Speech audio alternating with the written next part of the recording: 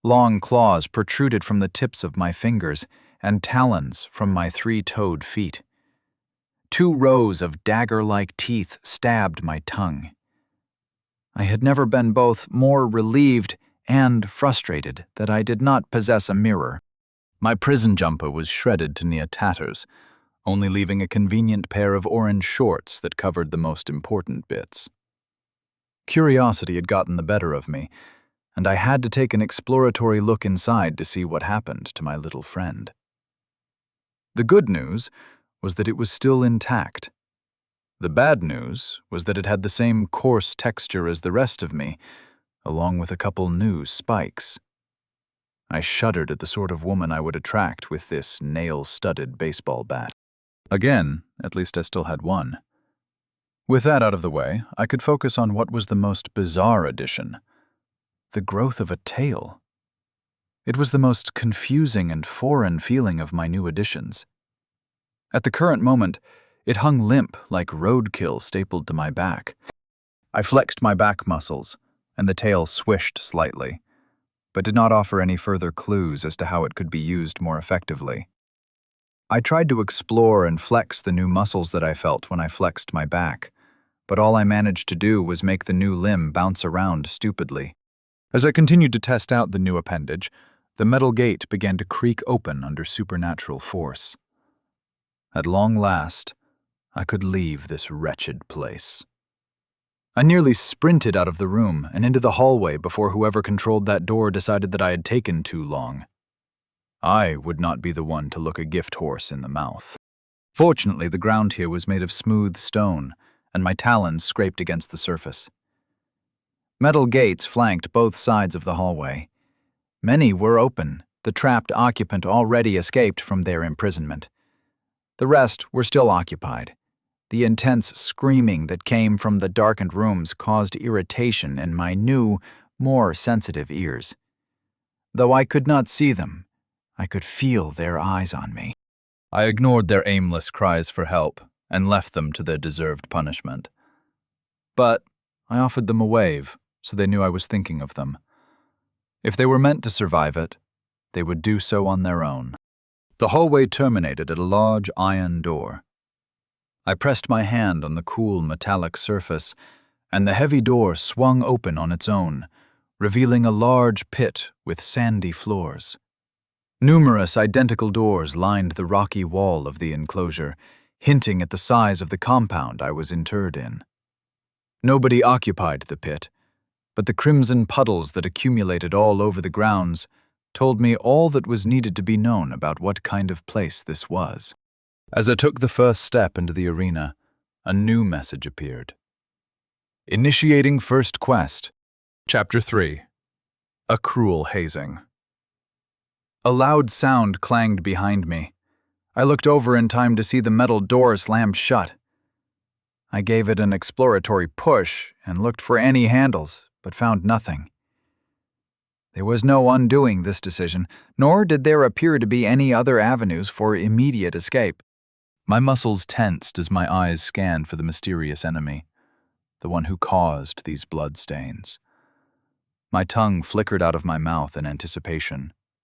It was only now that I saw that it was forked. It didn't matter. There was a fight to be had. If only the enemy would show themselves. I wanted a face-to-face fight, not a glorified game of hide-and-seek. Please wait for the next available opponent. I relaxed. It seemed that another unfortunate soul would be the first opponent. Despite the circumstances, my mind felt quite energetic. Thoughts of a good brawl fired up my soul in a way that little else could. Just like how I wanted to badly fight Terrence from C-Block, or Mike Tyson in his prime, I hungered for a test of strength against a powerful, demonic opponent. So, this was what a true underground fighting ring looked like. I heard some of the guys in Raymond's group would have organized fights in a basement before their arrests. They were dudes that were jacked on the concept of Fight Club.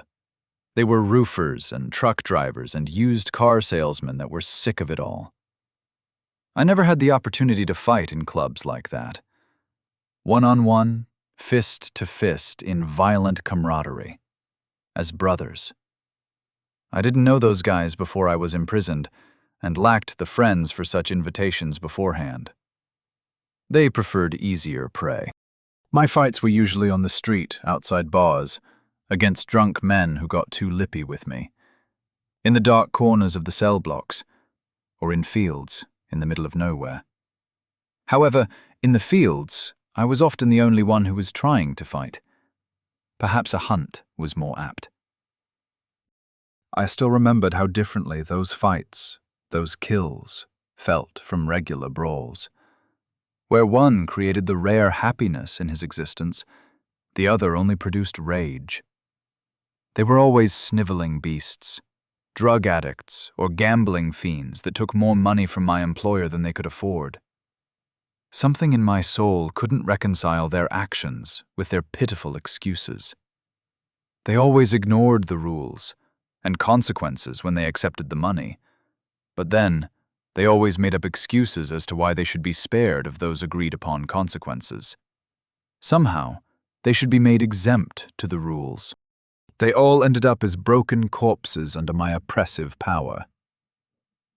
Once that initial anger subsided, I always felt empty. It was always the same boring conclusion. There was only one that ever accepted their punishment. They were also the only one that I killed with a gun. Suffering was never an agreed-upon consequence anyways. I shook those thoughts out of my head. There was no point in thinking about the past, especially when a new opponent was so close. I was already serving penance for those actions by standing here on this sandy floor. One of the iron doors opposite of me groaned open. I immediately lowered into a stance, guarding myself against a potential preemptive strike. Instead, out plodded a creature that still looked much like a man. Unlike my drastic transformation, theirs seemed more mundane. At least it was still mammalian. The creature had a pinched nose that was elongated and twitched as it sniffed the air. 2 large teeth jutted from the snout, and numerous smaller teeth lined the long jaw. Instead of hair, the creature had a mixture of fur and numerous quills that started at the hairline and traveled down into the hospital gown it was wearing. When it laid eyes on me, it froze and immediately tried to make itself smaller. I watched it try to slowly retreat into the hall from whence it came, but the door slammed shut before the escape could be made. Quest: your new demonic form. In another life, you would have been a successful MMA fighter. Use this exhibition match to not only acclimate to your new body, but to impress some very bored spectators. Rewards and punishments vary on performance. As soon as the notification left, 2 new annoyances tattooed themselves on my eyeball. In the bottom left corner of my vision, I saw 2 bars, a red bar and a blue bar. The red bar was not completely filled in. It was slowly creeping up towards full. That one, I concluded, was the health bar. Additionally, a partially filled red bar appeared over the head of the creature, hinting that it also suffered against the might of the rocks. Can't we talk about this? A squeaking voice called over in my direction. Something's not right here. I don't deserve to be here. That rolled my eyes, and began to walk towards the creature, my limp tail parting the sand in its wake. This was something that I could never understand about others. If they were receiving punishment, they had to do something to deserve it. I understood that. I had a long mental list of every transgression that I performed. Whenever I had been wronged, the other person always had an excuse for why they had done it, and tried to make me look like the bad guy. It was rare for someone to outright admit that what they had done was out of malice, instead of whatever convoluted justification they had in their head, so they could still feel like a good person. But such lies did not work in a world with a supreme being. Justification was only a word used as delusion. Nothing can be hidden in the eyes of those that transcended flesh. This sniveling creature stood across from me, meaning that it had done something. Their lack of shame began to awaken a familiar anger. "But you are here with me anyways," I responded, rotating my arms to loosen the muscle. I know why I am here. If you think hard enough, you'll know why you're down here too. I watched the wretched creature cry and bemoan their situation. Disappointment filled my heart as I realized that the universe had provided me with a tomato can for my debut. I could only hope that it would fight back, even a little, before I squeezed all the red pulp from inside it. If it doesn't, I would not receive much reward.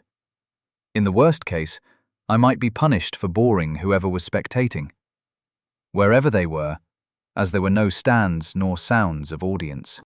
Being the marionette of dark forces did make my stomach turn. But I was never good at following the good words anyways. It was better to survive today and repent tomorrow. "No!" the creature screamed in indignation. "I've never harmed anyone. Stay away from me." From its head, several quills defensively whistled out and flew towards me. Some bounced ineffectively off my new scales, while a couple dug into flesh. It felt like receiving a flu shot. Compared to the pain from the transformation, I'd gladly take 1,000 quills to the body. I lost 6 HP from the exchange, setting my already unfilled health stat to 40. Despite that, I could only smile in relief at the weak attack, causing the creature to shrink further in fear. Its quills quivered and danced toward me away. To test the waters, I punched the creature with moderate strength. Nothing that would knock out someone in a single blow. Despite my consideration, it wailed in pain, turning its body away from me. It wasn't an effective strike. These new, cumbersome claws made forming a proper fist nearly impossible. All the hard work that I put into perfecting my strikes were evaporating in front of me, souring my mood. If I couldn't punch, I would have to utilize the claws that stole that from me. I splayed my hand apart and swiped it along the creature's body from shoulder to abdomen. My claws smoothly slid through the torso and dug deep trenches of flesh from across the creature's chest.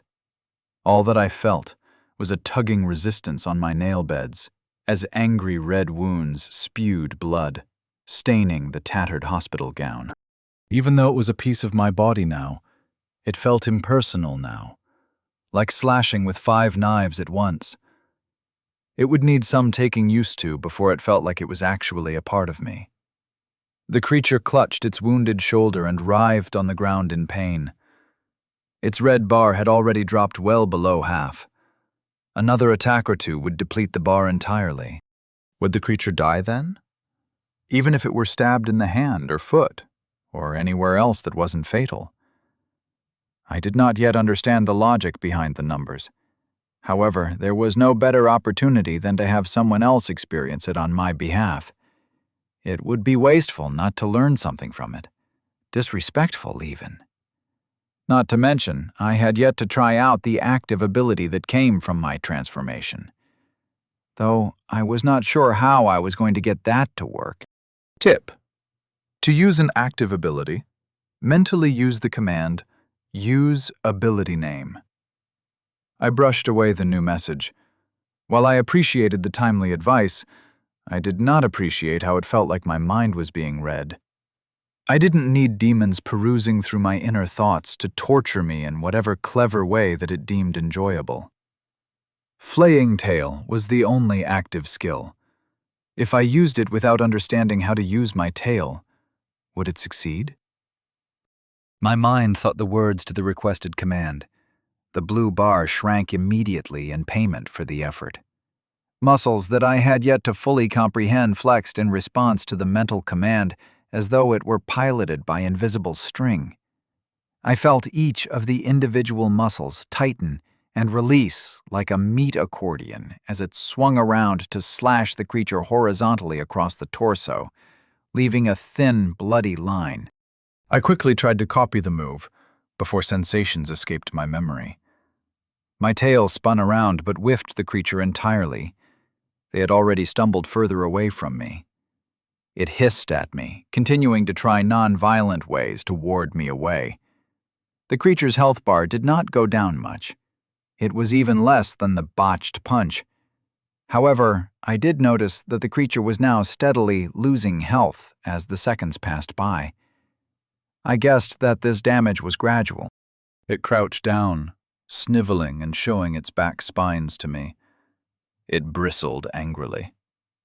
A few blind shots sprung forth from the bristling sea, but they, once again, were not very powerful, and I did not take any significant damage. I sighed. This was as far as the exhibition was likely to go. The ticking damage stopped, but anything in my arsenal would send this creature onwards to whatever life existed beyond this one. It was, by all counts, a pitiful display.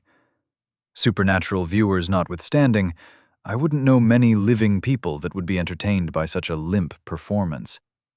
This creature surely wasn't a tough person in life. Their sins might not even be physical. There wasn't much I could do to rouse an opponent like this. I decided I would let the beast be punished on its own. I would not subject myself to a similar unholy torment that I faced in the cell just because of some sniveling former man that lacked the courage to admit their own mistakes. Instead, I would follow a path that I had several times in my past life. I just needed to appeal to the warden and hope that it had the same twisted sensibilities as mankind. The next attack will kill it, I stated loudly and clearly to the spectators that I was told existed somewhere. If there was a way to prevent that, I would show you much more of what I can do. A rumbling shook the floor. Sand hopped with the vibrations, and stalactites fell down from their menacing perches. I had to hop a couple steps to the side to avoid being brained by a sizable chunk of rock that thudded only a couple feet away. I clicked my tongue, ensuring that I remembered this carelessness from the powers that be. Once the shaking subsided, a new message popped up. I could only grin. Finally, there was something that could revitalize my flagging motivation. Something that would allow me to test both myself and the limits of the demonic form. For the next minute, the opponent will be invulnerable to all damage. But they will still feel it. Don't disappoint. I turned to the sniveling creature, my eyes burning like a coyote who spotted a small dog outside. A new symbol appeared next to its health bar, a tiny golden skull. A small gray sliver was slowly being taken from the skull, indicating that the timer had already started.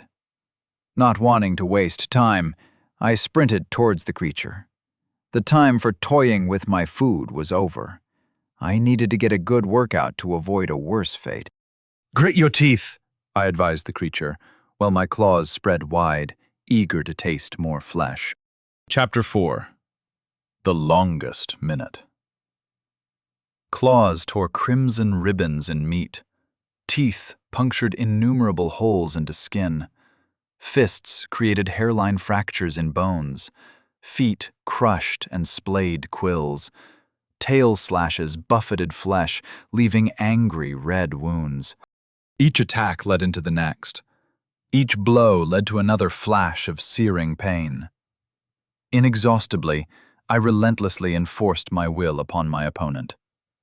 I needed to use this minute to the fullest extent after talking such a big game. I needed to be one with my new body. The creature had weakly tried to rise at first. It took a swing at me, hopelessly missing. Just one revenge slash of my claws was all it took before it had given up entirely. Now, instead of taking advantage of its invulnerability to at least try to turn the tables against me, it contorted and clutched to minimize the pain inflicted upon it. It curled and waited for the assault to be over, even with the knowledge of what will happen when the timer runs out. The limp opponent was still making this fight boring. Any of the initial excitement that this intervention brought me was already extinguished. I sighed and attempted to rouse my soul back into emotional action. Despite my best efforts to string attacks together and splatter the arena with a comical amount of blood, It was likely still hopelessly boring for whatever entities would soon pass judgment. Not even my heart was much in it, and gave me memories back of past executions. It returned reminders about how empty I felt when it was all over. Since this enemy could not die, that melancholic feeling arrived in the midst of this act. Half of the color remained on the icon on invincibility. I was already running out of moves to do.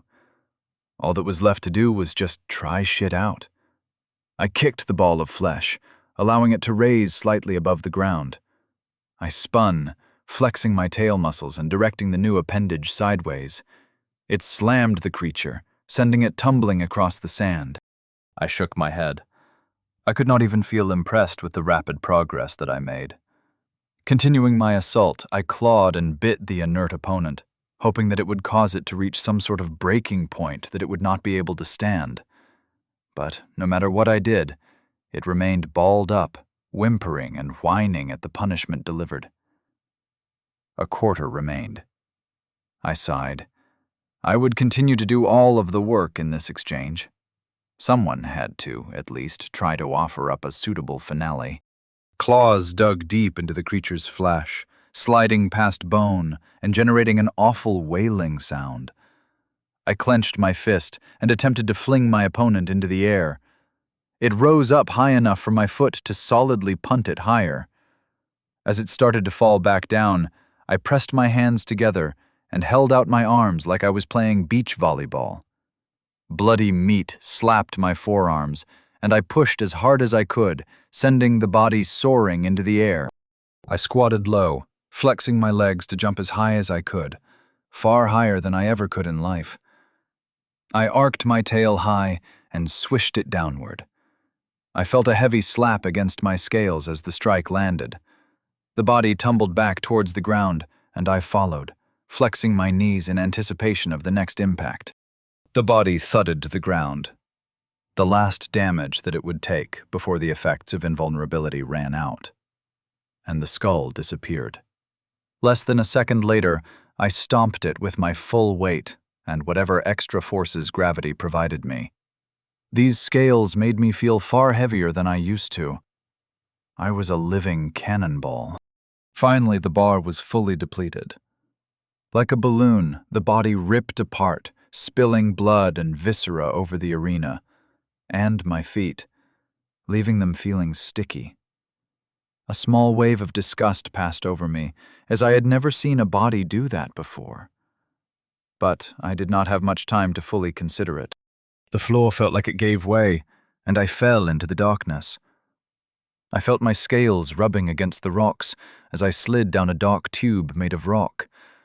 It spiraled and wound through the black, tumbling me unceremoniously down with the meaty remnants of my former opponent. I felt it branch constantly, like a massive ant farm, to deliver me to some arbitrary location. The options were endless, showing just how much larger my destination was to be. Finally it did, plopping me down in a puddle of familiar blood.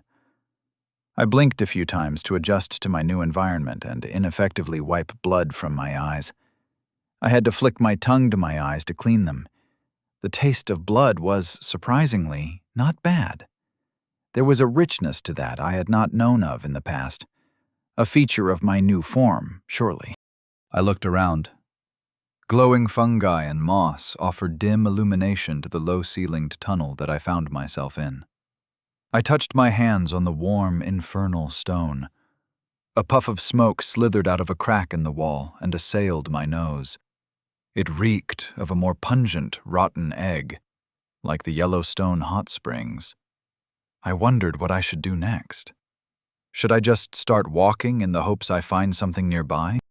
But then, as I expected, the familiar color swarmed my eyes for the 100th time. Why couldn't they just put a notification in a less annoying place? I guess that part of the punishment was that it was inconvenient. Congratulations on completing your first quest. Please wait while rewards are calculated. Welcome to the Bowels, level 1 to 5. You now have access to the Map feature. Quest.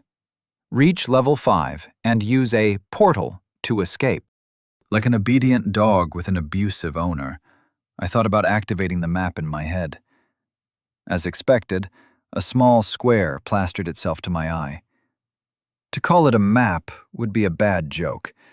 The only thing that it showed was the tunnel that I currently was in. A small blue triangle denoted my location in the center of the stretch of tunnel. No towns, no enemies, and no portals. I took a few steps in each direction, and the shown tunnel grew in size. It appeared that any progress made on exploring this new place would be mine alone. Before I could walk any further, yet another message struck my brain like email spam. Your new demonic form, complete. Your fight pleased the spectators and showed the underworld just how capable you are.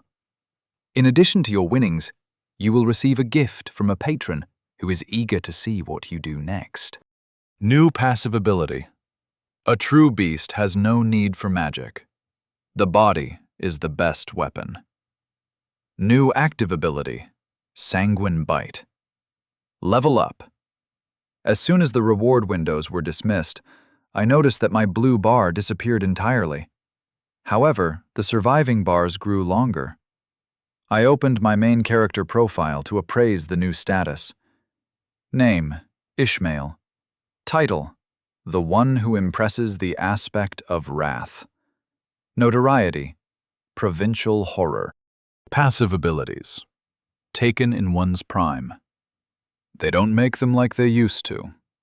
E. A true beast has no need for magic. E. The body is the best weapon. E. Active abilities. Flaying Tail. Sanguine Bite. Transformation. Reptilian, Stage 2.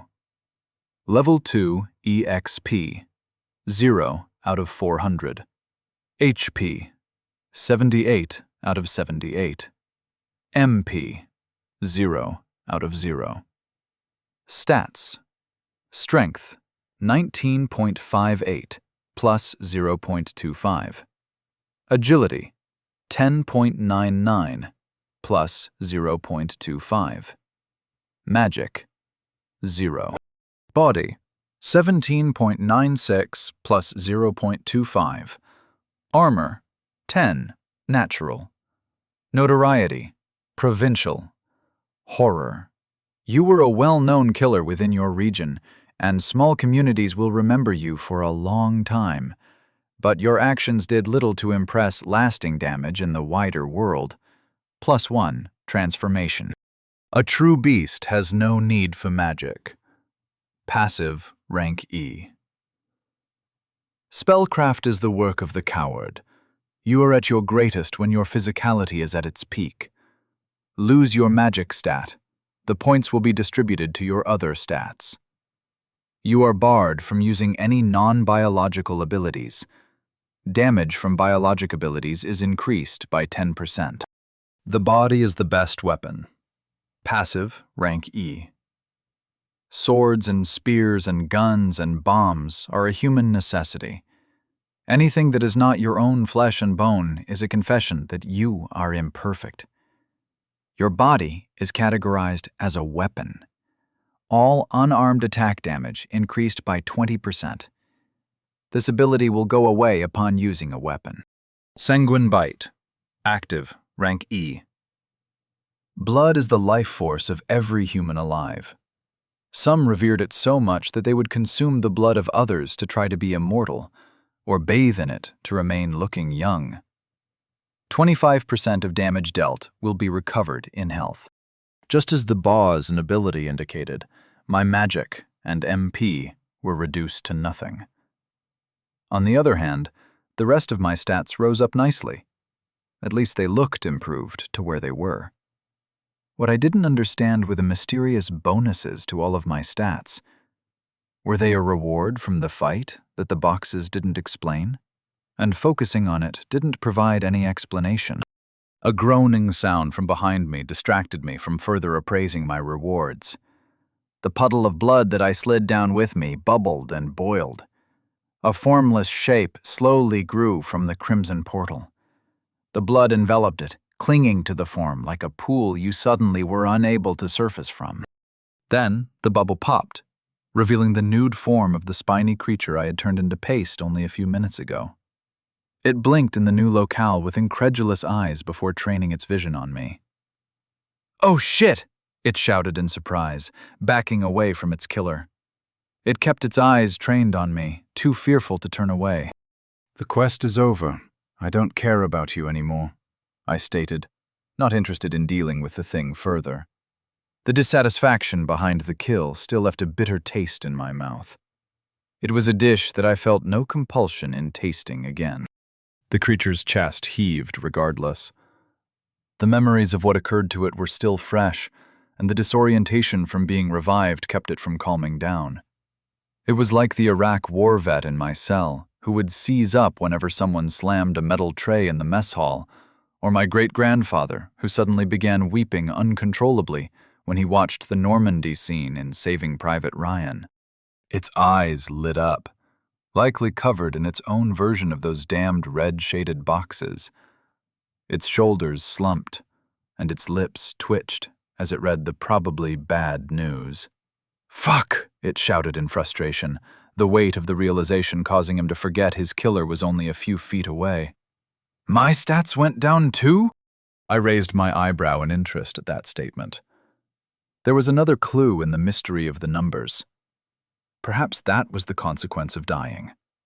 One would become weaker each time their life was extinguished. Maybe it was its punishment for disappointing the spectators. Looking at my own stats, only one question could form on my lips. I needed to know if there was a coincidence behind these changes, or if there was a greater mechanic at play. "By how much?" I asked. "Huh?" The creature jumped at the words. "By how much did your stats go down?" I asked again. The creature narrowed its eyes at the invisible screens. "0.25, it answered. I couldn't help but laugh at the revelation. So that was how it was going to be. The best way to get stronger in this place was to kill the other damned and steal their values. I did not need convincing to follow this path. Even if I wished to be better and spurn my killing ways, I would only find myself at the mercy of someone who did not hold such stupid reservations. Something interesting would be at risk with every fight, even as an immortal. I cannot die, but I could slowly atrophy into nothingness, a concept that felt far worse than a violent end.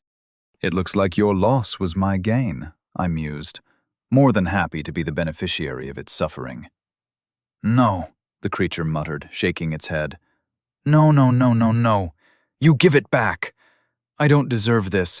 I don't deserve any of this." I only needed to take a step towards the creature for it to swallow its words.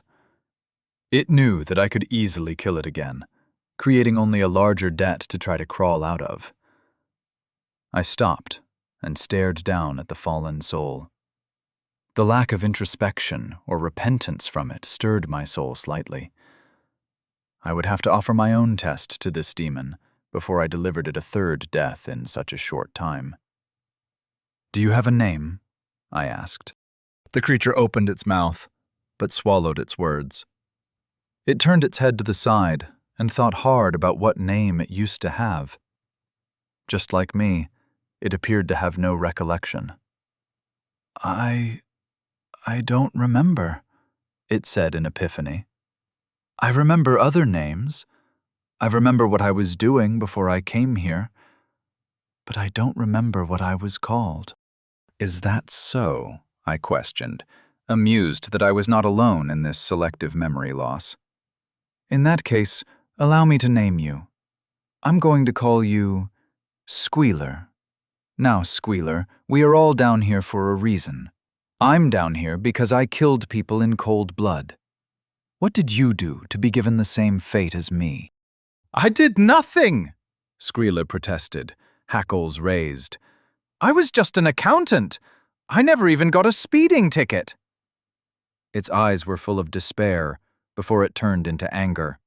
"It was only supposed to be a normal operation. Those motherfuckers killed me! They better be down here as well. I raised a finger, prompting Squealer to cease speaking. Squealer, please, I chided, rubbing the slits that were now my ears. Enough with the bullshit. Do you honestly think that by denying anything you ever did wrong, God would suddenly overlook it? Now, looking at you and how you act, you weren't like me at all. No, I know your type. Whatever you did was to something that you perceived weaker than you. Were you a chomo? A what? Squealer demanded. I clicked my tongue. I had grown too used to speaking to other prisoners. I would need to try to fix my language. You know, someone that likes kids. What? No! Squealer shouted in indignation. No, it was cats. I grinned at making Squealer break. Going straight to the accusation of pedophilia would do that. Minds would turn blank, as they would rather tell the truth than be falsely branded. I didn't really care at all what the rodent had done in its previous life. No matter what it was, punishment was already delivered by virtue of their presence in these underground bowels. Cats? Yes, cats, Squealer sighed in defeat. They would always scratch me when I tried to pet them as a boy. They are little freeloading miscreants that are only loved because of a brainwashing chemical they give off. People wouldn't keep them caged inside, so they ran all over the streets as they pleased. So, I threw rocks at them. When that didn't work, I dipped meat in antifreeze and left it out where the cats would like to gather. They finally were kept inside after that. But that doesn't compare to killing people. I'm not like you. Yet here we are in the same tunnel, I chuckled, enjoying watching the creature squirm in denial of its sin. Before Squealer could speak up, his pupils suddenly dilated and he crouched down. His eyes pointed in the direction of the tunnel at my back. I turned to see shadowy tendrils crawl out from the darkness. They temporarily blocked the bioluminescence that clung to the walls. An amorphous blob slowly came into view. At its front, a gaping mouth that whispered indecipherable words. What the fuck is that? Chapter 5. Mindless Negativity. It grew ever closer, whatever it was. Tendrils gripped onto the rocks and propelled its wide body forwards at a deceptive speed, already bridging much of the space between it and us. From how it steadily moved along, our presence did not seem to hasten or hinder the blob's progress. Its maw opened and closed, taking in black wisps that wafted off of the floor. A conversation of many voices escaped its mouth, playing out some sort of macabre scene to the two-person audience. A red bar sat on its head. Unfortunately, it lacked anything else that could showcase its strength. I wondered if that was something that was once human too. If it still possessed the thoughts and ego what it once was. The thought of the form changing that much disconcerted me, and I imagined just how far the mortal form could be twisted by the infernal powers. If it were human, I would need to strive to avoid sharing that fate. I readied my claws and prepared to attack it, to test my strength against something more suitable. However, instinct warned against overly reckless actions, despite the knowledge that even a disastrous failure would not end in a permanent death. Squealer, I said to the cowardly demon, who was actively trying to scuttle away from the confrontation. Shoot a quill at it. What? Squealer hissed, taking another couple steps away. You want me to fight something like that? No, I'm not dying again. And what if there's nothing weaker than this down here? I asked, shaking my head at his continual uselessness. Are you going to run with your tail tucked between your legs at everything that you meet down here? Squealer's face contorted in contemplation. As it grew closer, both he and I walked away at a similar pace to its approach. It was no more than a brisk walking pace and kept it about 20 feet away. Squealer kept looking forwards to see if anything else was waiting ahead of him. His sharp nose constantly sniffed for anything that seemed out of place. "So what do I get out of it if you kill it?" Squealer pressed, willing to negotiate. "I do not know what happens if we both kill it," I replied honestly with a shrug. "If you help me kill this one, I'll help you kill the next one. That seems fair enough, right?" As Squealer considered the offer, a familiar box phased into existence, answering the question at hand. Tip: you can form parties with others to share rewards. Look at the person you wish to collaborate with and use the command word party. Once again, the powers that be had gifted me yet another timely tool. I did as the message recommended, leaving the choice of acceptance in the hands of Squealer. The rodent paused and weighed its options. Undoubtedly, it despised me and wanted little, if anything, to do with me. Knowing a beast like him, it was likely already plotting a way to get its revenge. However, he knew better than any what I was capable of. Using it to recover his lost stats and leveling up was too tempting to ignore. With a soft ding, the covenant was made. Squealer clenched his eyes and shot a volley of quills towards the blob. I had to jump to the side to avoid being peppered by the fool's friendly fire. The quills stuck into the blob's flesh, causing the bar atop its undulating body to shrink a small amount. It halted, no longer focused on whatever it had been doing. If it had eyes, it would have been looking directly at us. The creature lurched forwards. While faster than before, the speed still was not worthy of much fear. Even a mild jog was enough to outpace it. New tendrils branched out, blindly flailing to strike whatever had injured it. Moss was ripped from the rocky walls, mushrooms were crushed, and fissures of stinking miasma oozed from the wall. "Shit, it did nothing," Squealer lamented, already plotting its escape. I ignored Squealer's defeatist words and approached the flailing beast. Unlike Squealer, I knew just how inaccurate and weak those untrained quills were. Only a handful had avoided the jagged rock walls and plunged into the beast's flesh. Considering that, by courtesy of our duel, Squealer's strength had only diminished, I had enough confidence to believe that this beast was uglier than it was deadly. I took a step forwards into the range of the thrashing beast. Tendrils slapped my scales and bruised my flesh, dealing a respectable amount of damage. The low ceilings of the tunnel made it impossible to take a mighty slash at it. Instead, I reached my hands above my head and performed a much shorter strike on the creature. A modest chunk disappeared from the creature's health, giving me further confidence that I could eliminate it. In a flurry, I rent the creature's jelly-like flesh with my claws. Lacerated tendrils splattered against the tunnel walls, and its body sprayed acrid black liquid all over my scales. It screeched in indignation and resisted with greater desperation. Unlike Squealer, the unthinking beast fought back, and I could only laugh gleefully that I finally got the fight I desired. It bludgeoned me with dark tendrils, scraping off health each time. The sound of an adult screaming over top a child leaked from the mouth and echoed off the walls. I was more than willing to join the creature's death spiral. In fact, endorphins flooded my brain as reward for my participation in such a visceral fight for survival. The deep, dull pain from my tenderized flesh flipped the switch in my brain that brought me all the joy and all the consequences I experienced in my life. It slipped away and left only bliss. My claws hurt it far worse. As it could only buffet me with whipping strikes, I dismantled it entirely. The boneless flesh came apart in massive chunks like a chainsaw to gelatin. I clawed and slashed and bludgeoned the creature into submission, rendering it into a quivering puddle of miasma. "I hate you," the puddle screeched in a childlike voice before it evaporated.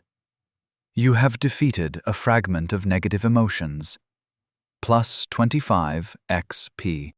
I moved to wipe the putrid goo off of my body and stained shorts, but the miasma dissipated as though it were never there to begin with. My health bar, brought down to below half, already slowly was working its way back up to full. The deep bruising I felt from the force of the tendrils began to fade as well.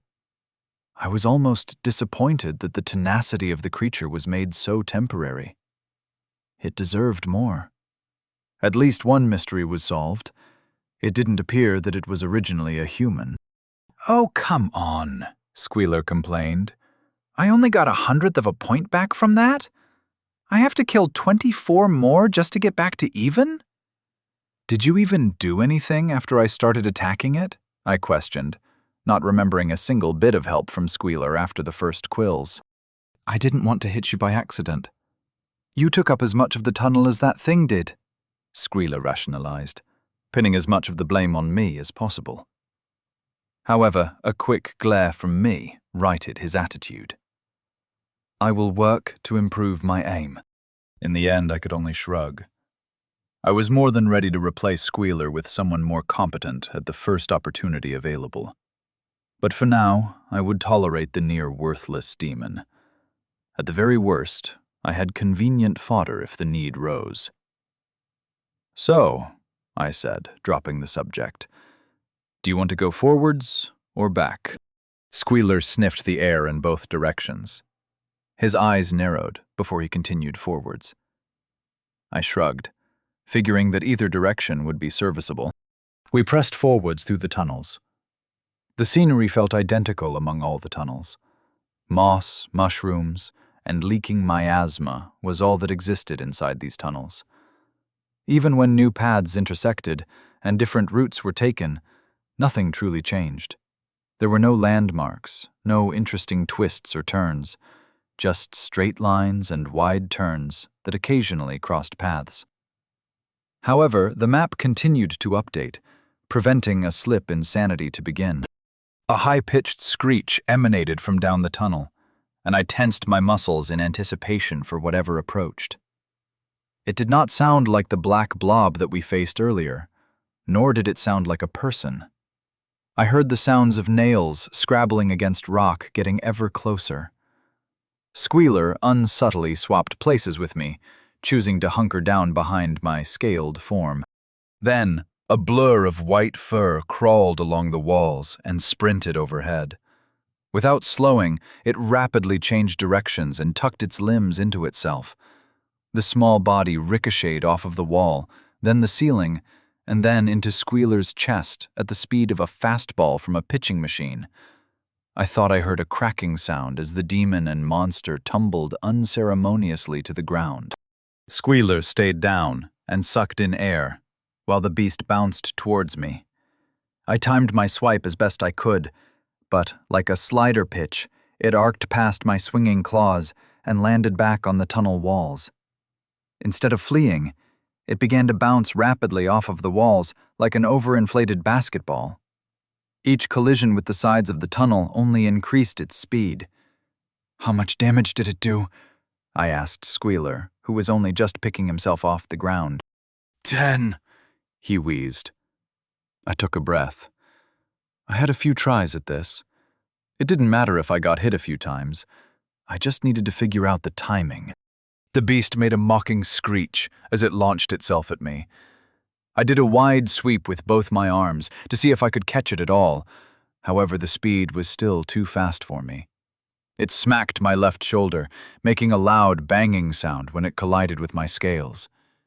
8 HP melted away as it flew into the ceiling and towards Squealer, who managed to scurry away in time to dodge. It was then that I noticed something about the beast. It was too slow after hitting me to also hit Squealer, but when it hit the tunnels, it accelerated. My tongue flickered out of my mouth with excitement as I plotted my next moves. I could see that the beast was not mindless. After striking both of us, it made the decision to prioritize Squealer. The rodent tumbled and rolled around the tunnel to avoid the beast's impacts. All the while, he fired out blind quill shots like an errant Gatling gun. I had to hop several steps backwards to avoid being turned into a reptilian pincushion. After dodging the multitudes of quills, the beast decided to take another pass at me. This time, I was ready to test out my new theory.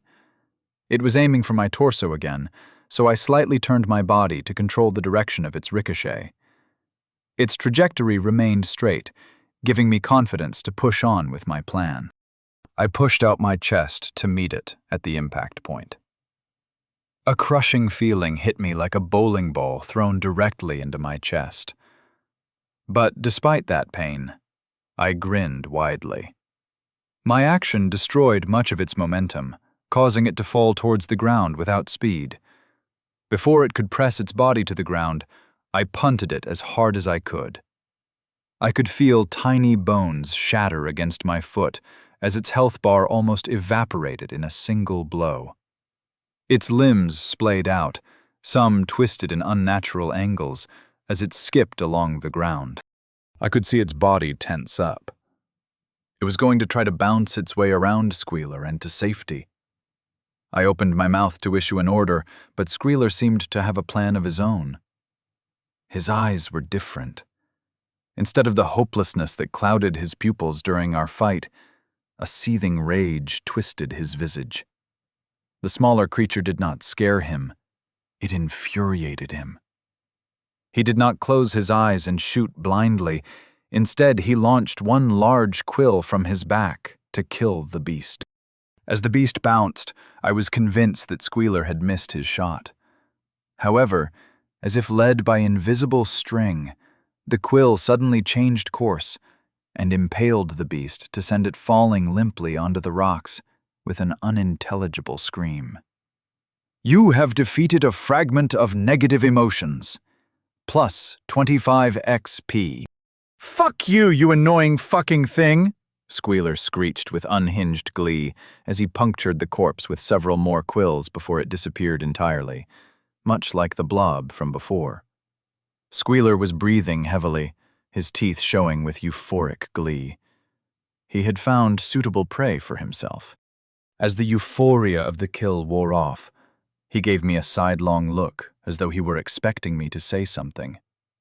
I did not need to rub in the idea that he had a killer's instinct as well. He already knew, and no amount of denial would change that fact. I smiled, now certain of the type of person that Squealer was. Spineless towards the strong, tyrannical towards the weak. I knew many men like that in prison. They bowed their heads while they schemed underhanded plans towards your downfall. As soon as they knew that they were stronger than you, they were as relentless as they were merciless, like hyenas disemboweling a wounded lion. They would not stop until you were broken. But until they found that confidence, they were loyal, convinced that at any moment you would do to them as they wished to do to you. I knew how to work with that. Chapter 6. Tom and Jerry. Time felt like it didn't move at all. Without sunlight, the passage of the day was impossible to determine. Not once during our trek did I feel hunger, thirst, or exhaustion. I didn't even feel the need to piss. While I felt unnerved by these perpetually waking hours, it was likely better than needing to find food and water. The only food was mysterious demonic mushrooms and beasts, and not once had I found any signs of water. Without sleep or need of rest to break up the monotony, we moved endlessly through this identical scenery. Even the beasts, scarce as they were, started to fall into one of three predictable categories. There were the slow and large blobs. There were fast and hairy ones that could move on the walls and ceiling that Squealer started calling apes, a designation that I did not understand. Finally, there were the floaters, flying creatures coated in spines. All were of similar strength. All of them emitted a disembodied voice when they died. Blobs hurt the most, apes were difficult to hit, and floaters came in groups of 3 that had to all be killed to be rewarded. Squealer got to level 2 fairly quickly, while I grew tantalizingly close to level 3. It was only after leveling up that the demon's quills seemed to have any sort of noticeable effect on their prey, making it so that I didn't have to do all the work every time. I experimented with my new passive ability as well. By virtue of a true beast has no need for magic, I learned that my health would deplete instead when using a skill, in exchange for a far higher health stat. During a later fight, I flayed an ape with my tail. Not only was it far more accurate than trying to line up an attack with my own instincts, my health dropped by several points before quickly recovering to full once the fight ended. The body is the best weapon was an ability I was too worried about losing to push the limits of. If I threw a rock at a floater, would it go away? That damage buff was far too great to risk on something so stupid. The skill that I still needed to be accustomed to using was Sanguine Bite. It was a skill that was as useful as it was loathsome to use. While easier to use than Flaying Tail, and also restoring more health than it cost, it was accompanied by a dreadful taste. I took several bites out of all of the monsters. Blobs by far tasted the worst, akin to rotten eggs and curdled milk that filled my throat with the flavor of bile. Floater's spines made it pointless to eat, dealing more damage than I recovered with the skill. This left apes as my only viable target. It, unfortunately, did not taste much better. I had to break through the tough skin like shag carpet, only to be met with rubbery meat that tastes like undercooked chicken. Fortunately, I could spit out the flavors without losing the healing effect. After making a decision that seemed no different than the others, Squealer began to pick up the pace. By this point, I had long since stopped caring about the directions. However, the change in Squealer's demeanor brought some feeling back into my dulling brain. What's with the excitement? I wondered aloud. I can smell another demon. It's different than the stuff we have been killing, Squealer said with excitement, seemingly also bored of walking the endless tunnels with me. Maybe it knows something about this place. In the dim light of the tunnels, I saw it. A thin feline creature wearing a skirt and a denim jacket over a hoodie stumbled slowly along the path ahead, back facing the approaching pair. Its gray fur bristled with knowledge that something was watching it. Its hunched posture and weak steps did little to stir anything within me. Even if it did fight back, it likely was unable to do much against the two of us. It was a pitiable sight, I could admit, and reminded me of how Miranda would always change the channel whenever an ASPCA commercial came on TV. She cried for the abandoned animals, but never offered the paltry cash that they asked for. Much in the same way to her actions, I was more than satisfied with ignoring the creature and allowing it to be a faint memory. Cat! Squealer scowled, all thoughts of cooperation draining from his mind. Squealer's reaction, however, interested me. I had listened to his story of cat poisoning without great interest. The act of forcing him to admit his misdeeds entertained me far more than the recounting of them. But, now that they were faced with a weak-looking cat-human, I began to wonder if this was a tipping point for the rodent. The thoughts of such a descent set my mind alight with eagerness. The cat demon attempted to run away, but Squealer shot his large quill at it.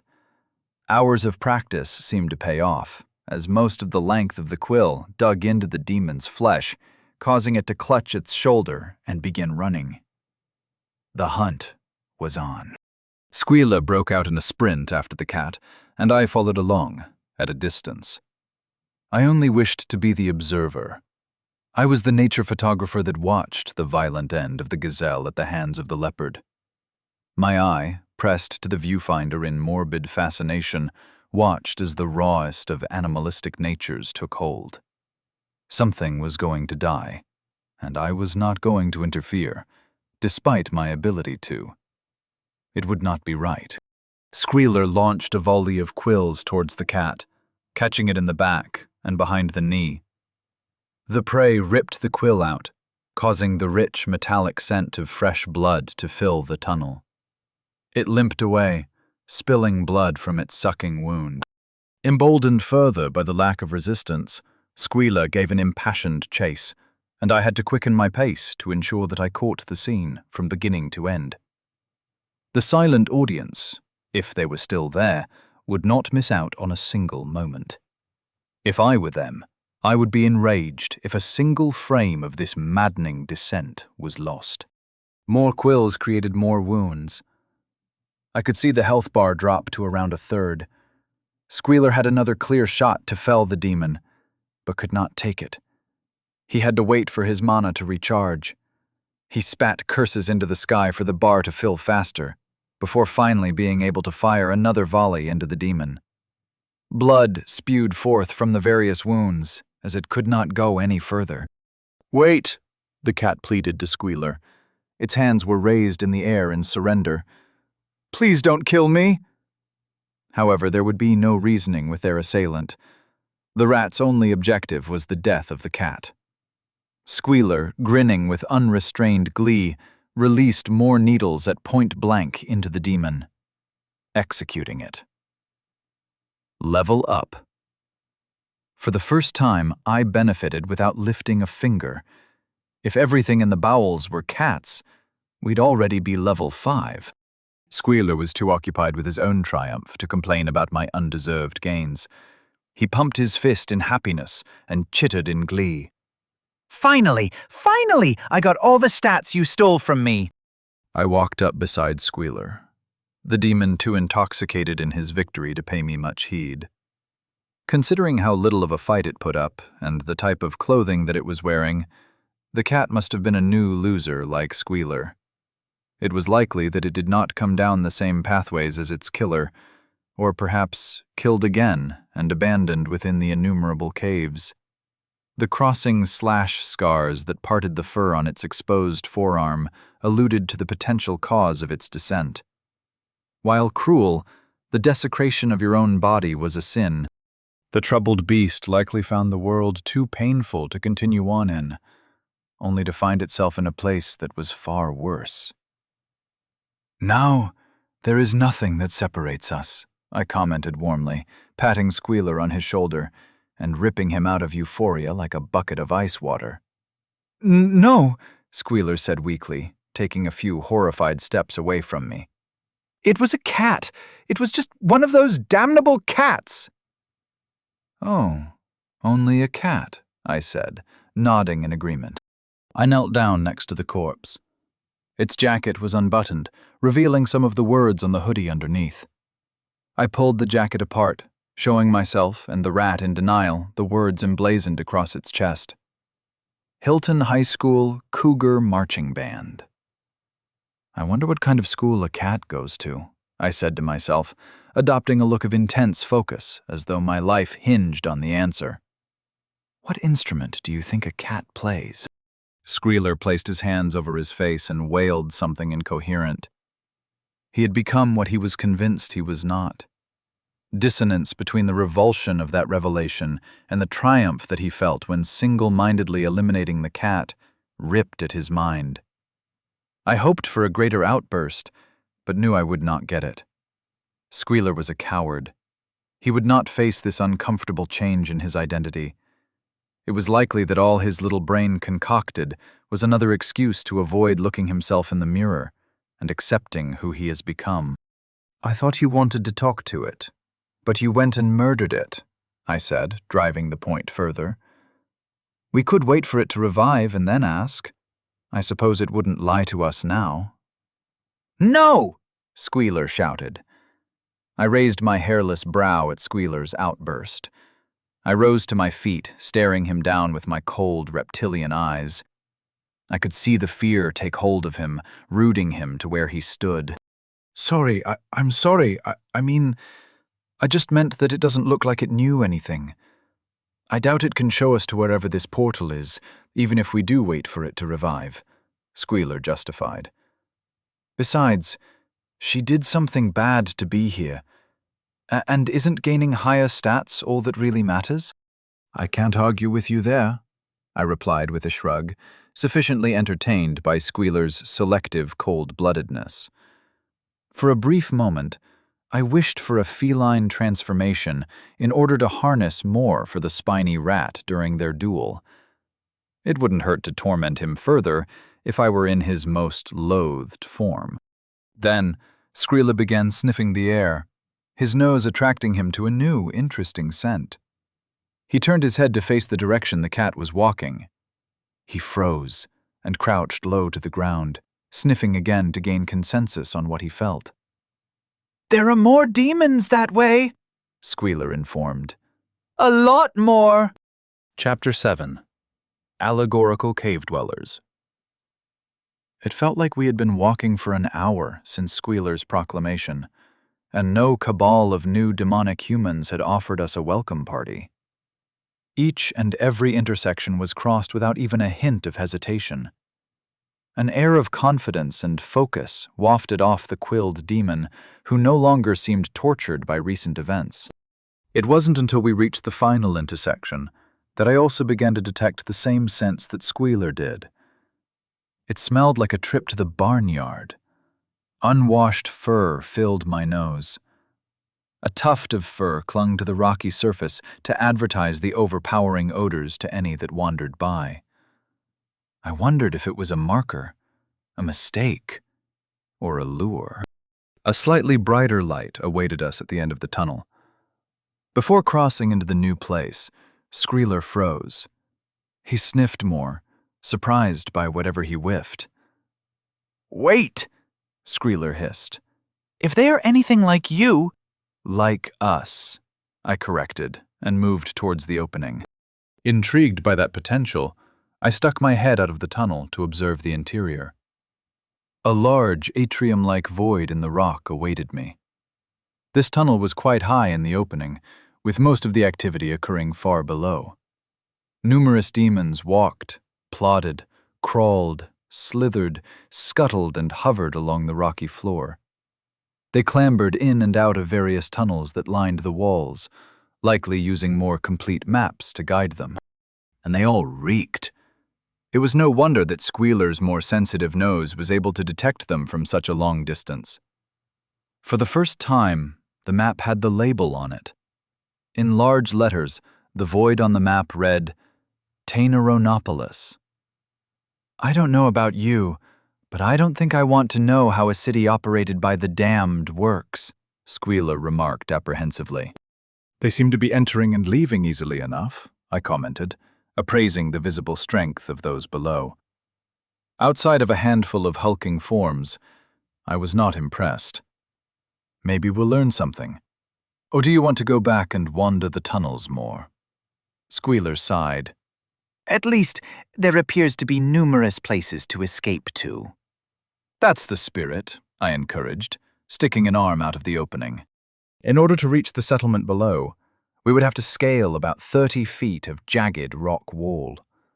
The coarse texture of the surface made securing hand and footholds far easier for a rock-climbing novice like myself. The rock-climbing fad had only started after my lifelong imprisonment.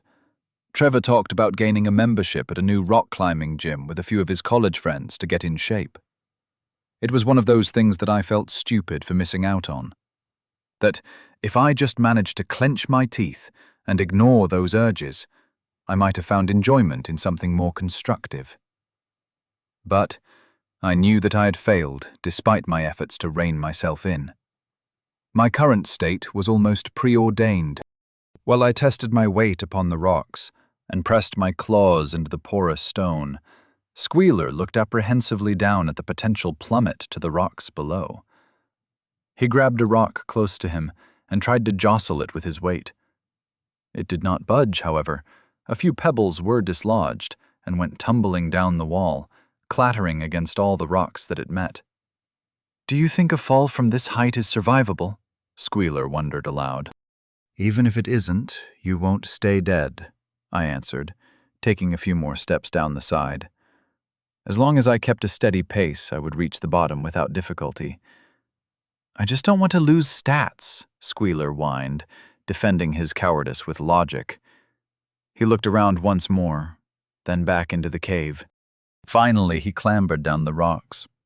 His lighter body and short claws made him far more adept than I was, descending at over twice the speed of my weighty reptile body.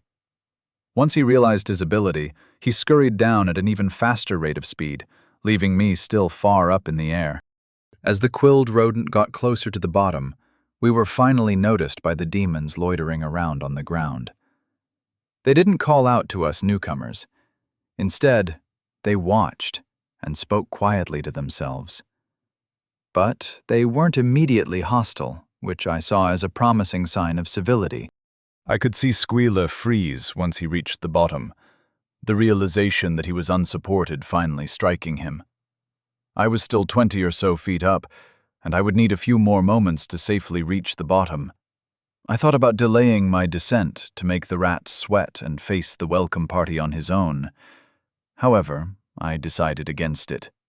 I'd much rather make an impactful first impression than feel brief amusement at Squealer's expense. I looked down at the distance to the ground. Feeling confident that a fall from this height wouldn't be fatal, I rotated my body to face the open air and jumped off from the wall. I fell for a couple seconds before my legs landed sturdily on the rocks below. I bent my knees with the impact to diffuse as much of the energy as I could. Regardless of my beautiful landing, pain shot up my legs and my health bar dropped by over a third before it steadily began to climb back up to normal.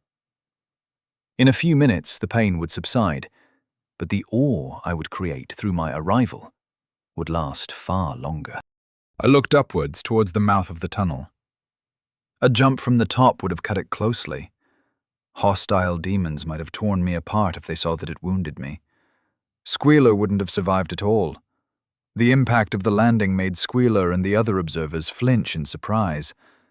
But upon seeing that I was uninjured, they started to murmur and gossip amongst themselves. They cast looks of suspicion with inhuman eyes towards the both of us. I returned their lack of greeting with a bored expression. I started to assess which forms might pose the greatest challenge to him. A bat with large fangs and undersized wings. A man with compound eyes and the scythe arms of a praying mantis. And a gorilla-looking creature appeared to be the most imposing of the bunch. At least, they were the only things that stirred emotion within me. The only things that seemed entertaining. However, it was none of those demons that extended the first greetings. A goat-headed creature was the first to depart from the onlookers and approach us. It walked with an awkward gait on its hooved 2 legs. It appeared to have chosen to defy its modified anatomy in preference of the upright posture of the person that it once was. It clasped its hands together and grinned in welcome. "Welcome, lost souls, to Tainaronopolis," it bleated in a high pitch at the pair. "My name is Pakara. I have lived in this place for a very long time. Tell me, are you new souls or old? Do either of you have names yet?" "I'm Ishmael," I greeted. I reached out my hand to shake Pakara's, but the goat reflexively took a step away from me. I chose to not take it personally. I'm Squealer," the rodent said in defeat, unable to think up a more suitable name for himself on the fly. Seeing how Pakara reacted to me, Squealer did not try to shake the goat's hand. "I believe that we have died only recently. It has not felt like long since we've been in the tunnels. I was starting to wonder if anyone else was down here." Yes, Pakara chuckled, reminiscing about days long gone by. "I wandered the tunnels for a very long time before I found this refuge. Come with me. I'll introduce you to Pillacles. He's the one in charge of this place." Squealer offered a look of worry towards me, but I just shrugged and moved to follow the goat.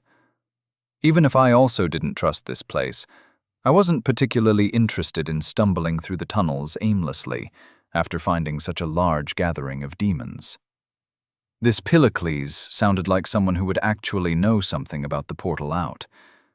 Worst comes to worst, I had a perfect sacrifice to ensure my escape. Now that the onlookers dispersed, I could see that stone hovels lined the floor of the cavern. The diverse forms of horrors seemed to flitter in and out of the buildings. Without the need to sleep, I could only wonder what they would do in the hovels. Sit? Heaven forbid anything more than that. Behind the hollowed stone abodes sat a commons area. Glowing moss and mushrooms were arranged in various patterns to create narrow paths of rock that wove through the multicolored vegetation. Demons spoke to each other with ugly smiles and relaxed postures, only tensing up when we invaded their peaceful space.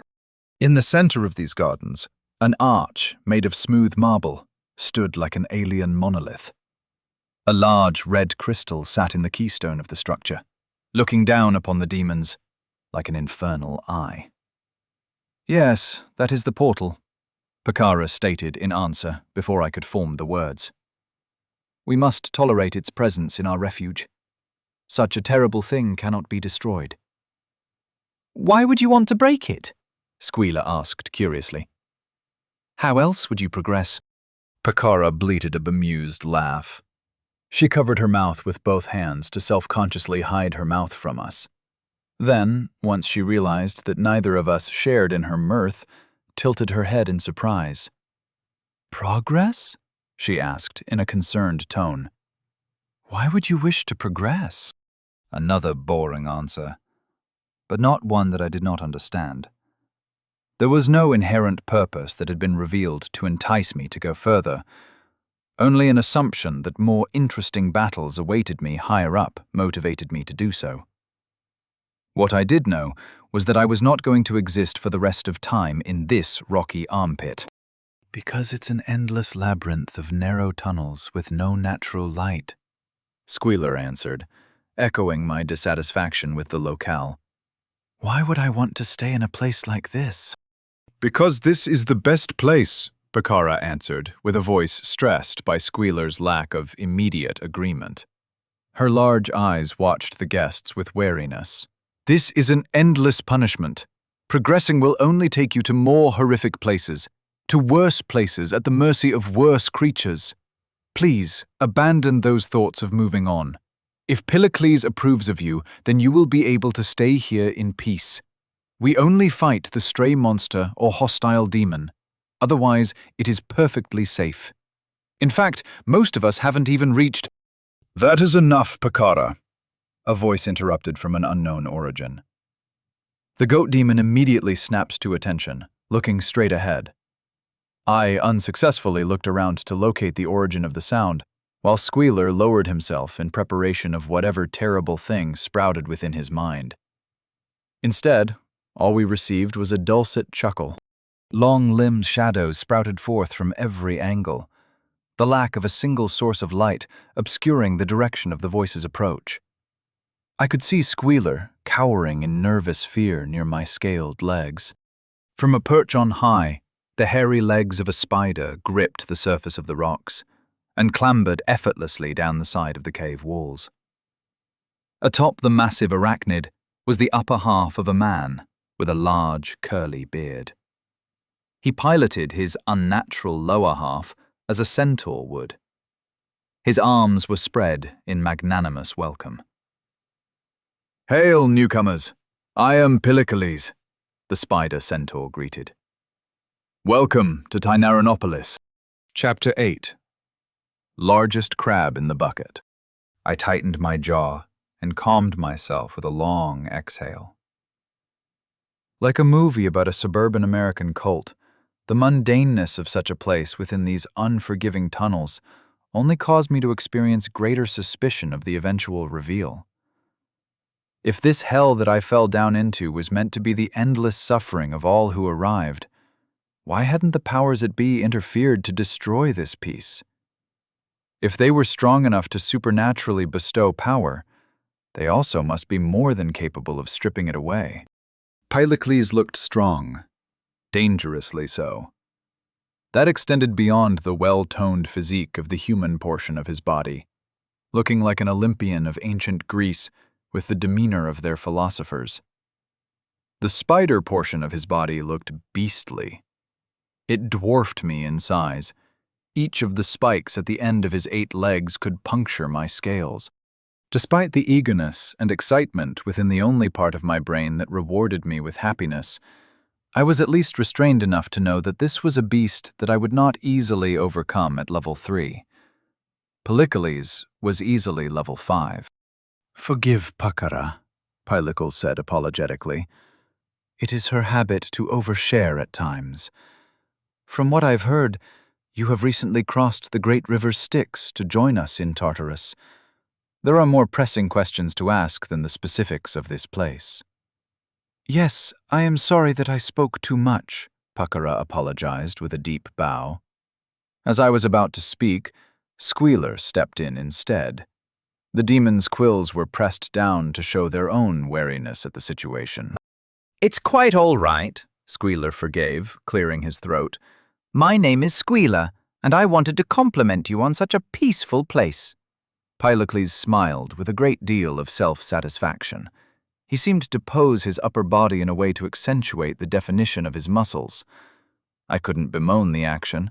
There was something empowering about flaunting your strength in front of others. I'm glad that you can appreciate what's been done here, the spider replied graciously. As you may have seen, the bowels of Tartarus are unkind. Portals are often overrun by mindless beasts of negative emotion, or staked out by gangs of ambushers looking to steal away your stats before moving on. I cleared this place out with my own bloody hands, and welcomed all those who wished to follow the rules of this place. Demons began to congregate in the bioluminescent garden to watch Pylocles speak to us. I scanned my surroundings for a way to escape, but could not find a way to leave without facing some amount of opposition. I can't speak for the both of us, but I wouldn't mind cooperating with you until I reach the level to leave, Squealer replied positively. Leave? Pylocles questioned, tilting his head like a parent who heard their child say a strange thing. I assure you, I have met the quality of the former human that makes it to the next area. They are steeped in hatred and malice, only able to leave this place by murdering others. You will only meet the worst versions of ourselves in far more uncomfortable places than this. I doubt there is anything that could even remotely be considered community or civilization on the other side. Besides, our portal must remain inert at all costs. There must be no trace of our presence in the event that the powerful have a way to return. Squealer nodded along to the words without noticing, the spider's warnings reaching his heart. He was an accountant, not a fighter. His nose twitched in thought, but it was likely only the debate of whether or not he could exist in this cavern for the rest of time. I was not so convinced. If anything, the knowledge that better opponents existed beyond here made me all the more motivated to leave. Everything that I found in the bowels before meeting Pylocles had only temporarily held my attention, or disappointed me entirely. The spider talked much in the same way as Mayor Horowitz, my hometown mayor. They cried out against immigrants and criminals and socialists that never once graced our tiny southern town. While they might have argued that the fact they were never an issue was due to their initiatives, the $80,000 that they embezzled likely did far more damage than any of those people could. I had heard that students were still using the same textbooks that I did 15 years ago. Those were already 15 years old when I used them. Much in the way Mayor Horowitz preached of the feared outsider, it did not appear that Pylocles really knew of what he proselytized about. And, much like that mayor, I believed that the spider benefited more than he let on. "How do I join?" Squealer asked, while I was busy with my thoughts of a mayor that I hoped to meet again one day. "The simple answer is that you join my party," Pylocles answered plainly. "However, there is one thing that must be done first. Bashir, are you there?" A trumpeting sound came out in response. An elephant-faced man wearing a thobe emerged from the crowd. Their nose was wrapped around their neck like a scarf.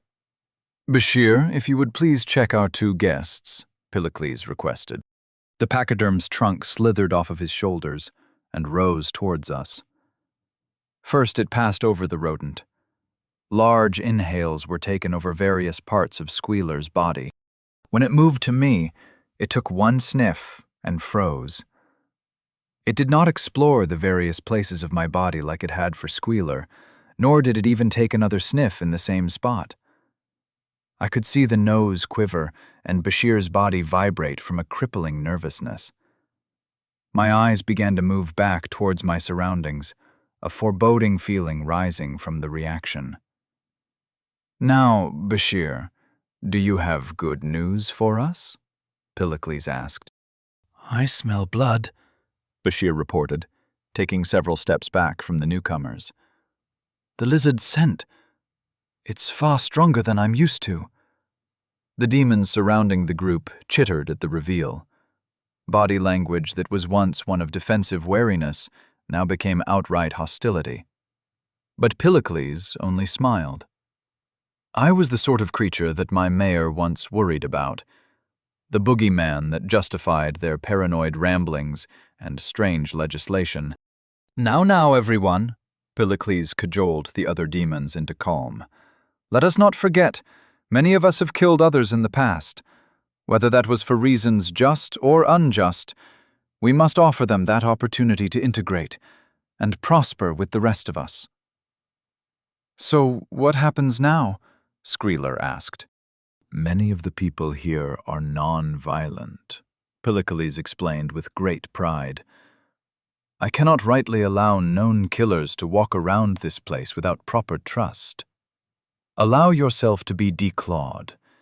Be killed until you reach the beginning, and I will restore your strength when your trustworthiness and belief in the community has been proven. Goodwill will be reciprocated with goodwill. Humanity will be reciprocated with humanity." I now understood why Pylocles felt so much more horrifying than anything else that I had seen so far. His power was built upon the deaths of innumerable others. I could only imagine the amount of extra stats that he accumulated as this portal's gatekeeper and ruler of this settlement. Who remained here now was likely not the full extent of those he robbed for an initiation. This system was all too familiar to me. Boss Raymond demanded a pack of cigarettes as a stage in his initiation rite. "Give me all your packs and you can have a smoke whenever you want." Yet I knew who got to smoke the most cigarettes, far more than the amount he could have afforded on his own. The only thing that kept me from breaking Raymond's nose was the fact that he offered far more than just smokes, something that I did not believe I would receive here. "So you excuse and forgive your own killings, but not the killings done by others?" I asked, annoyed. "You say that you must come to trust me, but how am I to trust you who plans to kill me and steal my stats? How do I defend myself? How do you plan to return them to me when your need for trust is met?" Pylocles' legs began to twitch anticipatorily, revealing his intent in a split second. There was never a choice. One of Pylocles' barbed appendages flashed towards me, menacing, blindingly fast.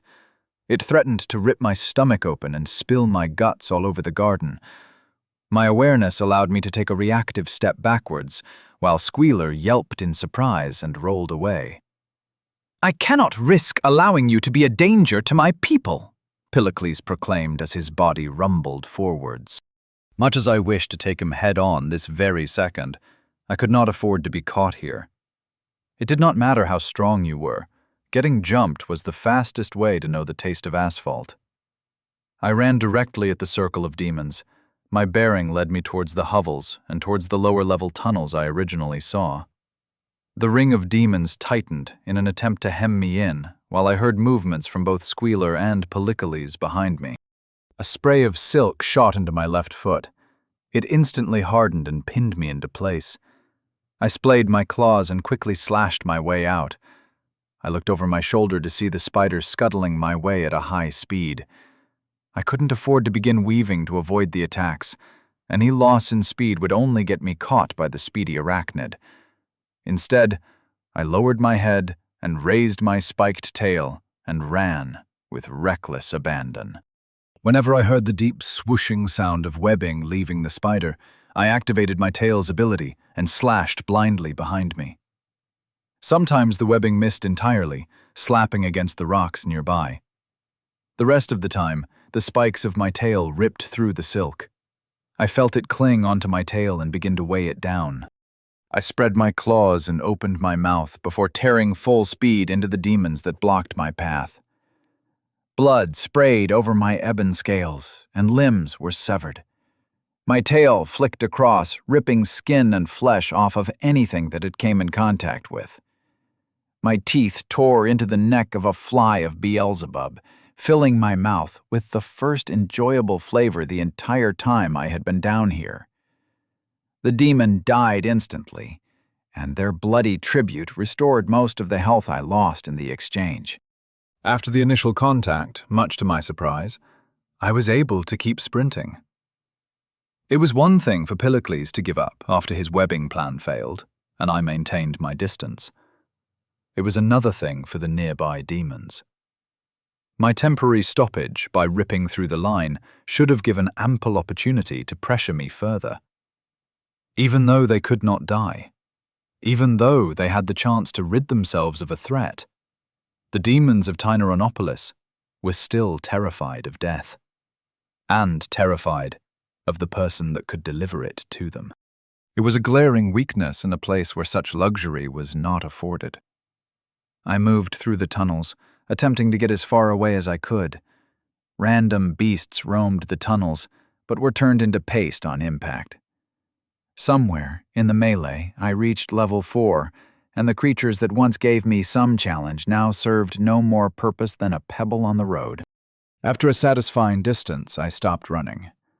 I activated my map to confirm that Tyneronopolis was far behind me.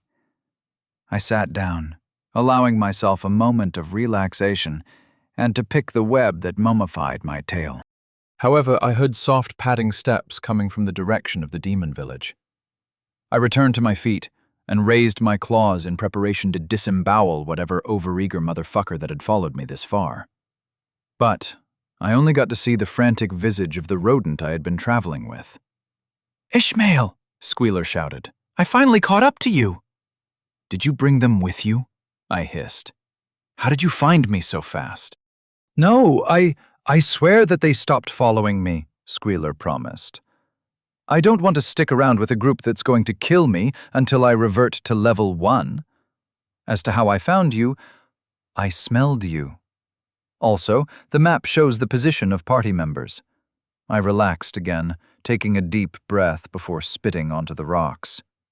"Fucking place," I cursed under my breath. "At least we made it out," Squealer replied optimistically. He lowered himself onto the rock floor.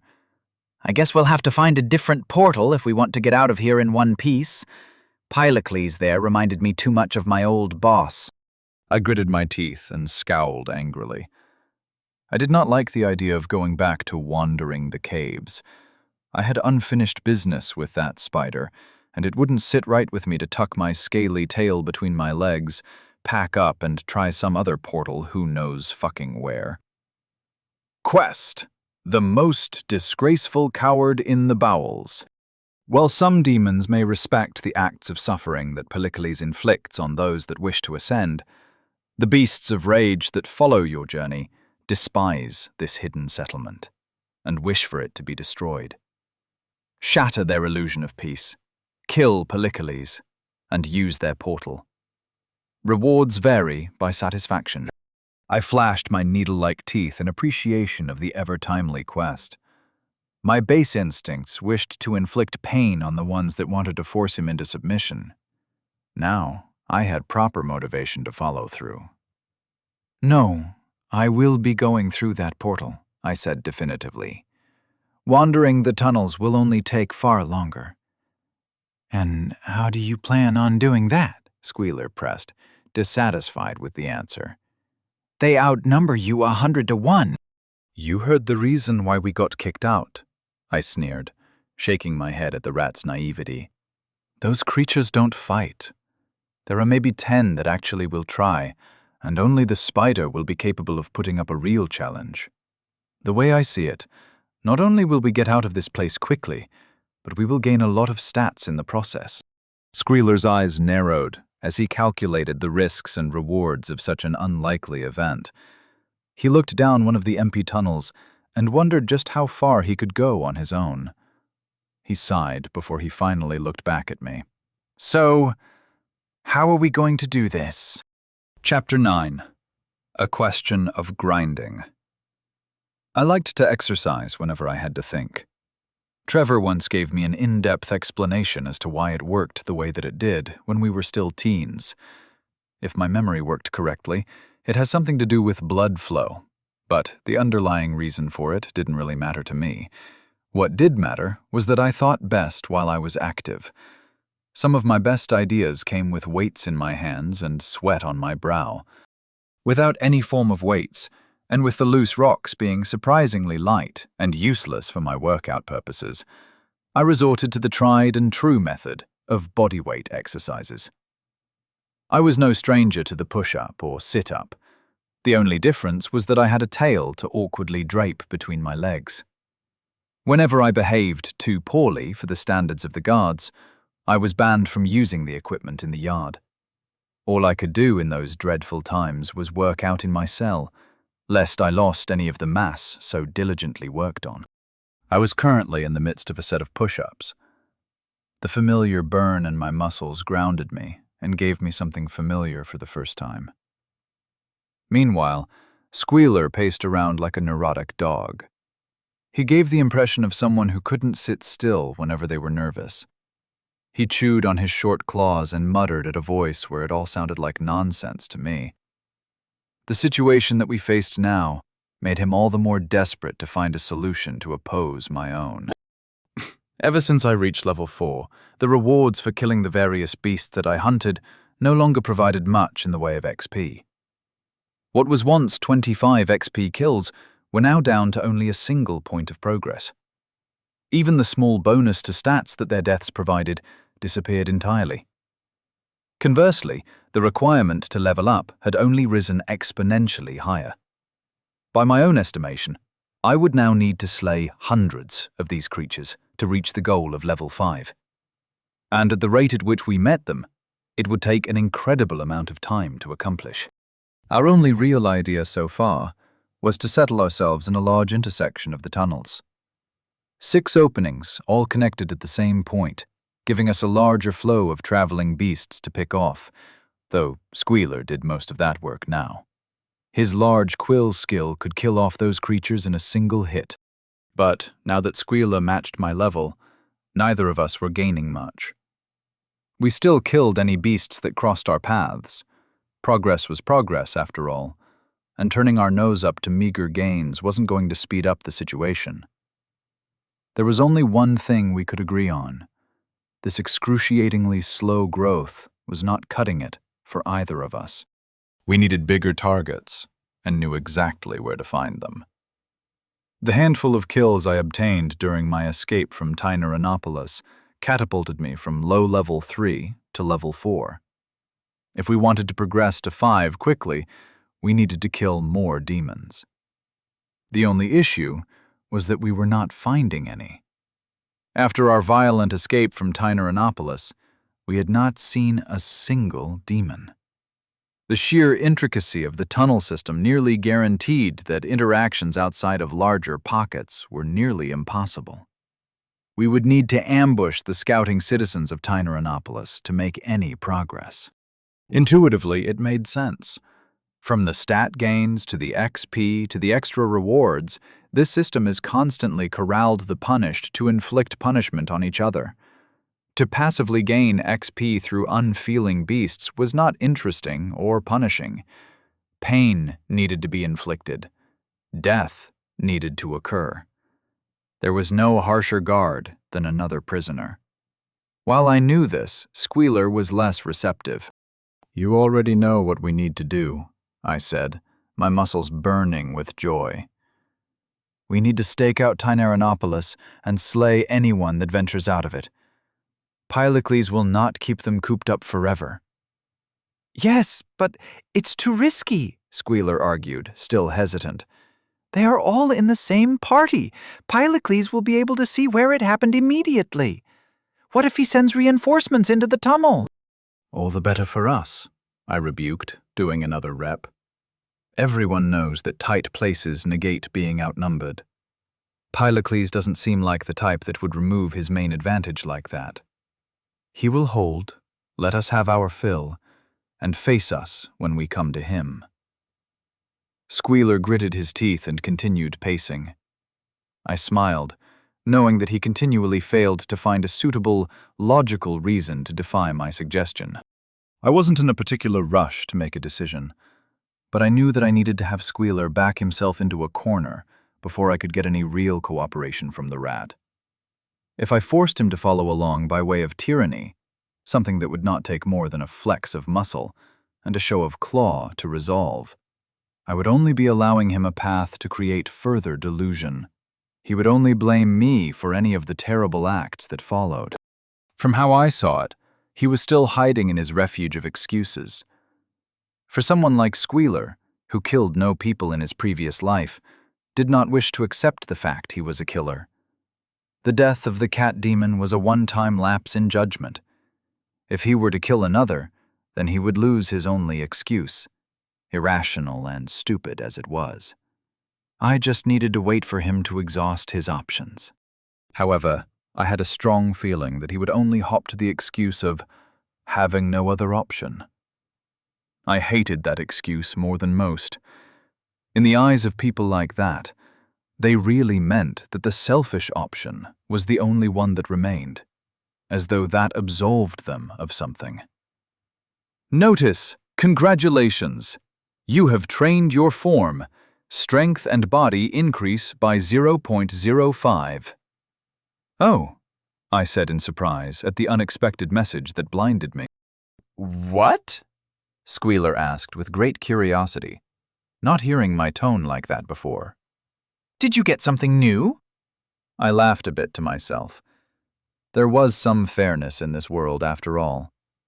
Working on oneself ended in dividends. An entire new avenue of progress opened in front of my eyes. Squealer's decision could be postponed until I explored this further. It seems that I have been rewarded for my efforts, I said with a smile. I just increased my stats by doing some simple exercise. By how much? Squealer asked with an animated voice. 0.05, I commented before returning to my workout. Since my muscles never grew tired, I could do this endlessly without any issue. I'm going to see just how much I can get out of it. I continued to go through my rotation of bodyweight exercises, stretching, and calisthenics. Some renewed motivation coming in the form of my marginal body improvements. All the while, I felt Squealer staring at me. He had yet to do anything of his own. There was some hesitation that locked his muscles in place. Are you not interested? I asked Squealer as I stretched out my calves.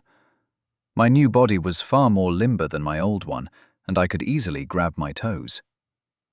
It's not much of a gain, and it doesn't provide any XP, but I thought you were looking for an easy way to gain stats.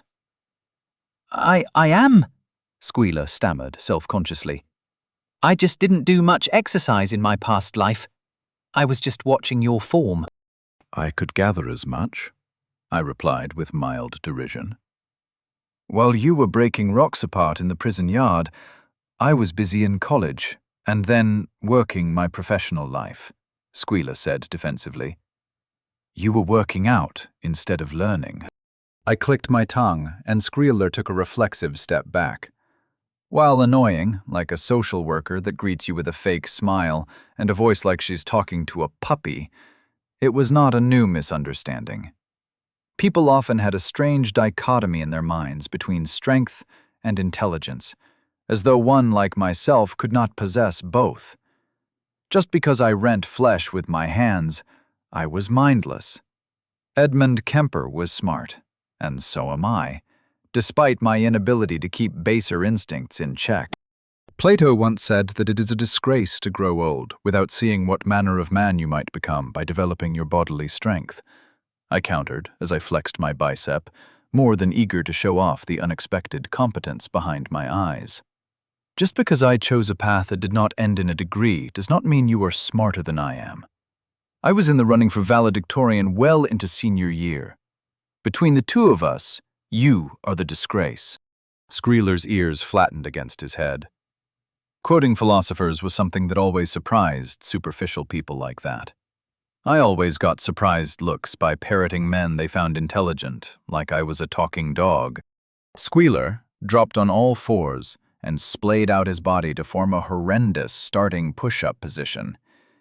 He took a deep breath and lowered himself to the ground before pushing himself back up.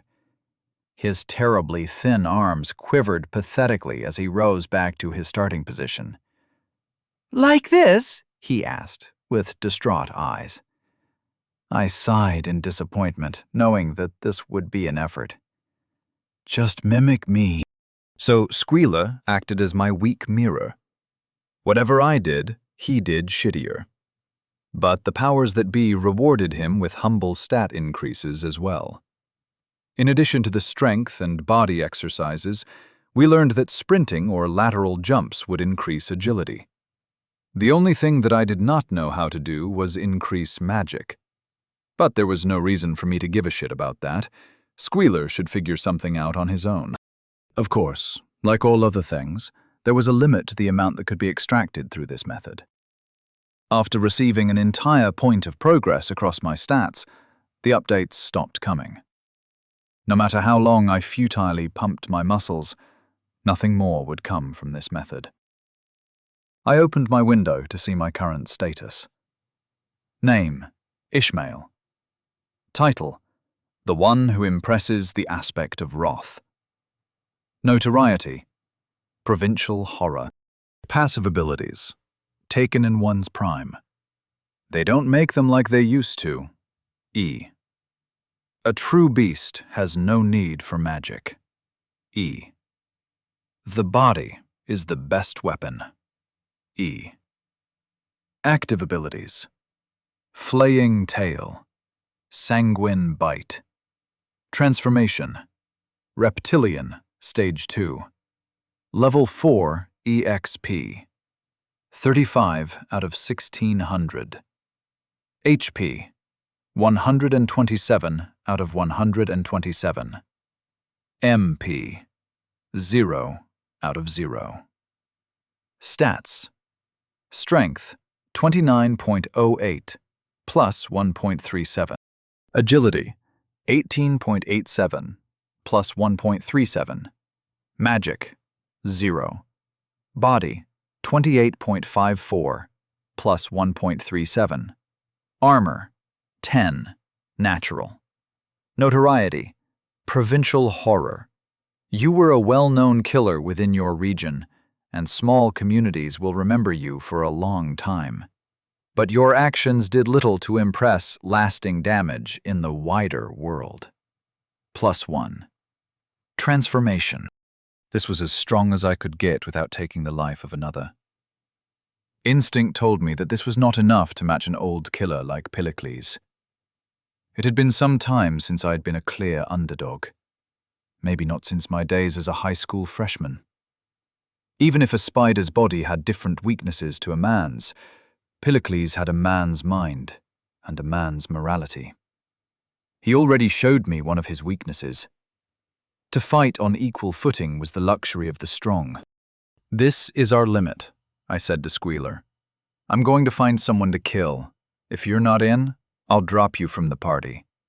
Squealer had yet to transform in a satisfying way. He still believed that he wasn't worthy of being sentenced to this place. Baseless fear kept him in place, and I was not a paragon of patience. My grace dwindled to its limit like an hourglass depleted of sand, and he knew that I would not wait longer. "Fine," Squealer said, hustling to catch up to me. "But I'm only going to kill the ones that are hostile to me first. It's self-defense." "Whatever helps you stay sane," I replied with a shrug as I followed the map back towards Tyneranopolis. Chapter 10. A Meeting with Ephialtes. Before my hunt could begin in earnest, I needed to know more about my hunting ground. I only had 2 of the numerous tunnels around Tyneranopolis mapped. It was likely that these entrances would remain unused until the spider believed that we left. In that time, we would need to find suitable ambush points, blind spots in tunnel bends, and intersections that would allow us to pounce without retaliation. Using Squealer like a bloodhound, we found several more tufts of fur stuck against the tunnel walls. Gentle inclines and declines in the stone took us to higher and lower levels as we slowly looped around the village. We could see signs of their presence. stretches of moss and mushroom picked clean by infernal hands to be taken back to illuminate their village. It was a strong concentration of several odors that made Squealer wince with the overload of sensations. Even if there were demons roaming the tunnel, they would be hard to pick up amongst this natural scent. But then, we froze, noticing it at the same time. Standing between us and the spot that we had been holing up in was a demon. The bat-headed demon that I had seen in the village was sniffing around the intersection, no doubt in an attempt to track our whereabouts. "So, you are willing to risk one of your own to find us, Pilicles," I murmured to myself.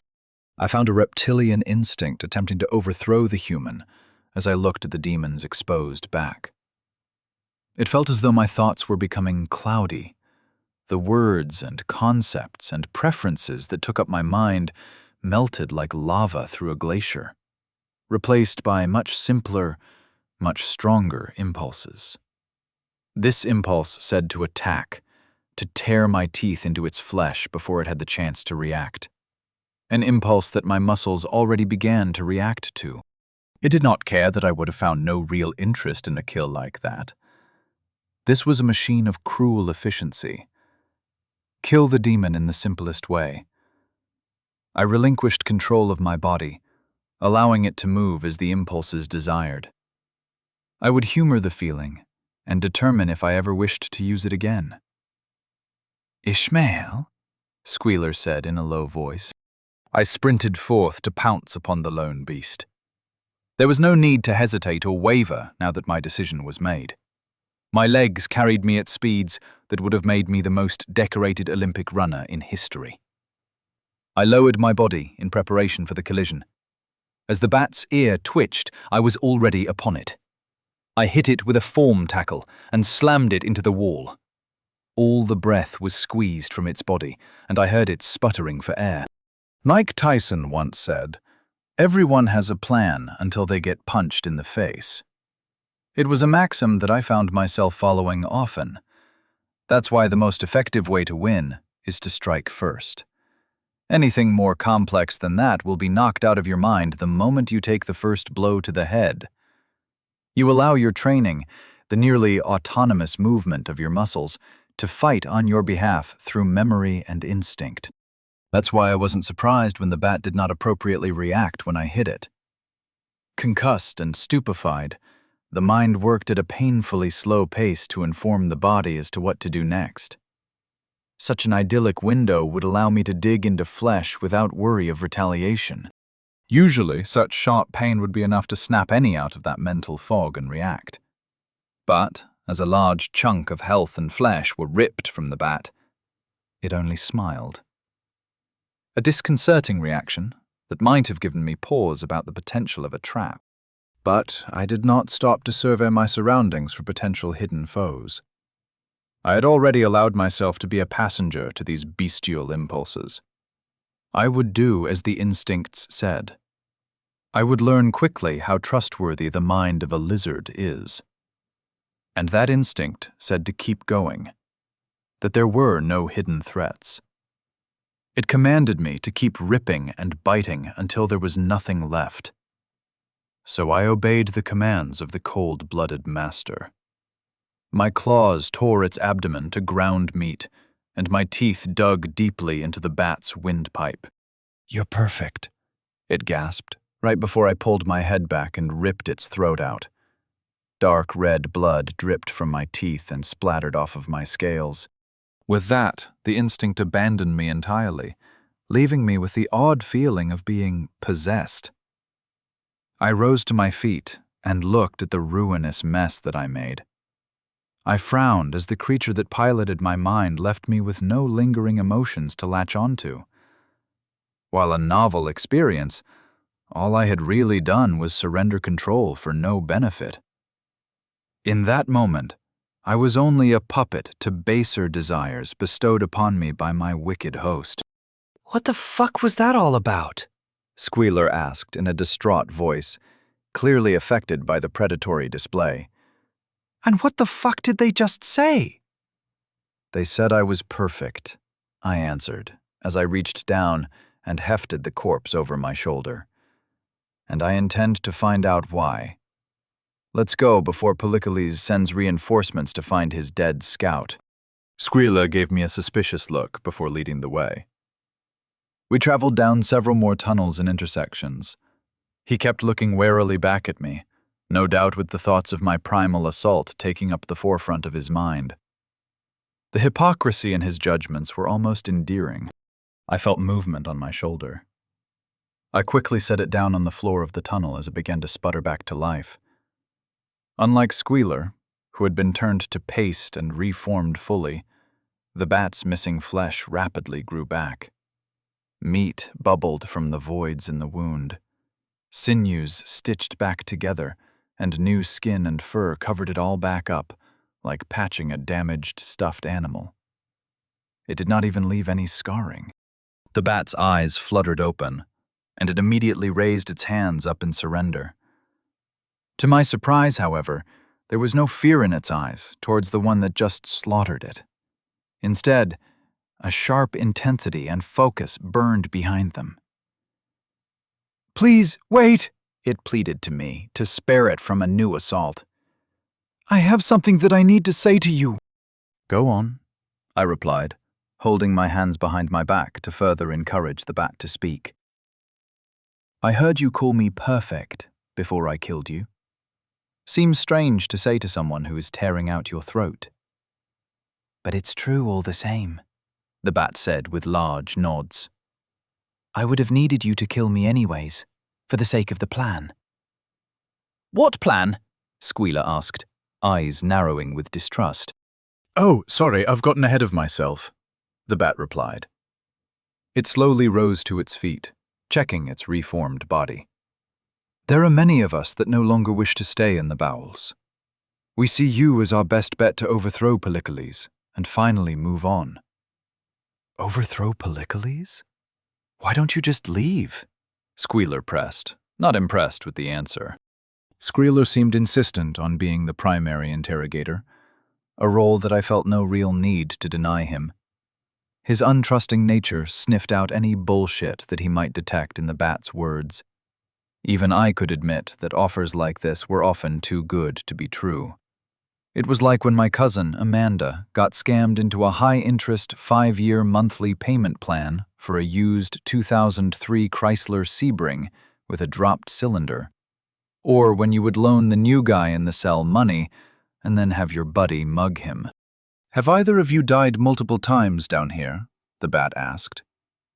"No," Squealer and I said in near unison. "Then allow me to explain to you exactly what you avoided by escaping," the bat said. "The first time you die, you only lose stats. Every time after that, you lose XP as well. You can drop levels and stats until you reach the bare minimum, rendering you too weak to even harm the creatures of the bowels. Polycles would have killed you over and over until you were too neutered to ever be a threat. Then, you would join his party, and as leader, he can determine the stats and XP you get in contribution. If you don't play by his rules, he'll banish you. I've seen it happen before." I touched my hand to my chin, while Squealer shrank at the knowledge of what more he could lose in death. "So Polycles has your stats as well?" I asked, getting to the root of the request. "Yes, he has all of ours," the bat answered. "As foolish as it sounds, I gave mine away willingly. I was scared, alone, and didn't want to fight. Polycles showed himself more than capable of doing it. It's safe in Tyrannopolis, but it is also stagnant. Polycles cannot allow us to be strong because he will never trust us. So many of us have decided we can no longer trust him and be at his mercy. It has been some time since someone strong has arrived, and we are willing to cooperate with you in order to recover at least a portion of what we lost." I flicked my tongue over my lips. It was a golden opportunity to rid myself of one of the more annoying obstacles in completing my quest. Pylocles was going to be enough of a challenge without his small army of lackeys to contend with. But it was not perfect. "If I kill Pylocles, how will you recover what you have lost?" I asked, wondering if this betrayal would only lead to more betrayal. "Not to mention what I've stolen from you. Joining will allow us all to benefit from his death. We will get the rest on our own. And, if my death is the payment for your cooperation, so be it." "Now, allow me to explain the plan," the bat answered. "We have already cleared the first step. You've killed me. Now you will extort from me key information about the tunnel system." Poppet would like to share their map with you. After accepting, numerous new tunnels snaked all over my map. Decades of wandering and scouting and patrolling all appeared in a second to turn my map into what looked to be a complex diagram of nerve cells. Before I could fully appreciate it, Poppet placed a marker on one of the tunnels that led into the village. "This is the tunnel that Pylocles has the most trouble with," Poppet explained. "Since the exit places you amongst the hovels, he has difficulty using his web. When I inform him you tortured that knowledge out of me, he will send a few of his strongest subordinates to intercept you in the tunnels to keep anyone from panicking. It will likely be Pakara and Knives. Ambush them. Their deaths will be our signal to leave Pylocles' party and join yours. While we fight the remaining loyal minions, you two will try to kill Pylocles before Pakara and Knives revive and return to the battle. That should allow us to recover a great deal of what we lost. So, will you help us?" Squealer looked towards me and gave me a shrug and creased his eyebrows as if to say, "Might as well." Trust was a difficult thing to come by, especially in a vat of sinners. At the very least, I knew that they could not betray me until after Pylocles was dead. "We have an agreement," I replied, sticking out my arm, a gesture that was matched by Poppet grabbing hold and shaking vigorously. I wasn't sure if I should admire her fearlessness or view her as a fool that would stick her head in the mouth of a gator. Let us begin. Chapter 11. Snipping the Threads That Bind. Following the path that Poppet set for us, we hurriedly moved to the designated spot. Once we got there, we would need to wait for Pylocles to enact his plan and give us the rope we needed to hang him. As we walked, I grabbed the various tufts of fur and spit that clung to the walls and wiped it on my scales. While I did not know my own odor, if that elephant man was a member of Pylocles' elite, our ambush would fail immediately. "What do I smell like?" I asked Squealer, as I rubbed something that felt like horsehair on my body. "Blood and something else that I can't really label," Squealer answered quickly. You know when the air pressure changes before a storm and you can smell it before it rains? It's a scent that makes my instincts flare up and say, "Run away." But it isn't dissimilar to Pylocles' scent. Yours just smells stronger. "I see," I replied. I sniffed myself and detected nothing. "And is this helping at all?" "It's taking the edge off," Squealer replied. "Better than nothing." Without Poppet's help, we would have faced great difficulty to find the correct way to the most ideal entryway. There were no direct paths to the lower tunnel. Unless one randomly backtracked and took an occasional path that rose in elevation, you would never find the right sequence of tunnels. "What are we going to do if it's a trap?" Squealer asked, his fur and quills bristling nervously as we got ever closer to our destination. "We will not enter the village without first seeing our welcome party in the tunnel," I answered plainly. "If they try to trap us in a pincer, we are at an advantage. Even if that bat is lying about the plan, I still believe them when they say that the majority of them are extremely weak. All you need to do is shoot at anyone who looks like they can shoot me." Squealer just nodded and began sniffing sharply as we drew ever closer, in an attempt to parse out the correct odor in the mass of scents that began to waft into their noses. We reached our destination. The tunnel fanned out to create a slightly more spacious cavern. On the other end, it narrowed again, bending around a blind corner that would lead us directly to the opening. I moved towards the opposite end of the cavern. Digging my claws into the rocks, I clambered up the wall to perch myself directly above the tunnel entrance. "Where should I hide?" Skrieler asked, looking around for a suitable location. The cavern was bare. There weren't even any stalagmites or any other rocky formations that he could use to conceal himself. "Wherever you can still line up a shot," I responded. Skrieler turned around and scurried to the direction that they came in. He settled into the shadows of the cave entrance, ready to puncture anyone that would come through the other side. After several minutes of waiting in tense silence, I could hear voices heading down the tunnel. The bleating trumpet of Pakara's voice heralded their approach. "Poppet, poppet, poppet," Pakara tutted, her voice dripping with a malice she did not seem capable of. "I know that Pylocles is too magnanimous to say this, so I will say it on his behalf. How dare you be so careless as to let those savages sneak up on you? Pylocles gave you that job because he believed you to be capable, and this is how you repay that trust? You have jeopardized our Mecca, Poppet, our salvation in this sea of suffering." I'm sorry, Pakara, Poppet blubbered in response. That lizard was much faster than I expected. I heard shuffling and Poppet cry out. The bat was shoved out into the cavern. They stumbled to regain their balance before standing upright. I saw their eyes meet mine for the briefest of moments. The emotion that they had been harnessing froze over before the hot, wet tears broke through again. "Do you think that sorry fixes it?" Pakara pressed, the goat's head poking out of the opening along with the mantis-bladed man, and a demon with a parakeet head. "Do you think that bowing your head will stop those shaitan from trying to ruin us all? No. Failure must be met with consequences." "What are you going to do, Pakara?" Poppet asked, taking a few more steps away.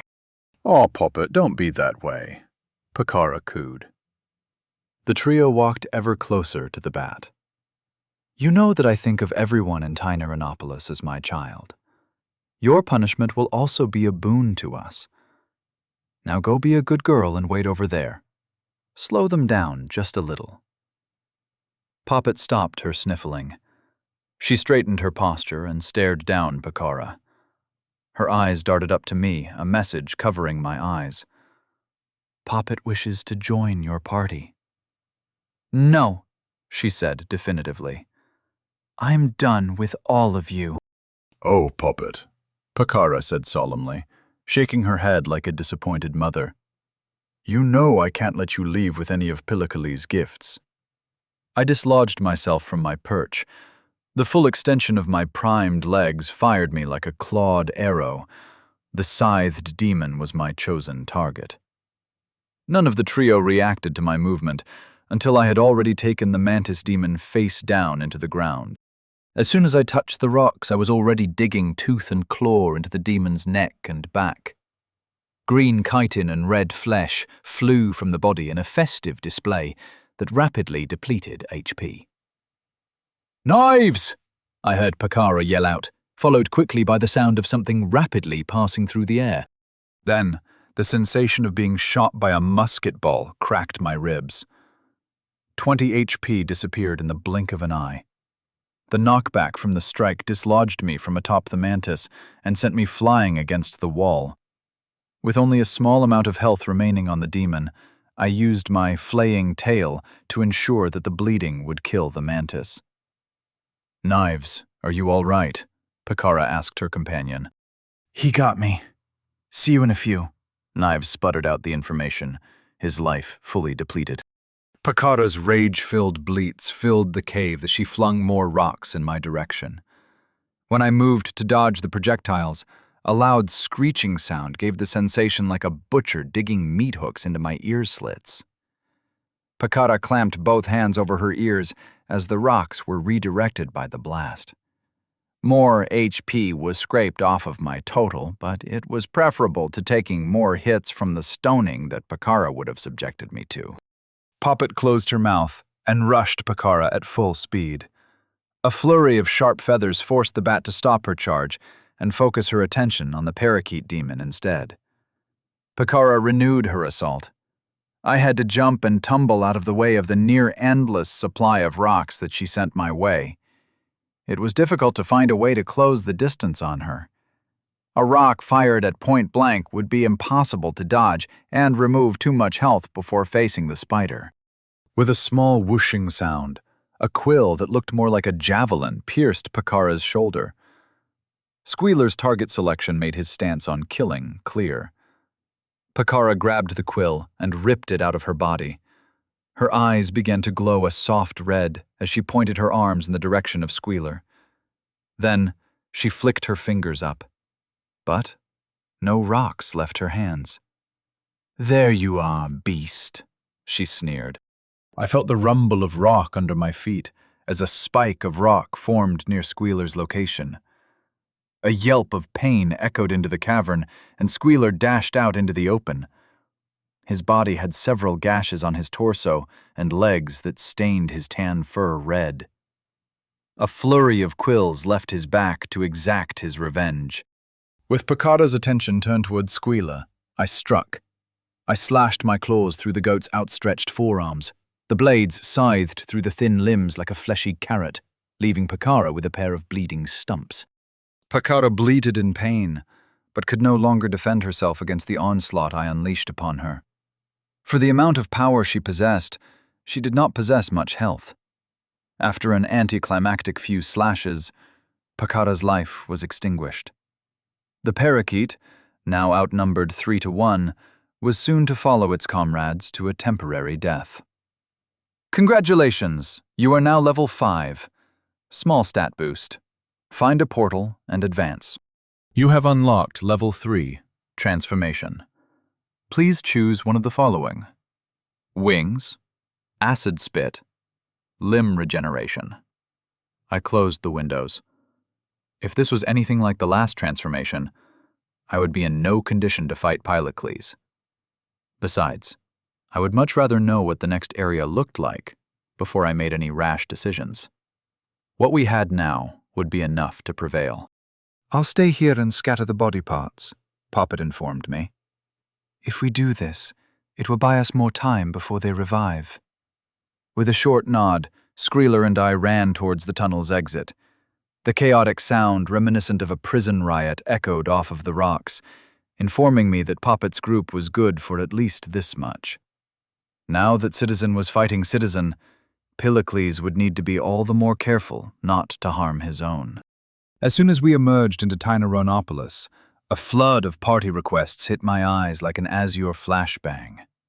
Fortunately, a select all option made it so that I would not have to sort through all of it. Your party has more than 10 members. Would you like to explore more options as party leader? I declined the offer and brushed the tutorial aside. I moved through the melee. The defected villages were far outnumbered by the loyal ones. Outside of a few strong ones, the rest were being beaten from all sides. I swung my claws as we moved, reaping HP and lives to try to level the playing field. So many of the loyalists were hopelessly weak. Just a single pass of my claws caused them to fall limply to the ground. It was the consequence of surrendering themselves to the protection of another. A glob of webbing halted my progress. Scuttling across a nearby wall was Pylocles. The spider glared at me with deep hatred. He pointed at me with accusation, like I was in a police lineup, as if identifying me would smite me. "Wretched creatures," Pylocles called out with indignation. "Oh, disciple of Eris, what type of madness have you inflicted upon my friends?" "That is the result of your own paranoia, spider," I replied with a wide smile. "Your inability to trust has lost the hearts of your followers. They wish to leave. Your death..." Squealer has left the party. As I read the message, a whirring sound could be heard in the center of the garden. Both Pylocles and I stopped our standoff to look towards the portal. The rodent man had, somehow, slithered away from our perception and stood directly under the archway. Both of his middle fingers were standing in attention to give us the road rage salute as a wide grin covered his smug face. "Bye, you motherfuckers!" he shouted with glee, his whiskers raised triumphantly. "I hope to never see any of you again!" "Damnable creature!" Pylocles bellowed as he shot a web at Squealer. The crystal activated its magic. Squealer was briefly bathed in red light, and the rat dissipated before the attack passed through uselessly. "You've both ruined everything," Pylocles screamed, hurling a glob of webbing in my direction. I hopped out of the way as the projectile hit a few bystanders. My luxury of waiting to choose my next augment was stolen from me by Squealer's brazen play. Quickly reviewing my options, I chose the one that I believed had the most use, regardless of the next stage's setting. You have selected Acid Spit, beginning transformation. "Oh, Squealer," I said softly. My mouth overflowed with blood like a crimson fountain. This pain was something I could tolerate. Something more powerful stole my focus away. New glands were forming in my mouth, with a rupture of flesh that grew rapidly like an aggressive cancer. 2 small nozzle-like holes formed within them, ready to fire the caustic liquid within. You better pray I don't find you. Chapter 12.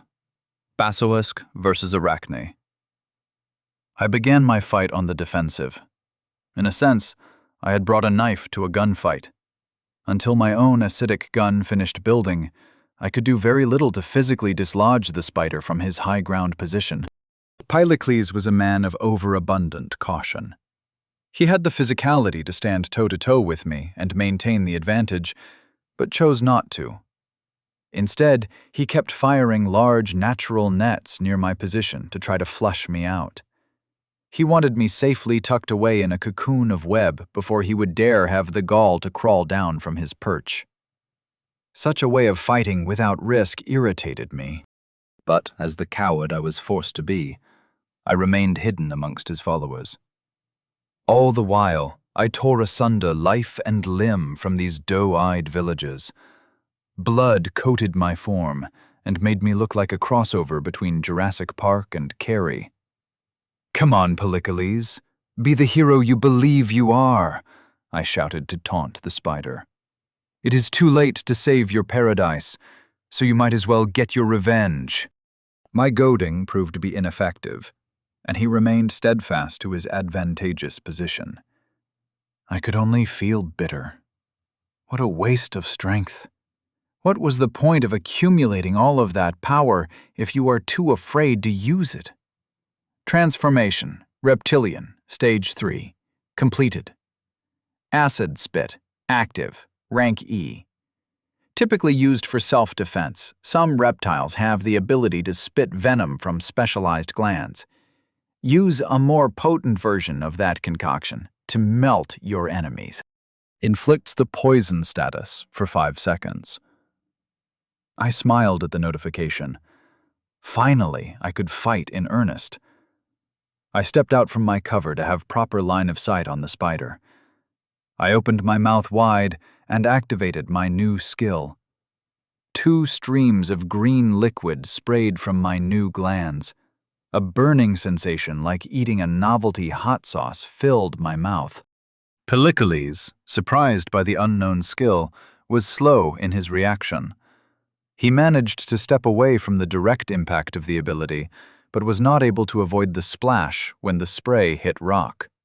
His legs and abdomen dripped with green liquid, and his immense health bar ticked down slightly as a purple droplet timer appeared for around 5 seconds. Seeing that he was no longer in an invulnerable position, Pylocles began to scuttle to a different stronghold on the cave wall. He surrendered the ability to try to hit me in exchange for removing my optimal angle of attack. I obliged his silent statement. I ran out into the open area of the garden and exposed myself to the webbed onslaught, though I would not stand by helplessly like I had to in the past. Web splotches and acid spray covered the walls and floor of the garden. Most times they hit each other, destroying them both in midair. Since I did not have to land the attack to still hurt Pillacles, the spider was taking damage equivalent to the health that I was losing by using these abilities. But I still had not enticed him down from his position. He could see my health bar as easily as I could see his. He saw that this was hurting me in equal measure. Not to mention, his lackeys were probably going to revive soon. Our health bars had already gone down by a third, and my mouth felt like it had partaken in a spicy chili eating contest. I found that my body was steaming. Without my sweat glands, I had a difficult time cooling down quickly. There must be a way to force that fucking spider down. It did not take much looking to get the perfect idea. I dodged out of the way of another web. I ran back into the ever-thinning melee. I charged into the closest enemy demon I could find and used Sanguine Bite over and over again. The thick metallic taste coated my tongue and washed out the flavor of the acid. As I moved back into the garden, I was forced to jump out of the way of a massive body that leapt down from the wall. The cave rumbled under the force of the 8 girder-like legs that smashed into the ground. He wielded a long spear that I had not noticed, but I did see the rope-like web bindings that were used to fasten the weapon to one of his forelegs, like a sheath. "You are one that must have been evil in life," Pillacles shouted as he stabbed forwards with his spear. "A rare male Maenad you must be. Only those that have known the madness of Dionysus could possess the ability to feast upon the flesh of your fellow man without hesitation." I ducked beneath the spear and lunged for Pillacles' legs with my claws outstretched. The spider hopped backwards and stabbed down again while his 2 forelegs slammed down to either side of me. I rolled and spat again, hitting the spider body directly. The carapace bubbled and steamed as chunks of dead flesh sloughed off the body to form a small pile on the floor. Pillacles howled in pain, his health now nearly perfectly halved. He pressed his attack, slamming recklessly with his spear and legs. It was impossible to dodge all of it and attack at the same time. A leg hit me like a cinder block. It felt like my scales dented and pressed into my body, making it more difficult to breathe. But at the same time, I bit into the leg, siphoning as much health back as I could, lessening the pain from the impact site. It still hurt far more than I recovered. My lizard brain screeched of unjustified danger as it flooded my brain with adrenaline and a powerful instinct to flee. It warned of a distinct possibility of death that an animal could not justify. If I were the lizard, I would scurry away to lick my wounds and fight another day. Unfortunately for the lizard, I would not relinquish control a second time. This chemical, this rush that it awarded me, was something I was hopelessly addicted to. Like when someone brought a shiv to a fistfight, or when you were outnumbered, with only a terrible fate awaiting you if you could not hold out until your boys arrived to smash some skulls. It was a drug that removed the unnecessary and kept what remained in beautiful clarity. I continued to press onwards. Pillacles no longer prioritized defense. Every attack would be met with attack. Every brutal strike to flesh would result in mutual obliteration. I was the shark that dragged the elephant into the sea. My claws dug into a foreleg. I lined up the blow with the bite wounds I previously left. The already weakened area gave way as a rush of blood flooded from the severed appendage. I pressed onto the exposed side of Pillacles' body, his back legs my new target. I gritted my teeth to accept the sharp kisses of the spear tip that depleted my health down to below a quarter. Now that we had gone so far, I had to commit to my actions. I bit and tore and spat on the legs I came across, rending them faster than my health could deplete. The threshold for my death was constantly out of Pillacles' range, and he had quickly lost the mobility to escape. With the 4th leg on the same side severed, Pillacles tumbled helpless onto one side. He screamed in curses that I had never heard before. I spun around and clambered onto his abdomen and ripped another large chunk away. Pillacles could not spin his body around to face me. He could only twist his shoulders to look at the death that rapidly approached him, claws and teeth at the ready to finish him off. A range of emotions swept through his eyes: fear, helplessness, rage, and frustration. "Monster!" Pylocles screamed with piercing accusation. I thrusted my claws to pierce his neck. I felt my fingers tug impassively as the blades tore large, weeping holes through Pylocles' throat, fully depleting his health. "You were never human," he spat before his torso fell limp atop his bestial body. Pylocles may have a point. The fight, the kill, felt too rewarding to me to be a human emotion. A person wasn't supposed to feel that way about the taking of another's life. Or, perhaps, they were never exposed to the feelings before. I was given an opportunity that many were not when I extinguished my first life. Just as a person who never drinks will never know the feeling of intoxication, the one who never kills will not know the sensation of a life or death struggle. "Pylocles is dead," I heard the disloyal villagers shouting from their positions nearer the hovels, mixed in with the shouts of anguish from those that still believed in their leader. I hopped off the back of the spider and disbanded the party of villagers. The fate of the denizens of Tyrannopolis were no longer my concern. Whether or not this was the change they needed to advance, or the selfishness that would bring about greater tragedy, it did not matter to me.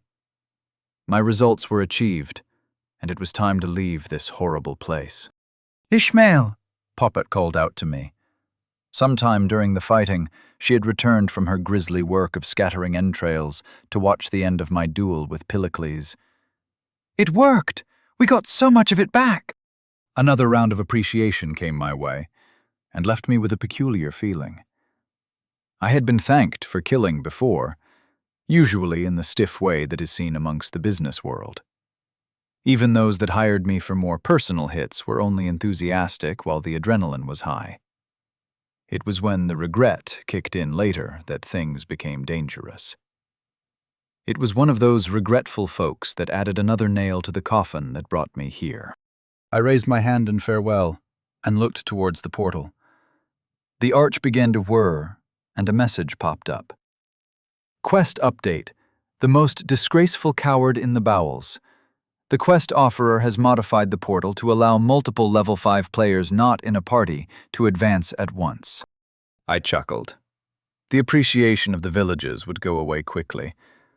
I didn't consider it as a betrayal. I never agreed to leave Pylocles' corpse behind for the rest to continuously siphon stats from, though I don't think that they'd see it that way.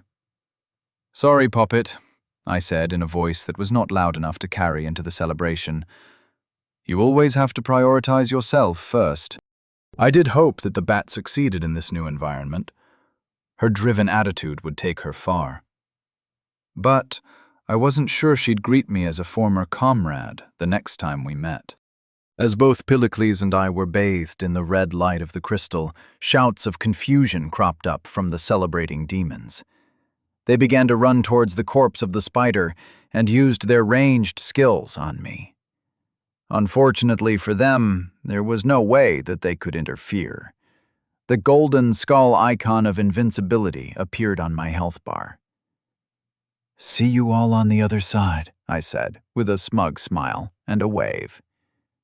"Good luck." Chapter 13. Tracing the Bullet. Bright light with the intensity of a floodlight directly to the face blinded my eyes and disoriented me. I held up my hand and took a few stumbling steps, like I had just left a movie theater in the middle of the day. I finally blinked myself into normalcy and surveyed my new surroundings. I found myself in an ethereal realm of pure white as far as I could see. It was devoid of sound or smell. Though I could feel the rocky ground beneath my feet, I could not see it.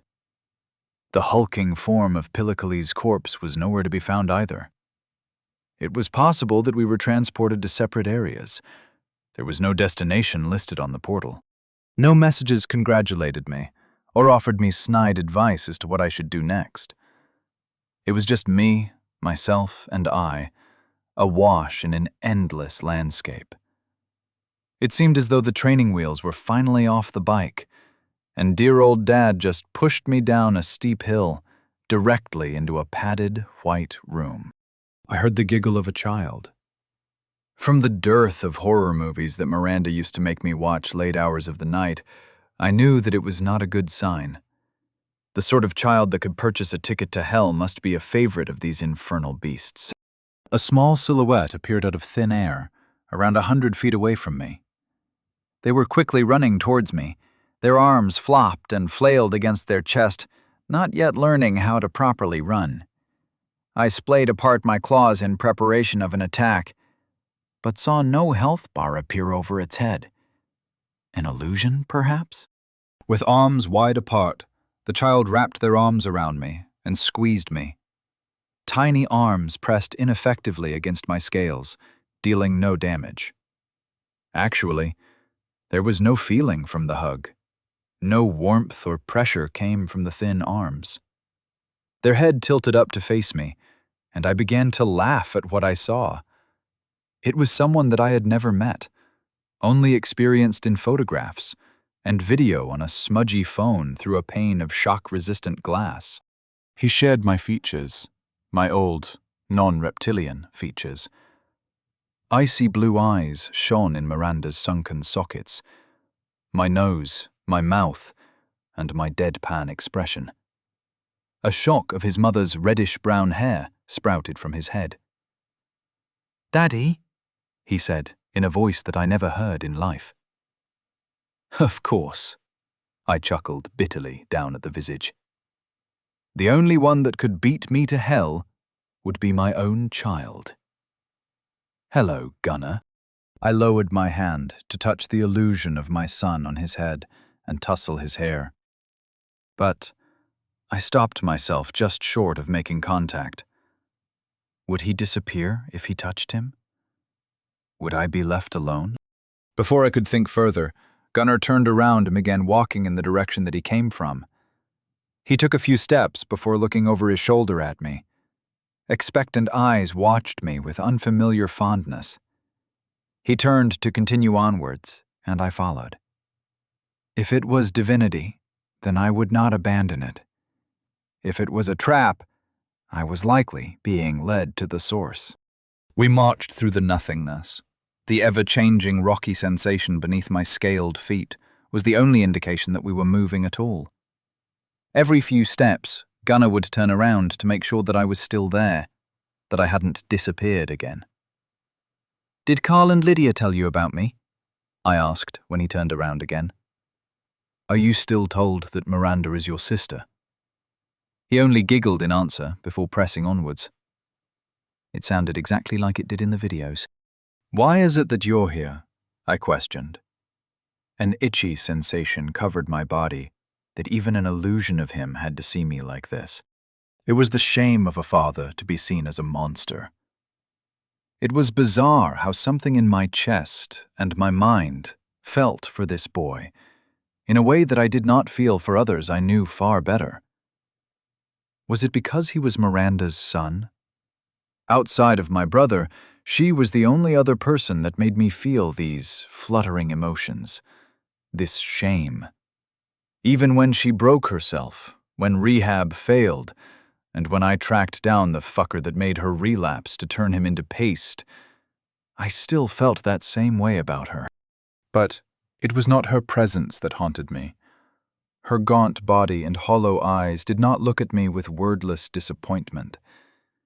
She did not rebuke me for abandoning her, for leaving her in that dingy apartment to waste away. It was her son. Our son. Why? Still, no answer came from Gunnar. He just dutifully led his dead father further and further down the stony path with no end, leaving me the burden of doing all the thinking of why I felt so affected by a facsimile of my child. There was much that I robbed myself when I took the lives of others for work and my own amusement. I didn't get to watch the Falcons Super Bowl at Carl's house, even if the game did end in the shittiest way possible. I missed Kenny's graduation. I never got to go to Key West and float in the waves. I wasn't able to be there for Miranda when she relapsed for a second time. I didn't support her when she was giving birth to Gunnar. I didn't get to help name him. I didn't hold him, or change him, or teach him to play sports. "Are you my regret?" I asked. He stopped in his tracks and turned to face me with a smile. I was filled with a deep discomfort and took a step away from him. But I needed to take a page out of the advice I gave to Squealer. In the eyes of the Almighty, there is no shadow to hide under, even from yourself. I regret that I was not there for a child. I regret that it would set him up for more difficulty than most. I regret that there is a possibility that he can become just like me without anyone to tell him what he should do. I might have birthed a monster worse than myself. "I'm sorry, Gunnar," I said, placing a firm hand on the boy's shoulder. Suddenly it felt like the landscape was moving us forwards. However, my feet remained planted against the ground. A strong sense of vertigo passed over me, almost knocking me over. We were left standing in a room with 4 tunnels placed equidistantly apart from each other. There was no visible difference between them, apart from their location in the room. No labels or messages from the red-stained boxes would assist me in this decision. Gunnar walked away from me and approached the tunnel furthest to the left. He smiled and waved at me from his spot. I felt a strong compulsion to enter the tunnel that my son showed me. I was filled with the feeling that, by choosing it, everything would somehow be better. If I did this, things could be different. But I could not obey those positive feelings. I did not have the right to trust my son, nor did I fully trust the powers that be. This was either my salvation or a prelude to deeper torture. Despite what my heart tried to compel me to do, my mind ordered me to do the opposite. I walked away from Gunnar instead, choosing the tunnel exactly opposite of him. Just as I had in life, I must ensure distance in death. "Sorry, son," I apologized, the title still feeling strange and undeserved upon my tongue. "I cannot follow the path you've chosen. If I do, it puts us at risk of meeting, and I am someone that you should never meet. Listen to your grandparents, and don't let me catch you down here again." With that, I turned away from Gunnar and wandered down my chosen tunnel. The rocky surface I walked on slowly softened into sucking mud and gritty sand. The scent of burning rubber filled my nose, taking me back to the time I'd do burnouts in the parking lot of an abandoned mall with my friends. The heat remained, but became more oppressive as moisture accumulated in the air. It was only now that I walked confidently down this path that the distributor of these messages deigned to speak to me again. I was almost relieved to see their message. But the contents of this one had far more for me to consider than usual. Main quest: Keys to the Kingdom 1. You have escaped the bowels, showing the afterworld that you are talented and determined enough to succeed. For you, damnation is not the end. But what is the end? Only those that stand at the top are capable of seeing existence for what it truly is. If you stand at the pinnacle of these realms, you can forge the destinies of all within and without. Conquer all, or suffer eternally. But those dreams are pointless unless you reach the next area. Keep pushing, little Sisyphus. Chapter 14. Stranded in La Brea. I found myself atop a small dune in the midst of a vast landscape. A gray sky stretched as far as the eyes could see and blanketed the landscape in melancholic twilight. I looked around to see if I could find the path I arrived from, but could not see any nearby tunnels, nor rocky passages that would have delivered me to this spot. Before I had the chance to look around further, I was greeted again by my messenger, who decided to, again, deliver all news at the same time, as though the only way I could learn something was to be beaten with a mailbox. Welcome to the Desolate Plains, level 520. Map has been updated. Unlocked inventory. Unlocked shop. The most disgraceful coward in the bowels. Completed. Congratulations! While there are innumerable villages like Tynaronopolis scattered throughout the bowels, you helped eliminate one of the kindest ones. Those that watch your path wish to give you an appropriate reward for defeating the fake Greek hero. New passive ability, Lernean Blood. New item, Syngot, crafting material. Lernean Blood, passive. Like the Hydra of ancient Greece, your blood now functions the same as the acid that you spray onto your enemies. Any creatures in contact with your blood will take poison damage. Any creatures will take additional damage upon ingesting blood. All vampiric creatures will take further damage and be temporarily blocked from all regeneration.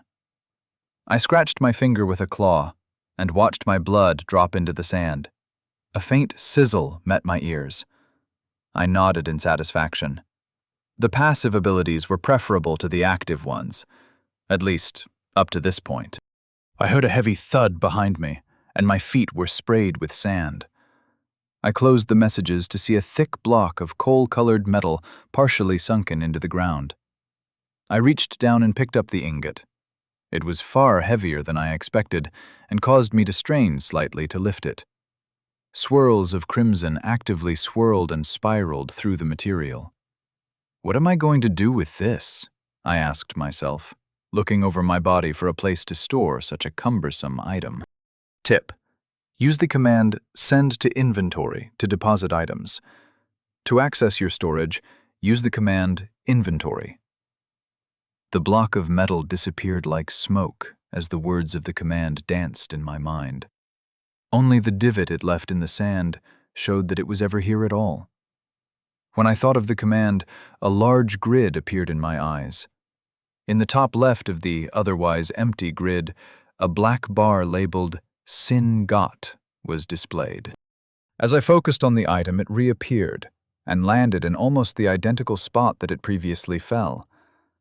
I pressed my hand to the metal and recalled it back into the ether. I scratched my chin, but I failed to determine the underlying logic that managed this sort of system. I grabbed a handful of sand, and it disappeared from my hands. I opened my inventory to see a new item occupying my grid. The powers that be were kind enough to label it tar sand for me. I summoned it from the space it spilled out from nothingness, and settled back down from where I had disturbed it. The shop was easier to understand. The menus reminded me of when I bid on a skateboard online. Categories like weapons, armor, material, and consumables were arranged in fairly easy-to-understand tabs. Inside, items designated with different colors determined the cost or sell value of each item. Black being the highest, then the rainbow starting from red, with white being the lowest. I watched the values tick up, and interesting offers came in. There were no items available from the top two tiers.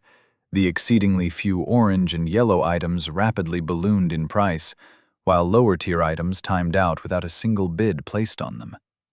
Small timers next to the cost revealed how long it would take before the deal was finalized, and a small number indicated how many individual demons placed a bid. My attention moved quickly towards the currency used to make these transactions. These demons were dealing in XP. Several levels of experience points were exchanged hands before my very eyes. How strong were the ones capable of spending 10,000 XP on a sword? Out of curiosity, I checked my Syngot. It was of black value.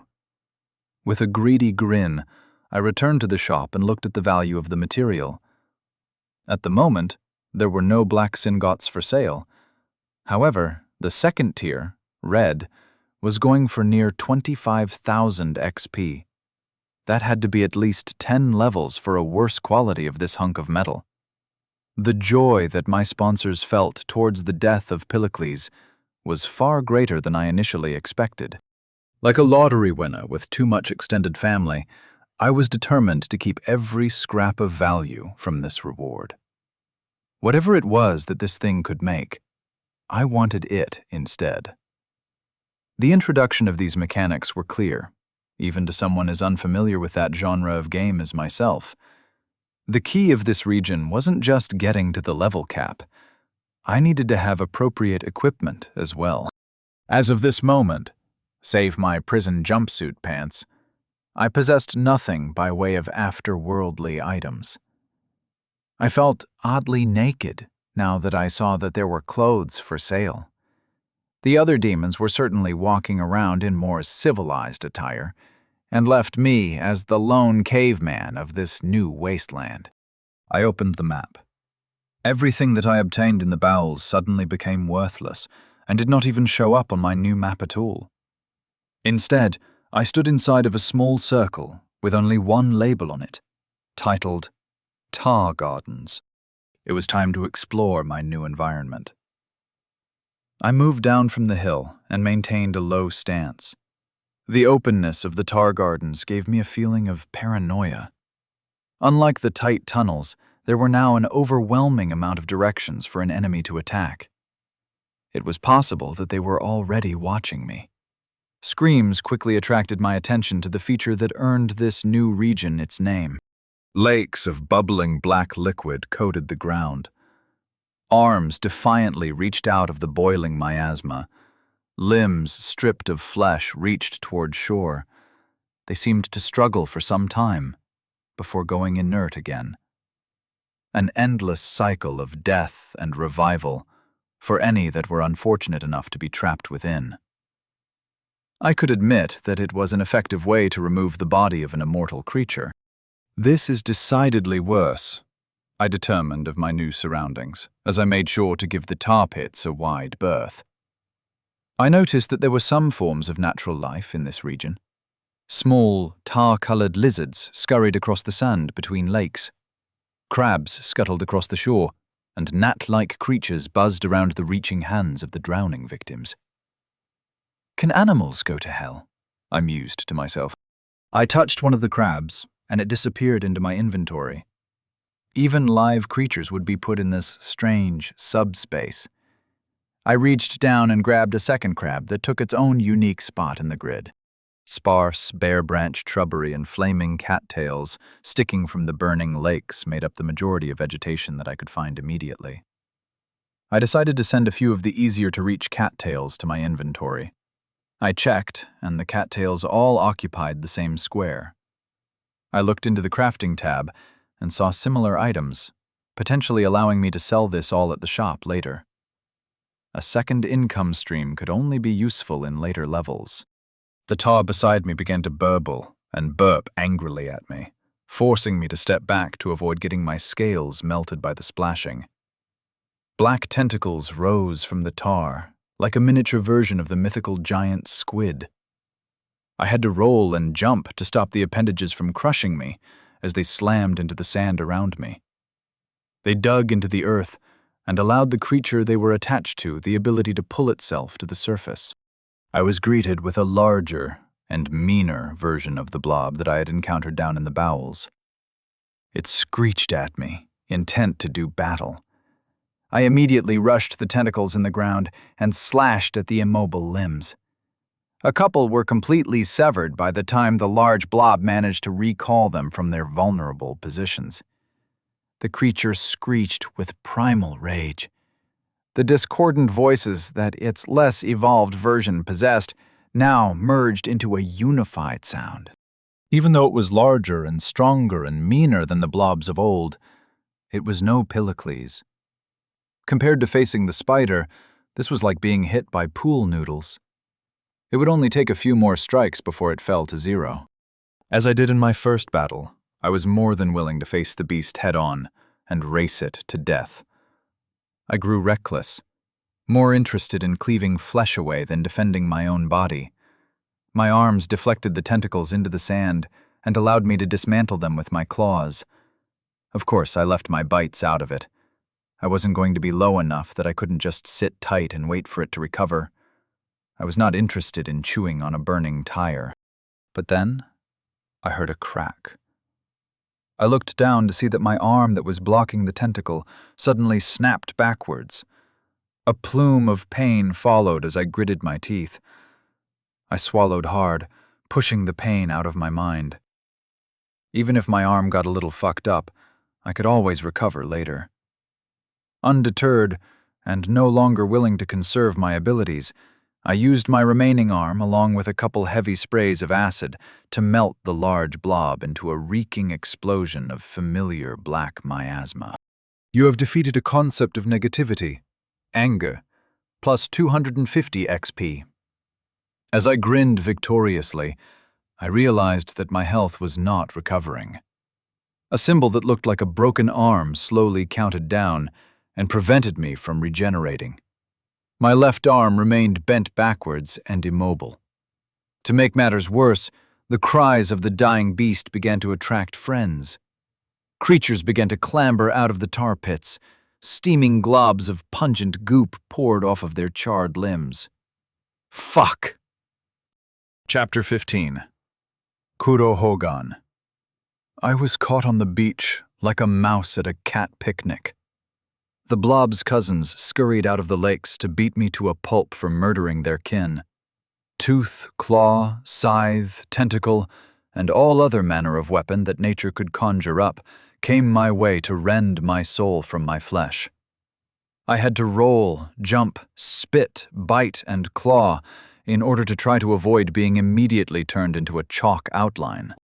The flavor of eating boiled tires mixed with the taste of blood in my mouth to create the taste of a motorcycle accident. Though I'd love to take the opportunity to rid my mouth of these sickening flavors, I lacked the time. The attacks were ceaseless, and my health bar constantly shrank and rose with each bite of vile meat. It would have been more manageable if all of these creatures were just blobs. But it seemed that this place was Hell's Galapagos Island, and I was the demon Darwin. While two remained more like the squid I dispatched, the rest were varied. One scuttled across the sand on long legs, while another hopped like a frog. I scythed through a tentacle before I tumbled over my left shoulder to avoid being whipped by a spiked appendage. I leapt towards the hopping creature and took a disgusting bite of its torso, and then leapt to the side to avoid a tag team of tentacles. The hopper slammed its bleeding torso into my body. I felt my ribs snap like matchsticks before I was sent tumbling into the sand. I couldn't focus on a single creature and leveled the playing field a bit. The other three tried to jump me from behind and forced me to rotate damage between all of them. All the while, damage began to accumulate on me.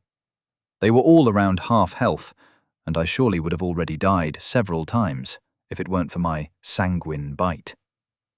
That blow from the hopper gave me another red timer. This time, it was an image of cracked ribs to match my already slowly dwindling broken arm. Ah, what a rush. My mind burned up with adrenaline that made all pain only feel theoretical. If they killed me, would they drag me into the pits with them?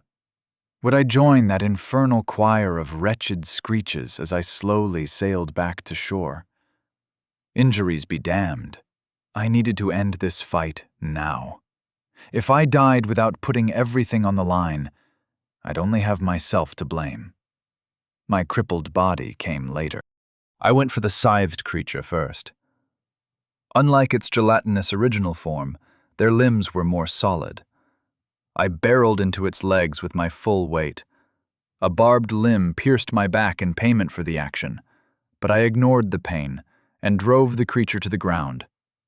I bit and bit and bit into the putrid flesh, while I clawed and scratched it into nothingness. My body was getting pummeled by the hopper and the two regular blobs. My egregious amount of health and natural armor kept me barely afloat. You have defeated a concept of negativity, anger, plus 250 XP. I immediately jumped away from the obliterated corpse and went for the hopper. It was less simple than the scythed blob. Its hops were a slower, more erratic version of the ape from the bowels. When I thought it would hop one way, it would actually move the other. My mind quickly determined that it was not the correct move to pursue the fat beast. Instead, I went for the slow blobs. Their amount of mass and slower movements gave me a full buffet of shit to dig my teeth into. As long as I kept track of the hopper, I could manage to dodge most of the attacks against me. The key word was most. Tens of tentacles whipping at me made it impossible to avoid everything. While I no longer had to be concerned about my health levels, the red timers began to increase. Crippled leg, broken tail, and smashed scales made me feel like I was a survivor of a vicious car accident. But I managed to kill one of the blobs. I grabbed around the tentacle of the other blob and pulled myself into its body. My claws and teeth ripped it to inky ribbons as it screeched into smoke. The hopper landed directly on me and slammed me into the sand before bouncing back into the air. However, this time, it had a passenger. I bit and spat into its body as it landed again to dislodge me from its body. But it was to no avail. I carved its life to nothingness as it was midair. I fell from around 10 feet in the air to land squarely on my back. Ah, fuck. I spat to myself as I tried to raise myself unsteadily to my feet. My right leg collapsed immediately, and I tumbled back onto the sand. How long were these timers going to last? They barely dwindled down. Fortunately, I seemed to have rid the lakeshore of the local beast population. But I was a sitting duck if anything else decided to come my way. I looked around for anything to obscure myself with, but only the sparse shrubs were available. With one arm, I drug myself across the sand towards the pitiful shrubbery. As I did so, a voice called out to me. "Help me!" It screamed at me. A freshly revived arm rose from the tar around 20 feet from shore. The supple flesh was already beginning to form bubbles and fall apart. It was still hopelessly far away and would surely perish numerous more times before they ever had the chance to return to shore. Quest. Sympathy for a tragic villain. A disgraced warrior betrayed by their comrades drowns in tar and would like for you to save them. Rescue them from their cruel fate before they perish another time, and you will receive a bonus. Reward: 500 XP, 1000 XP if done before death. Yoshitsune has offered you 1 recovery potion, green quality, as payment for accepting. As soon as I accepted the quest, a glass vial dropped in front of my face. Red contents sloshed around inside the glass container. I grabbed the vial and uncorked it with one of my claws. Logically, someone who wanted me to save them wouldn't poison me. I decided to trust the stranger and emptied the red liquid into my mouth. It tasted like someone dumped a bunch of herbs into a bottle of cold medicine. But compared to the small rubber processing plant that I just ate, it was like drinking the finest red wine. As soon as I gulped it down, my wound timers disappeared. The lingering pain in my crippled limbs and torso melted away like snow. I pushed myself up from the sand and back to my feet. I tested my affected parts quickly before brushing the sand from my body and relocating the arms that wished for my help. Even though I was grateful to be cured, I was not immediately certain how to save this drowning demon. There were no trees I could knock over towards them, or any vines to use to lasso the arms. Even if I had a rope, it would catch on fire immediately. Maybe the shop had something I could use. I activated the marketplace. I searched fireproof rope and only found purple tier or higher items selling for far more than I had. Instead, I thought 50 feet chain into the search section. At the top were several chains made of low-grade syngot selling for only 200 XP. The only issue was that the quickest sale would be 3 more minutes before the auction timer ended. I didn't think they would live that long, so I quickly scrolled to see if there were any other options. For the most part, it was chains that were too short or too high quality to be worth my use. But then I saw something ideal. At 300 XP, there was a seller with an inventory of chains that had an automatic buy feature enabled. Feeling like it was a worthwhile exchange, I ordered the chain.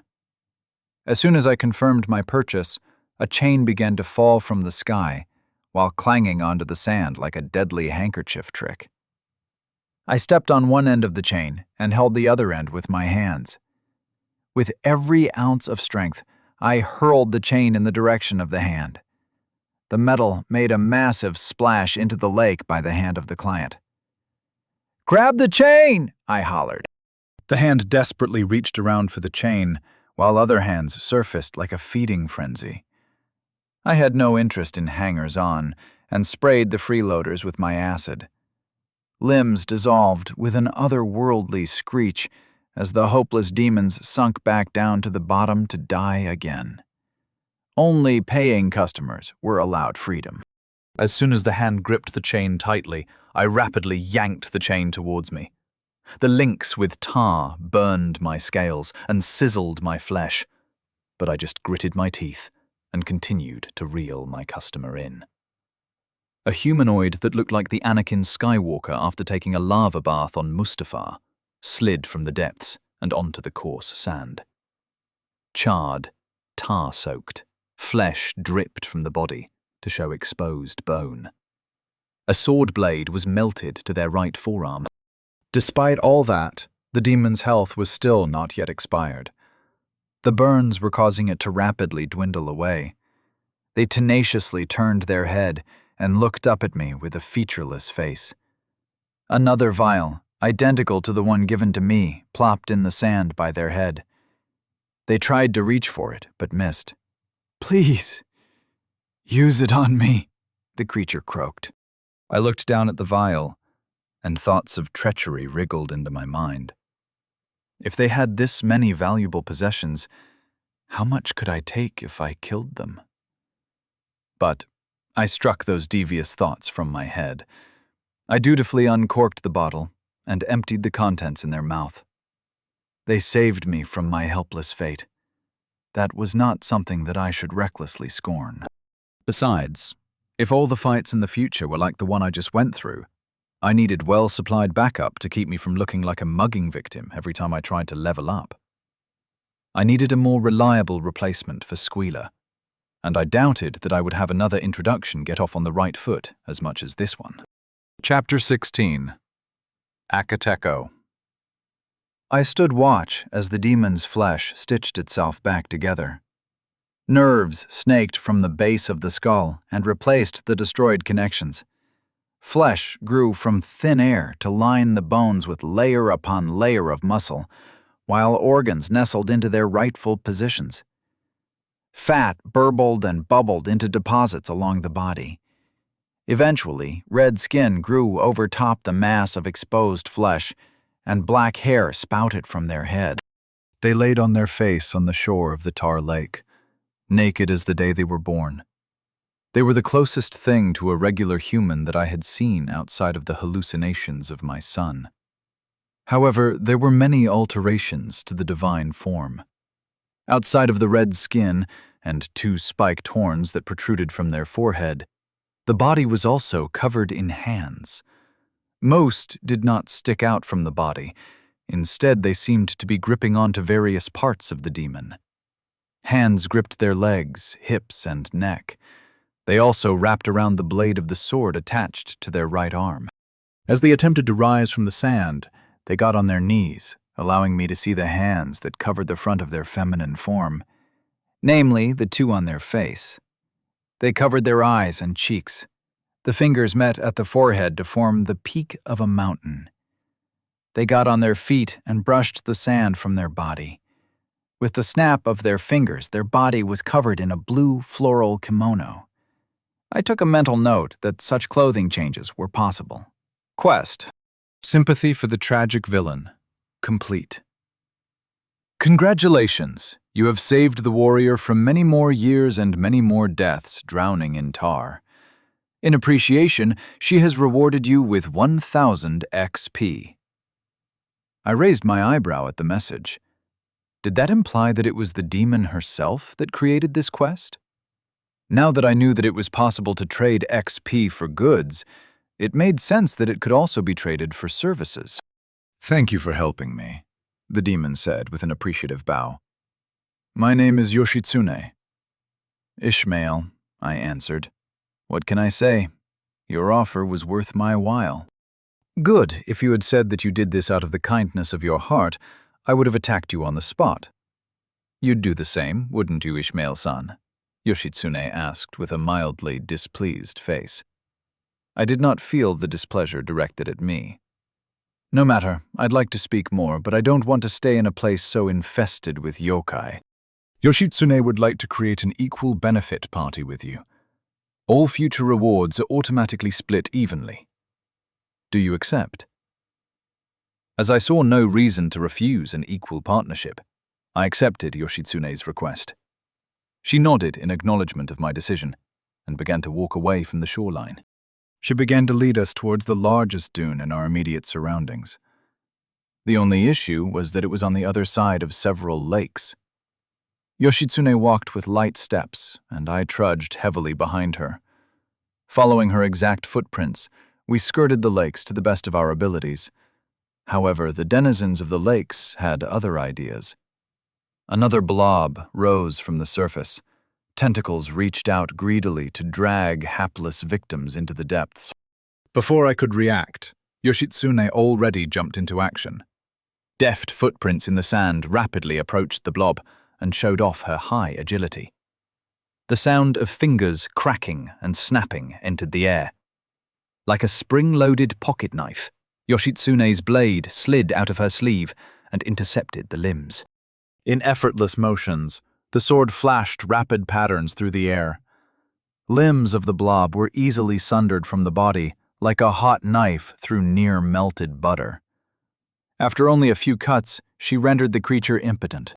Seeing my opportunity, I pounced on the helpless body of the blob and clawed until all that was left was stinking miasma. I stood in surprise at how trivial such a trial became. Maybe 10 seconds had elapsed, and the creature was dead. And it only took 5 seconds to fully disarm it. I usually had to swing twice or 3 times to fully sever a limb. Good, she complimented, the blade pulled back into her sleeve by innumerable fingers. It's always best to kill them before they start to call for support. We can move faster now. No longer concerned about our abilities to kill these enemies, Yoshitsune and I sprinted along the beaches. Anything that tried to jump or pounce at us were turned into the steam that they feast upon. Our teamwork was impeccable. Yoshitsune would disarm while I ripped through the exposed weak points. XP was flowing in droves, and proverbial dollar signs were forming in my eyes. My thoughts were consumed with the thought of fighting Yoshitsune, to see if the blade would sever my own hands with the same ferocity. I wanted to know which of us were stronger. I would have to contain myself because, more than that, I needed to form a longer-term alliance with this demon. As she finally crested the top of the dune, she surveyed the surroundings and frowned. Spreading in all directions was more of the same landscape that we ran through. Stretching in the distance ahead of us was a large ring of teeth-shaped crags, while a giant fog bank sat behind us and obscured whatever laid beyond. "We are deeper than I remembered," she commented, before turning towards me. "Where have you been resting?" "I only just got here," I replied, pointing to the top of a nearby dune. "I woke up just over there. You are the first person I've met." "Then we are both unfortunate," Yoshitsune replied with a small sigh. "But I must admit that I was able to see a portion of your fight between gulps of air. You fight with an impressive savagery. Hold on." She fell quiet and stood perfectly still. I assumed that she was looking through her menus, so I decided to take watch from our position. Now that I knew about the dangers of the tar pits, I could see signs of the creatures that lurked within. Patterns and ripples from the large outlines shifting around showed the extent of the infestation. Anywhere that we traveled would be met with additional ambushes. A pair of scythed creatures were birthed from the soupy blackness of a nearby lake. The hot, black, amniotic fluid dripped from their clawed limbs. They ventured onto the sands, before wandering into the lake that I recently vacated of competition. "This will have to do for now," she announced as she sat down upon the sand. "I will be direct with you, Ishmael-san. There is another job that I'd like to ask for your help with. It was not an accident that I ended up in the depths of those lakes. My former comrades betrayed me and disposed of my corpse for the yokai of the swamps to feed on." "And you'd like them dead," I clarified. Betrayal in a realm of the evil and petty felt more like an eventuality of existence than an unfortunate circumstance. But I sympathized with the demon to some degree. I had my own traitor to deal with. If nothing else, to smile as I stomped them into pulp over and over again. "Yes," Yoshitsune confirmed. "I would have tried to let it go if it were not for the fact that they took an item of sentimental value with them when they emptied my inventory. I do not hold much attachment to my previous life, but I would, at least, like to keep that." "Do you think that the two of us will be enough?" I asked. "No, for now," Yoshitsune answered honestly. "As foolish as it sounds, our low level will work to our advantage. But before I share that method with you, I need to know if I can trust someone like you. I want to know why you're in this place." I looked with surprise at this poor girl, who clearly hadn't learned from her last group. With these new systems, there were probably a myriad of ways to ensure long-term compliance, but she wished to follow the one of mutual trust? The naivety unsettled me. "What about yourself?" I asked instead, throwing her attitude a little off balance. "What if your acts to trap you in these hellish depths are something that I cannot reconcile with?" Oftentimes, it was the ones that were the most outwardly normal that were the most unhinged. I remembered a man named John. He could get along with anyone in the prison, was able to talk about anything with anyone. He'd talk to me about the Falcons and all their stupid roster moves.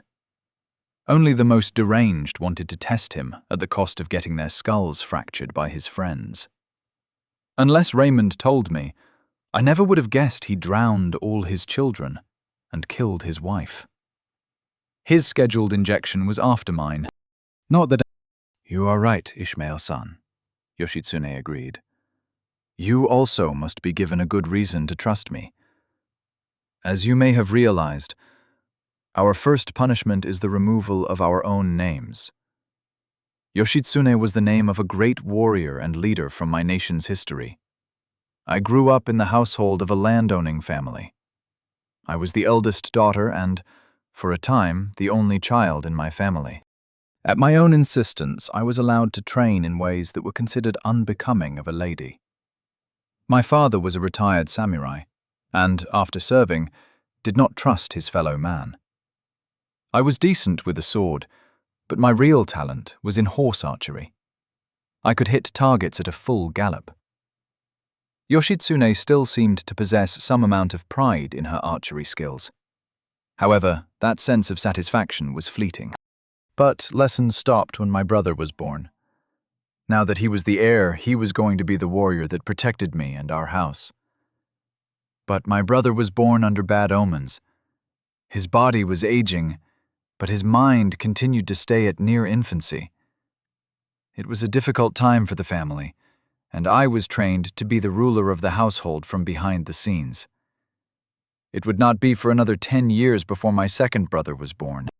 While he was still a young boy, rumors crept from Kyoto that the city was ruled by nobody, and that anyone with enough bravery could become the new shogun. There had been several rebellions in the past, but none as brazen as this. When war began to erupt all over the nation, our daimyo saw their chance to rule and declared a complete conscription of the men of his region. Since my brothers were either infirm or too young, our aging father would have to go to war. Instead, I took my infirm brother's name and father's old armor and went out marching instead. Our daimyo was powerful and led us through many difficult battles with his controlled aggression, and I managed to gain a couple accolades for my prowess with a bow. However, as strong as a daimyo is, his soldiers still need to eat. I acted as an escort for his officials tasked with requisitioning millet and rice from his new holdings. Most complied, but the ones that didn't, the official ordered to be punished. His favorite was the removal of hands. Nobody, not even women and children, were to be spared that punishment. Yoshitsune gritted her teeth in remembrance. The hands on her body were agitated. I could see the clothing rustle and clench.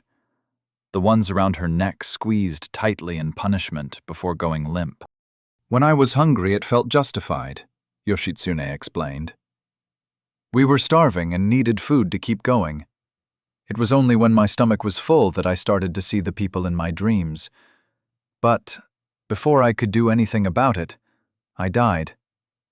I was riding in battle when a stray arrow caught me. Instead of hitting the ground beneath me, I fell down here. My sword fused to my arm, and these hands formed over my body. If this is truly a realm of punishment, this is where I belong. Ah, the loyal soldier that was just doing their duty.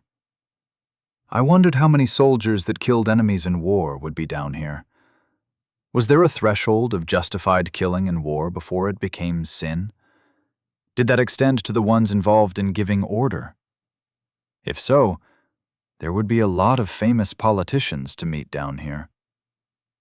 I will work with you, I replied, allowing Yoshitsune a sigh of relief. For a strange reason, it feels good to admit the evil I've done, Yoshitsune said with a sad smile. But her face turned my way, and I could feel the eyes beneath the hands. Now will I be able to accept you. Chapter 17. First Hunt. School taught me that slavery in America was abolished in 1865 through the 13th Amendment. Killer Mike taught me that if you are a prisoner, it still very much exists. But there still is another form, a form that is not often spoken of, as many are ignorant to it. I lived it, starting in my junior year of high school. My father was a textbook piece of shit. His mind was addled by alcohol, and he swung with a punishing fist that was faster than his thoughts. I was told that wasn't always the case, but I never knew him when he wasn't. President Bush sent him on a trip to Iraq in 1990, and everyone says that he came back different. That's how family and friends that knew him would all describe it, as they sadly watched him spiral. He struggled to maintain a job and always had us in and out of welfare. He couldn't get the help he needed on time when he went to the VA for his night terrors. When they got too bad, his patience waned. When his patience waned, someone was getting beat. Even on a good day, someone was getting beat. But on a bad day, someone might go to the hospital. My own 3-year-old head was opened when it got knocked against a doorknob. Nobody remembered what he was angry about that day, not even him. I'm sure it was something important to him, like the Falcons losing. My mother said he cried in regret as my blood pooled on the tile. Not that that changed much. My stupid, battered mother covered up the entire thing and pretended it never happened. So did he. And, like clockwork, the next drunken stupor brought the next round of aggression. It was the reason I hardly saw Kenny. The kid had his room locked down like Fort Knox with massive headphones over his ears to block out the noise. Usually, he was forgotten about. He may as well not have existed. One Saturday night, I was relaxing on my couch and watching a football game when my bloodied father was escorted into our home with a large man on each arm. They deposited his drunken body onto the carpet in front of the coffee table with a loud thud. My mother, instead of rejoicing, screamed and rushed to my father's side. She wept and screamed incoherently at the two men, but a third man walked in, wearing a wine-colored Burberry suit and black-rimmed sunglasses that covered his eyes. The scent of whiskey-soaked oak and expensive cigars wafted from his regal form. He clutched a document in his leather-gloved hand. "Which one of you is?" he asked with an unnaturally deep voice. His eyes drifted my way and made me feel uncomfortable in a way that I rarely felt. "That's me," I said hesitantly as the man approached me. He leaned over and inspected me closely. He poked and prodded at my muscles before nodding in satisfaction. "That will be acceptable," he said with a nod, unfurling the document. "Who are you?" my mother screamed at the man. The man ignored her for a moment. He pulled a pen from a chest pocket in his jacket and scribbled his signature onto the paper. "My name is Charles," he introduced. "As you seem to be surprised, I regret to inform you that your husband has been gambling. He now owes me a large sum of money, a sum that he is hopelessly unable to pay back. He has agreed to allow me to use your son for work in exchange for paying off the debt. After seeing him for myself, I now accept his terms." Gambling, the final refuge of the loser too proud to admit it. For the past several months, my father had been wasting away his disability and my mother's meager savings in illegal poker circles, convinced that he could win it all back on one win. His story ended the same way that the innumerable dipshits before him ended. Sat on the curb in front of a bar, drunk, blank-eyed, and with a cigarette in their mouth. He had to have watched it burn away, as though it were the last embers of his life, preferring to sell off another possession than to admit that he was a failure. A lifeline appeared in the form of Charles. His money paid the bills, while the rest swirled with the roulette wheel and the toilet that my father vomited in after he failed to win big again. And, now that his life was on the line, he sold his son. Bonded labor. Slavery with a nice name. My blood, sweat, and tears would never reach my pocket. Instead, it would disappear into the tens of thousands of dollars of debt that slowly drowned our entire household. If I were an only child, I would have run away to leave my parents to suffer the consequences for their failure as human beings. But there was Kenny. Whatever my parents had done to me, they did worse to him for being a regular kid. He would certainly perish under these conditions. When I thought of my parents being beaten to death, I felt very little. Only Kenny and Miranda were the ones that moved my heart in a way to suffer for them. I accepted the role given to me. Charles gave me a flip phone that I must answer whenever it rang. To my school, friends, and extended family, I was a freelance laborer that sometimes had to leave at a drop of a hat to attend a job. In a rural community like mine, I was only met with nods of understanding and a few words of commiseration. For a while, much of the work was simple. Move crates, watch motel rooms from a car in the parking lot, and collect envelopes from behind various bars and nightclubs. There were only 2 rules to my work. Do not ask questions, and do not speak unless spoken to. I did not need much motivation to follow both rules. Charles showed himself to be an evil man from our first introductions. It did not take much to learn that he was a man of many illegal enterprises, the most profitable of which he liked to call transport services. I heard a rumor that my estate was a pipeline for human trafficking, but I did not realize just how mundane it was. Once I learned what it looked like, I saw it constantly. And now, I was a cog in that great banal machine of evil. Was the survival of myself and family justification to perform jobs that guaranteed their suffering? I didn't have the luxury in thinking more abstractly. I had money to earn. I received a text from Charles as school ended to meet up with Terry at the usual spot. I was a little pissed as I was told that I wouldn't be needed and made plans with Miranda. "You promised," she pouted, as our movie plans would need to be postponed. I was just as disappointed as she was. But the ability to blame work and my worthless parents went a long way to fade the heat I'd get whenever I blew her off. I look back on that time with great bitterness. I met her as a party girl, someone who always did the opposite of whatever her parents ordered her to do. And I was the complete opposite of the kind of guy her parents liked. Carl's inflexibility in his parenting brought her to me. But it also brought her to the ruin that would shatter her life only a few short years after. If I could have gone to more parties with her, to keep her away from the hard shit that would hook her in an instant, I would do that every time.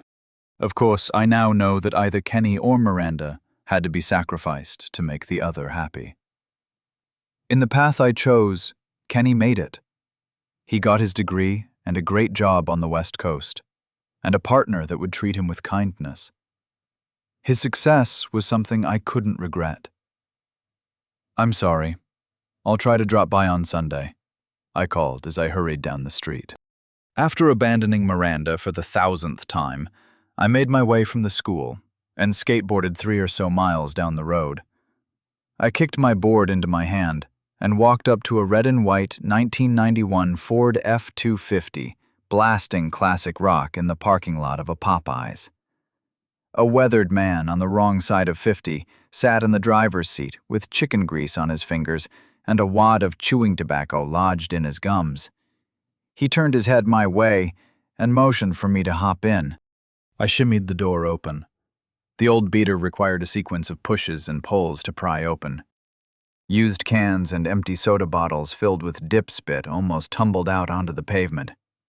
"Hey, fucking watch it," Terry chastised, as he gestured to his impressive pile of trash. It had grown since the last time he got in the truck. "Can't any of you kids get in a damned car without fucking everything up?" "Hello to you too, Terry," I replied sarcastically as I climbed in, and closed the door a little too hard and deposited my board into the back. My nose crinkled as the shaking of the truck dislodged all the worst odors to assault my nose. Terry's truck always reeked of old tobacco, French fries, diesel, and ass. A potpourri of odors to a man fully on the downswing of his life. Unable to handle the smell alone, I took my vape out of my pocket and inhaled the berry-flavored fumes. "Roll down the window if you want to huff that gay shit," Terry admonished as he pulled out of the parking lot and onto the road. "Can't anyone just smoke a cigarette anymore?" I roughly rolled down the window with the truck's prehistoric crank that squeaked the entire time. My feet kicked the empty bottles into a small pile under the seat. "So, what does Charles have for us this time?" I asked with an exaggerated yawn. "I hope it's a quick one. I had to cancel my date tonight." "Overnight or out of town," Terry replied gruffly as he spat into his bottle.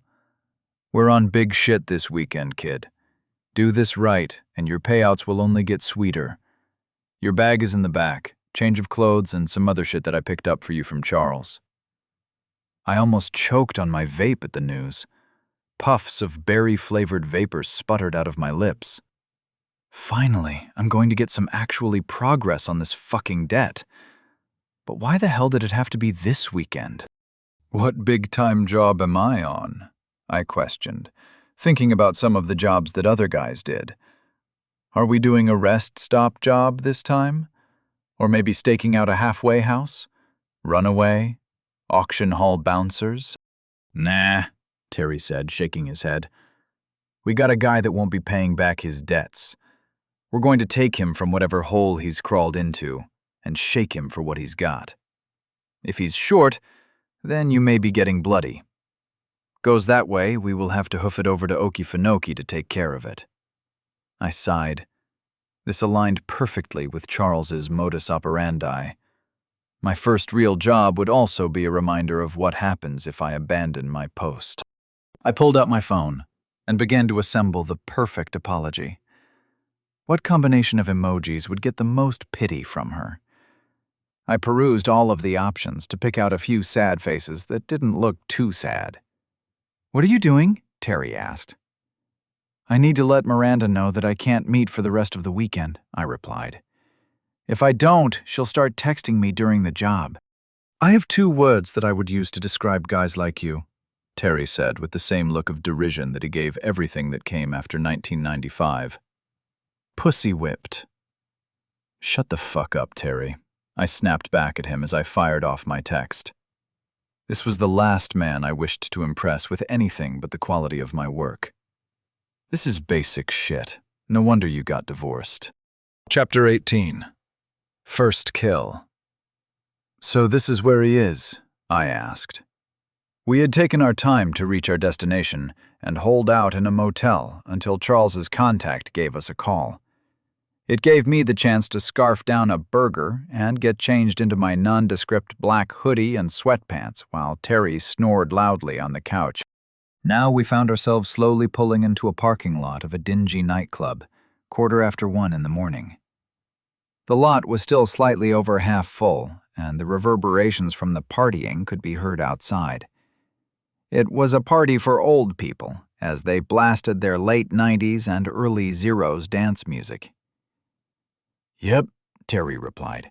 This one Jaime's been dealing with. She's waiting by that shitty little black Prius over there. We hopped out of the truck and made our way to the car. Looking our way was a blonde woman that leaned on its hood. She was in her late 30s or early 40s. She wore a tight-fitting canary yellow blouse that left little to the imagination, with tighter blue jeans. I could see that her tools to entice clients were quite effective. She took long drags of her cigarette and appraised us with a raised eyebrow. If you're looking to try to take me home, I'll have to decline, Jamie commented with a judgmental gaze at my greasy partner before sending a glance my way. Well, I'm not too busy for you. I don't mind putting this off for 15 minutes if you'd like a tour of my back seat. So where is he? Terry asked sharply, his stubborn pride somehow wounded by the truth. Will he come quiet? Jamie flicked her burning cigarette onto the pavement and stomped it out with her knee-high leather boots. She flipped open a small mirror and reapplied a bit of red lipstick. She smacked her lips a few times and smiled a yellowed grin to herself. He expects me, Jamie answered as she moved on to inspecting her hair. I haven't shown up with any backup. I'll talk to him, walk him out, and the 2 of you snag him. Call Todd Peterson and head to his farm. We know he has nothing? Terry asked as he adjusted his waistband. All cleaned out, Jaime replied. My contacts in Jacksonville and my Seminole friend in Orlando both saw him trying to win it back in the casinos last weekend. Lost half of it there and spent the rest drinking himself stupid for the past week. He's got no collateral or suitable contacts to squeeze from. Not to mention we can't get any good organs out of an alcoholic that's this out of shape. Charles says to make an example of him. Snap a few pics of the aftermath and send it my way.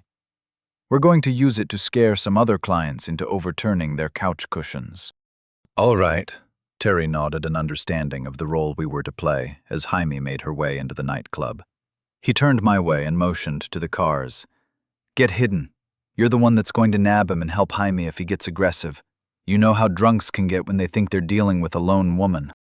I moved to crouch behind the vehicles on the far side of the parking lot. Without the light from the street lamps, I was fully hidden from anyone. As I waited, I wondered if this was how they waited for my own father. A web of underground scum fucks that watched each and every brain-dead move that he made. I felt frustrated by the situation, at how boringly common situations like this actually were, but I was not left alone with my thoughts for long. I heard Jaime's voice re-entering the parking lot. Her tone grew far more flirtatious and innocent than when she briefed us. She strutted confidently with a thin man with a beer belly and an oversized band t-shirt that could barely keep himself upright. He placed an unwashed hand on her bare shoulder for stability, much to her chagrin. Whoa, wait for a second, Jaime, the man said in slow, slurred speech, and his hand gripped tightly on her shoulder.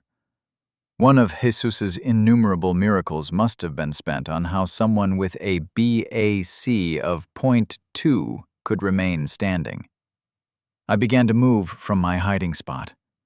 The man's back was to me, and he had the awareness of a blind mute. "What, Bill?" she asked. Her eyes looked directly at me for a brief moment. "I told you that we needed to talk.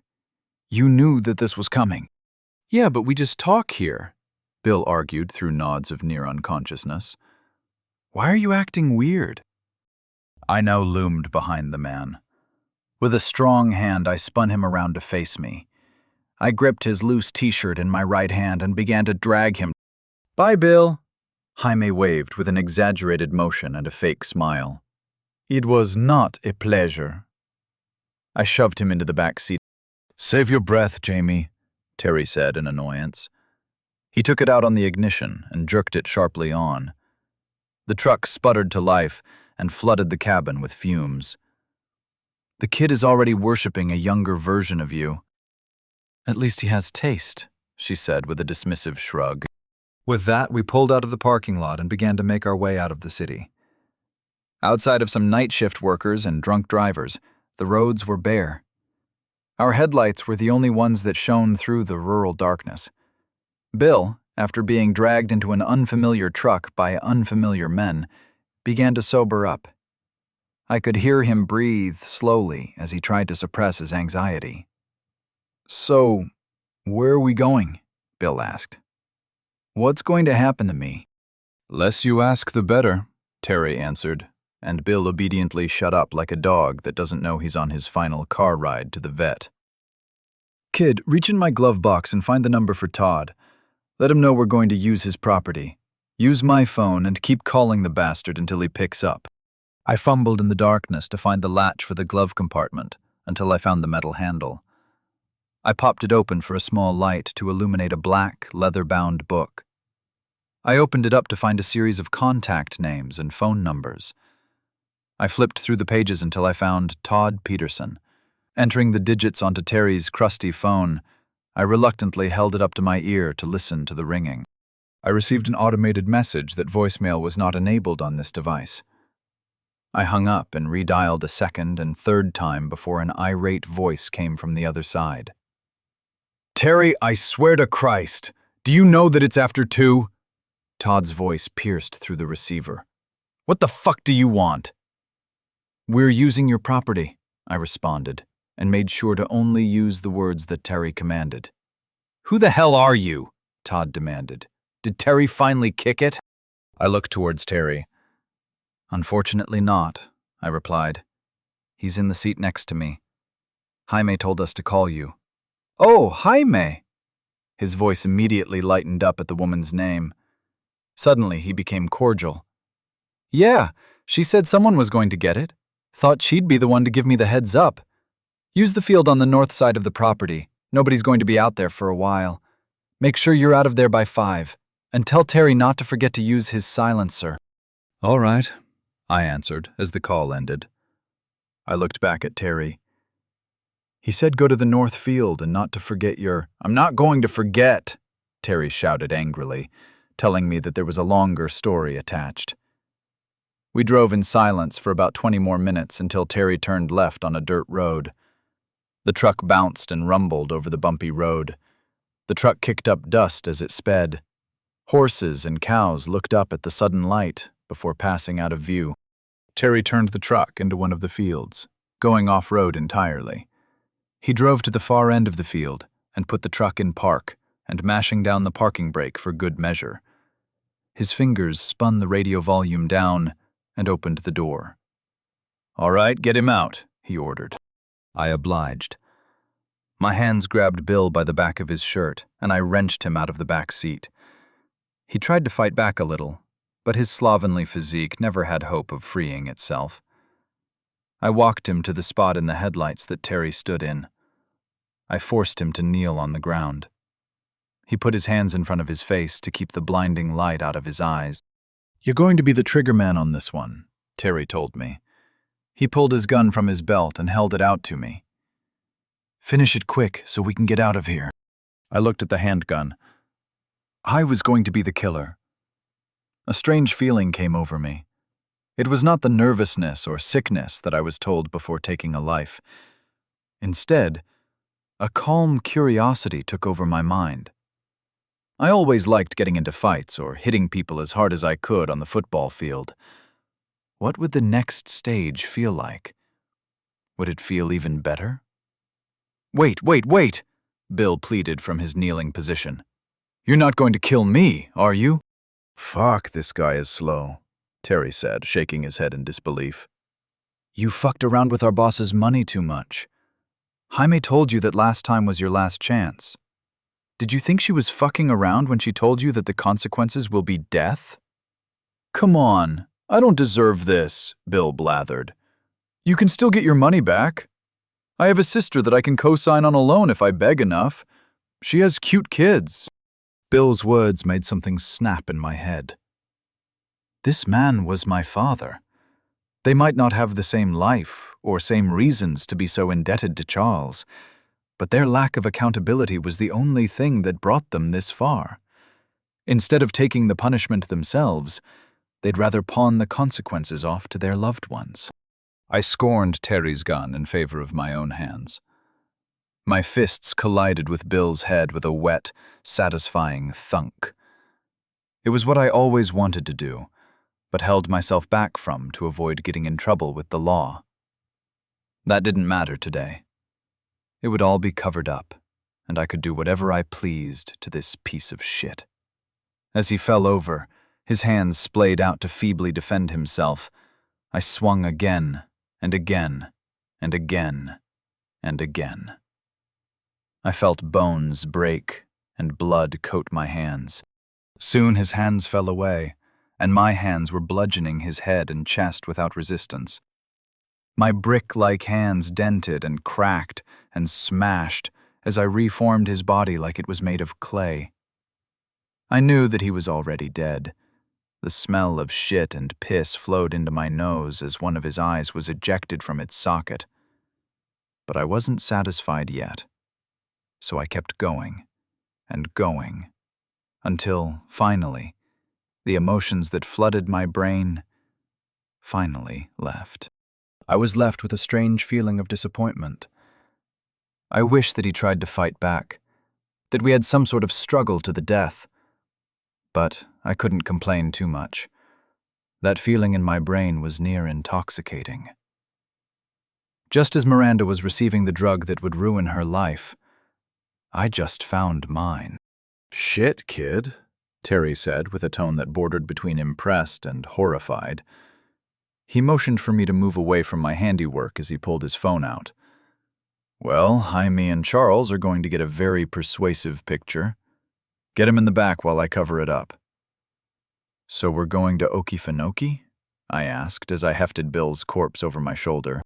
Yup, Terry replied as he pulled a tarp from the back to obscure their work from the world. We're going to chuck him in the swamp so he turns to soup. You wouldn't believe how many people are thrown back there and how quickly their flesh dissolves. My cousin told me that swamps preserve bodies like pickled meat. I recalled some articles that Trevor sent me a while back. But who knows? Since he says the world's getting hotter, maybe it'll break it down even faster in the swamp. Your cousin's a liberal, Terry spat onto the field. And get yourself changed, you're fucking coated in blood. Chapter 19. Power Farm Tutorial. A hired killer and a criminal, Yoshitsune said, with a slight hint of disappointment staining her voice. How were you killed? Execution, I answered plainly with a laugh. It was funny. Some minor internet celebrity murdered his girlfriend and sloppily left it behind in Okefenokee. Cops found the bones of several other missing persons while they tried to fish out the corpse. A couple of them were my own handiwork. One of my former clients got sweaty and blabbed as soon as any pressure got applied. I got exposed along with Terry and a couple others. But the investigation into me connected me to several other cold case killings over the years, so I was sentenced to death. I very much deserve to be down here. Do you regret it? She asked. I remained silent for a moment. Yoshitsune wanted a tortured soul like her to be her companion. Unfortunately, I would not be a suitable person to commiserate with. Instead, I decided to simply choose my words a bit more carefully to make it seem a little justified. No, I replied simply. Everyone that I dealt with was scum. I wouldn't say that they deserved to be killed like that, but I don't regret it. Also, when I was offered a lighter punishment in exchange for giving up names and connections, I refused. I'm no traitor. At least I didn't maim any kids, my brave samurai. Yoshitsune shrank as I turned her crimes back her way. It was refreshing that she accepted her own culpability in her actions, orders or no. You're right, she admitted with a defeated posture. I was overly harsh. You seem to be honest about loyalty to your comrades, as despicable as they may be. I will accept you as my comrade as well. What is it that you desire in payment for your assistance? I put my hand to my chin and scratched my rough scales. There was not much in the way of items that I could use, nor did I even know if my targets had anything worth taking. Even if they did, weapons were useless for me, and my scales acted as suitable armor. There was only one thing that I wanted from Yoshitsune. I want your cooperation after this is over, I answered, much to the demon's surprise. I realize that braving this world alone is suicide, and your abilities have impressed me enough that I want to recruit you. I am willing to accompany you until we reach the level cap of the region, Yoshitsune replied. That is more than appropriate, I answered with a smile. Quest. Murder. Mitsuhide. A pitiful warrior wants to avenge her unfortunate death at the hands of her comrades. Butcher the traitors and leave their remains at the mercy of the aggrieved. Reward. Loyalty from Yoshitsune until level 20 is reached. So, what is this method for getting stronger? I asked, curious of the plan that Yoshitsune devised. Ishmael-san, you have not leveled up to 6 yet, have you? Yoshitsune asked. My mouth opened, but did not produce an answer. I knew that I definitely earned enough XP to level up between saving Yoshitsune and the deaths of all of those beasts. However, I did not recall ever receiving a notification that I had leveled up. I opened up my character page to investigate the discrepancy. Name, Ishmael. Level 5. HP, 199 out of 199. MP, 0 out of 0. Title, The One Who Entertains the Aspect of Wrath. EXP, 4,775 out of 2,500. Transformation, Reptilian, Stage 3. Stats, Strength, 38.19, plus 6.82. Agility, 27.47, plus 6.82. Magic, 0. Body, 40.04, plus 6.82. Armor, 10. Natural. Passive abilities, taken in one's prime. They don't make them like they used to. D. A true beast has no need for magic. D. The body is the best weapon. E. Lernean blood. Active abilities. Flaying tail. Sanguine bite. Acid spit. Notoriety. Demon of the depths. You ripped to shreds the only safety that these poor lost souls ever knew. For better or for worse, they are on their own. Your actions will never leave their thoughts. +1 level to all skills. As it turned out, I had already far exceeded the requirements for leveling up. A new color appeared over my current XP, as if to loudly display the strange situation. Oh, that is peculiar, I commented. I have already far exceeded the level up requirement. I wonder if there is a way to level up now. No, Yoshitsune shouted in a way that was quite uncharacteristic and made me snap into attention. This is what we want. Now that you have advanced from the tutorial and you use XP as currency, you must purchase level ups. My previous group made the decision to purchase levels as soon as we got it. When you are level 10, then the creatures here don't give any XP or bonus stats. The light bulb in my head shone brilliant light on an entire realm of new possibilities. When and how you level became a game of its own. The perfect demon would not level up from the minimum until they maximized their stat gain and purchased all the equipment they needed. If they managed to survive until that point, that is. But there must be some limit to the amount of stats you can siphon off the monsters, I said, doubting that there was such a simple exploit to the system. That is true, Yoshitsune conceded. We will only level when we stop gaining additional stats. I haven't been able to use this method myself, but we had met someone far stronger than us who had. Seeing no glaring flaws in Yoshitsune's grand plan, I accompanied her down the sandhill and back towards the shores of the tar lake. She reached down and picked up a crab that was relaxed upon the beach. The poor crustacean was lobbed into the lake, making a small plop in the active surface of the tar. Ripples formed on the surface before quickly turning into waves as creatures emerged from the displaced tar to hunt down the ones that disturbed their rest. It wasn't enviable work. We traveled from shore to shore to obliterate the beasts that lurked within. We would allow the first creature to call for help while systematically disassembling the reinforcements, without much concern or danger of retribution. I swallowed my dissatisfaction at the loss of danger I felt towards these combats. It was my necessary sacrifice to suitably prepare myself for greater challenges in the future. Yoshitsune's methods were surgical and sterile, indicative of someone that possessed a fair amount of experience in military command. Our battles were innumerous and without struggle. The numbers only climbed and climbed and climbed as we subjected the local ecosystem to a mass extinction event that only mankind could inflict upon nature. Even with a sky, it was still ceaselessly gray and did not show the passage of the day. I felt like a retiree glued to a Vegas slot machine, oblivious to the hours that disappeared behind the addictive clunk of the lever. I still felt like I was freshly dead, that I had only spent a short time in the depths of hell.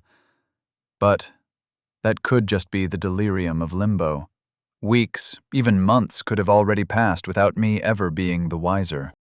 My growth has ceased, Yoshitsune reported, a massive plume of miasma flowing from the blade of her sword. I looked up at her as I ripped apart a bouncing beast. As I looked up my stats for the unknown time since we began, I frowned. I think I have a couple more, I replied. It took 4 more kills before I reached my own limit and purchased my way to level 6. It was already immediately apparent how much worse it would get the higher up they got. Something about the larger growth requirement, combined with the lower XP income, infuriated me to no end. It was a reminder of the cruelty of inflation and stagnant wages of my impoverished childhood. No wonder the demons who ruled took inspiration from the worst human inventions. As I was in the depths of my monotonous slaughter, a sharp scream broke me from my mindless killing. Across the tar lakes, the figure of a demon could be seen. They were slowly being overwhelmed by the murky inhabitants. Just like my first encounter, their limbs seemed to be slowly crippled. That's the common way people go, Yoshitsune commented, her attention also grabbed by the unfolding desperation. You die from the mounting injuries, and they drag your corpse into the lake to feed on. That, or you get found by roaming demons that steal your stats and your life. We can go that way and clear out the beasts. Poor bastard, I joked as I watched the creatures close in on them. Must have been a new level 5 that got unlucky with where they were dropped. But an idea flared up in my mind, an idea that only my memories of Charles could conjure up. There was a more effective way to go about this. I cursed internally that my memories of that damnable Charles that inspired me to reach this conclusion. Yoshitsune, I said, gaining the samurai's attention. I want to save that demon, but I want you to follow my lead. I assume it is not out of the kindness of your heart, Ishmael-san, Yoshitsune replied. I'm sure that they will find it kind compared to what is in store for them, I argued. Besides, it will benefit both of us tremendously. Fine. Lead the way. Chapter 20. Tainted Grace. Yoshitsune told me to lead the way, but the fleet-footed samurai quickly left me several seconds behind to prevent the ailing demon from dying before we could stage our noble rescue. As soon as I got within range, I sprayed my venom towards the most threatening beast. It screeched in pain as the other beasts looked up in time to see Yoshitsune rend their flesh like a blender filled with jello.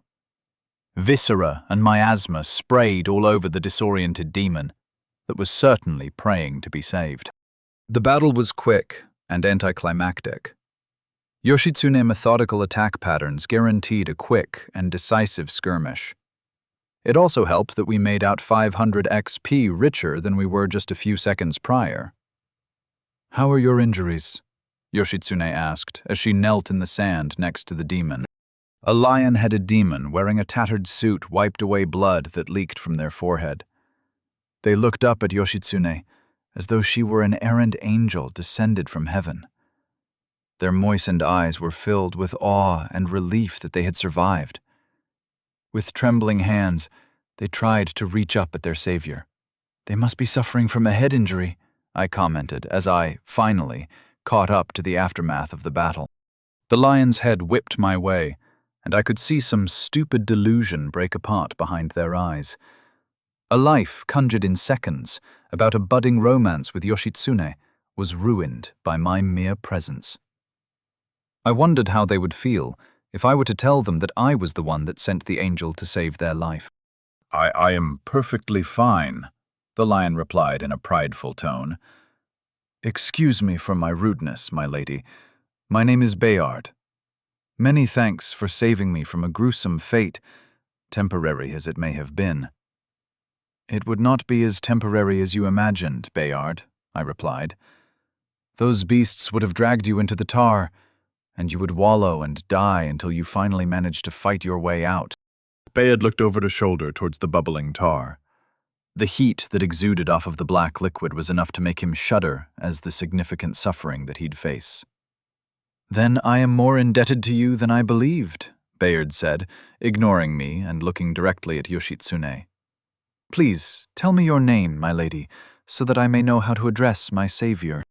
I rolled my eyes. Why couldn't it have been a different kind of fool? I considered throwing him into the murky depths myself when I felt Yoshitsune's gaze on me. Even without eyes, a prickling sensation in my brain told me she was watching me to understand where I was going with this. "Yoshitsune," she answered after I gave her a short nod of approval. "My party mate is Ishmael-san." "Ah, Lady Yoshitsune," Bayard replied ecstatically as he rolled the name over his tongue. "Oh, Angel of the East, for what reason are you traveling with such an uncouth and ignoble creature? I forgive your eyes that have been deprived of sight, but this beast is not the sort that a woman such as yourself should entertain." "That ignoble creature is the one that said that we should save you," Yoshitsune retorted, clearly disinterested in the wooing pressed upon her. As Bayard looked back at me, I waved and showed my pointed teeth. My forked tongue slithered out as I opened my mouth to speak. "That's right," I confirmed with a nod. "It was clear that you were an unfortunate soul that just arrived at this terrible place. It would not do anyone any good if you were left to die and drown in this cruel initiation by Lucifer himself. So I thought it would be a good idea to offer a fellow demon a helping hand." Even after the most cordial explanation I could put together, Bayard still regarded me with a healthy amount of suspicion. I understood that my new visage did not evoke feelings of trustworthiness, but I still felt insulted. Either the people of this realm are of a higher moral fiber than those that languish in the bowels, or you are luring me into a trap, Bayard observed. I clicked my tongue. How unlucky that the fool was only a fool towards women. Trap is a poor word, Bayard, I argued while feigning distress over the accusations. It is our intent to help you become self-sufficient in this new world. Allies are always preferable to more enemies, wouldn't you agree? Bayard's dumb nod permitted me to continue one with my pitch. As such, it is our desire to equip you with the skills needed to survive, no, thrive in a place such as this. You saw how quickly Yoshitsune dispatched those creatures that you struggled against. She is only a level above you. All we ask in exchange for this knowledge is a small commission.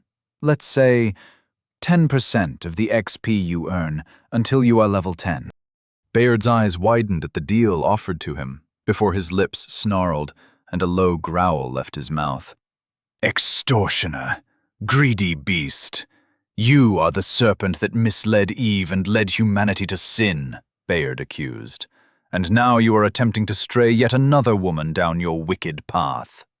Does your deviancy know no limits? Lady Yoshitsune, you must see reason and slay this infernal creature. I beg you. Fuck this, we're not getting anywhere, I barked. The change in tone made Bayard's fur puff up. This stupid shit stain isn't grateful at all. Let's just do what the beasts were going to do and be done with this. The sound of Yoshitsune's hands unsheathing her weapon from her sleeve made Bayard gulp. I knew from my own experiences that his injury timers were still nowhere near close to timing out. Wait, wait! Bayard shouted, eyes filled with panic. But Yoshitsune did not halt at his pleas. She pierced his neck with his blade and yanked it downwards. Bayard's health went to 0, and the demon spilled blood onto the sand. That was your plan? Yoshitsune questioned skeptically. She flicked her blade to create an arc of blood on the ground. I looked down at the dead lion and smacked my lips. Obviously it wasn't ideal, but I still believed that my grand scheme to collect free XP wasn't wrong. I had only come across a difficult first mark. It was something that could happen to even the best. Let's see if his mood changes when he comes back from the dead, I said optimistically as I squatted down beside him. Guys like him are usually slow learners. A little punishment goes a long way to keep them in line. If you knew just how terrible it was in there, he'd do anything to avoid going in, Yoshitsune commented, and grimaced at the tar. That's it! I shouted, as an even more brilliant scheme formed in my head. Yoshitsune tilted her head at me in confusion. I don't want you to throw his body in the tar. He may have been like a fly in my meal, but that does not warrant that sort of torment. That's not it at all, Yoshitsune, I corrected with a smile. I only thought of a more grateful group of people that would give us everything we want. Let's make sure the plan works on this fuck before we move on. I felt Yoshitsune's skeptical gaze, but she did not argue with me. Instead, she kicked some sand on Bayard's recovering corpse. Even though she didn't show it, I'm sure that she was also sick of the grind. Bayard sputtered back to life after a few minutes. His eyes were wide as he scrambled to regain his bearings. A weak complexion covered his face as he saw his angel's clothes splattered with his blood. He scuttled backwards on his hands and feet like a crab until he got a little further away from us. Are you going to behave now? I asked him with a smile. We can keep going if you'd like. No! Bayard shouted, his paws held out in front of him in a weak attempt to ward us away. No! I understand your kindness better. I'll agree to your terms. Wonderful, I inadvertently hissed. But now it's 25%. That won't be an issue, will it? It won't, Bayard readily agreed as a new message appeared in my eye. Infernal contract made with Bayard. Failure to uphold to your end of the bargain will result in a cancellation of the agreement and additional punishments enacted. Now what? Bayard asked nervously. We teach you how to survive, I responded, now bound to uphold my end of the arrangement. Not wishing to have infernal punishment levied against us, Yoshitsune and I took Bayard with us to teach him how to properly fight and defend himself. We showed him how to kill a beast quickly enough to avoid it calling for reinforcements, as well as the best places to flee if things become overwhelming. Now that whatever lustful stupor that poisoned his mind was popped at the tip of Yoshitsune's blade, Bayard became an invested student. He asked regular questions and actually attempted to follow our instructions to the letter. Perhaps it was the fact that we were contractually obligated not to lead him astray that made him more receptive. Regardless, I was pleased that that intolerable, flirtatious side of him had gone away. If you do find yourself with an injury, you can take a potion to recover your health and remove those conditions, Yoshitsune explained to Bayard. The lion's eyes were focused on the store's interface. It is a good idea to always have at least 2 in your inventory at all times. And I can purchase weapons and armor as well? Bayard asked. Is that where you got yours? Yoshitsune bit her lip slightly in contemplation. She touched her hidden blade with her opposite hand and looked back at Bayard. Something like that, she replied. Bayard went quiet as he stared at whatever windows were inside of his eyes. He cursed to himself a couple times before a pair of potions appeared out of thin air and landed in the sand before him. After a couple more minutes, a cavalry saber and a pair of vambraces dropped from the sky. Finally, Bayard said joyfully as he held his new weapon in his hands. No longer will I need to act in the manner of a beast. I now have a proper weapon for proper men. I won't thank you since you slit my throat and will be siphoning my income for some time, but I must agree that this was a better fate than I faced alone. Bayard set off on his own path, away from us, probably quite eager to get as far away as possible. Until he purchased level 10, he would be a constant stream of income for us.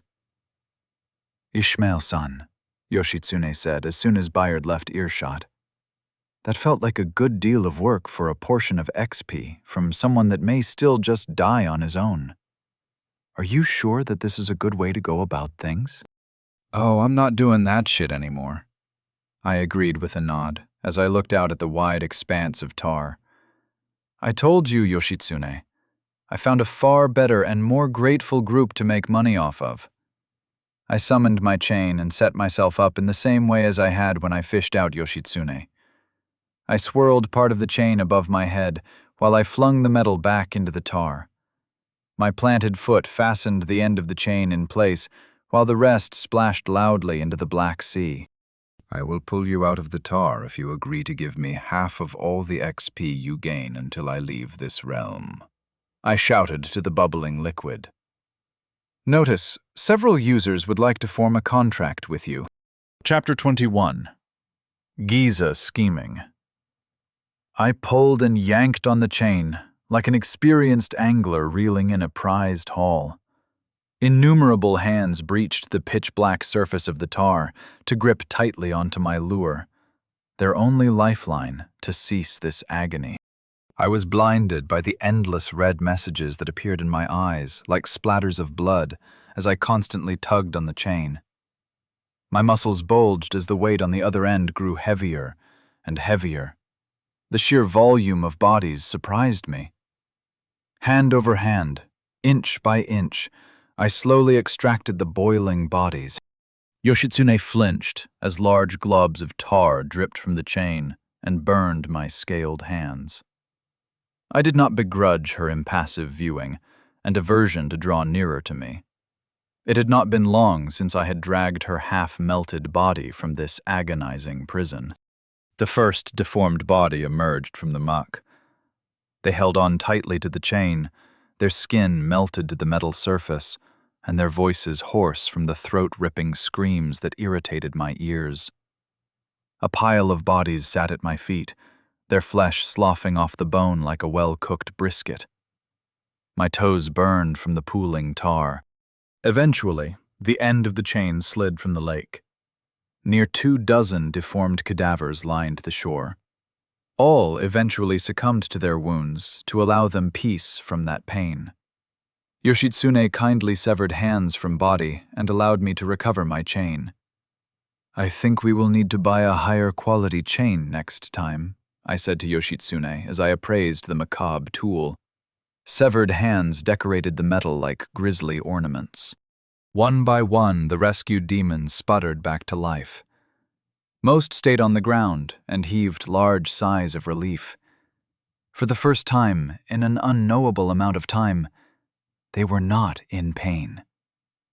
Their eyes would eventually shift towards me, their savior. "Thank you," a woman with mandibles sputtered. "I'm finally free." The first show of appreciation caused a wave of gratitude to wash my way. Praises and words of thanks accompanied overeager reaching hands that tried to touch my assumed divinity. I took a half step back and donned my warmest fake smile. With my small flock, I felt like a duplicitous pastor that could send them cheerfully towards my unholy purposes. "You are very welcome," I said, doing my best to not lop off any limbs that got too close to me. "But all that I need from you is to continue to try to fight and grow.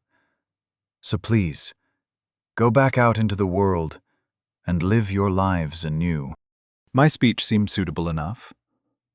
The ones that seemed less enamored with me, and the more intrepid demons, set off first, leaving me with only the docile ones who continued to look at me with expectant eyes. Perhaps the heat of the tar boiled their brains and left them as irrecoverable imbeciles.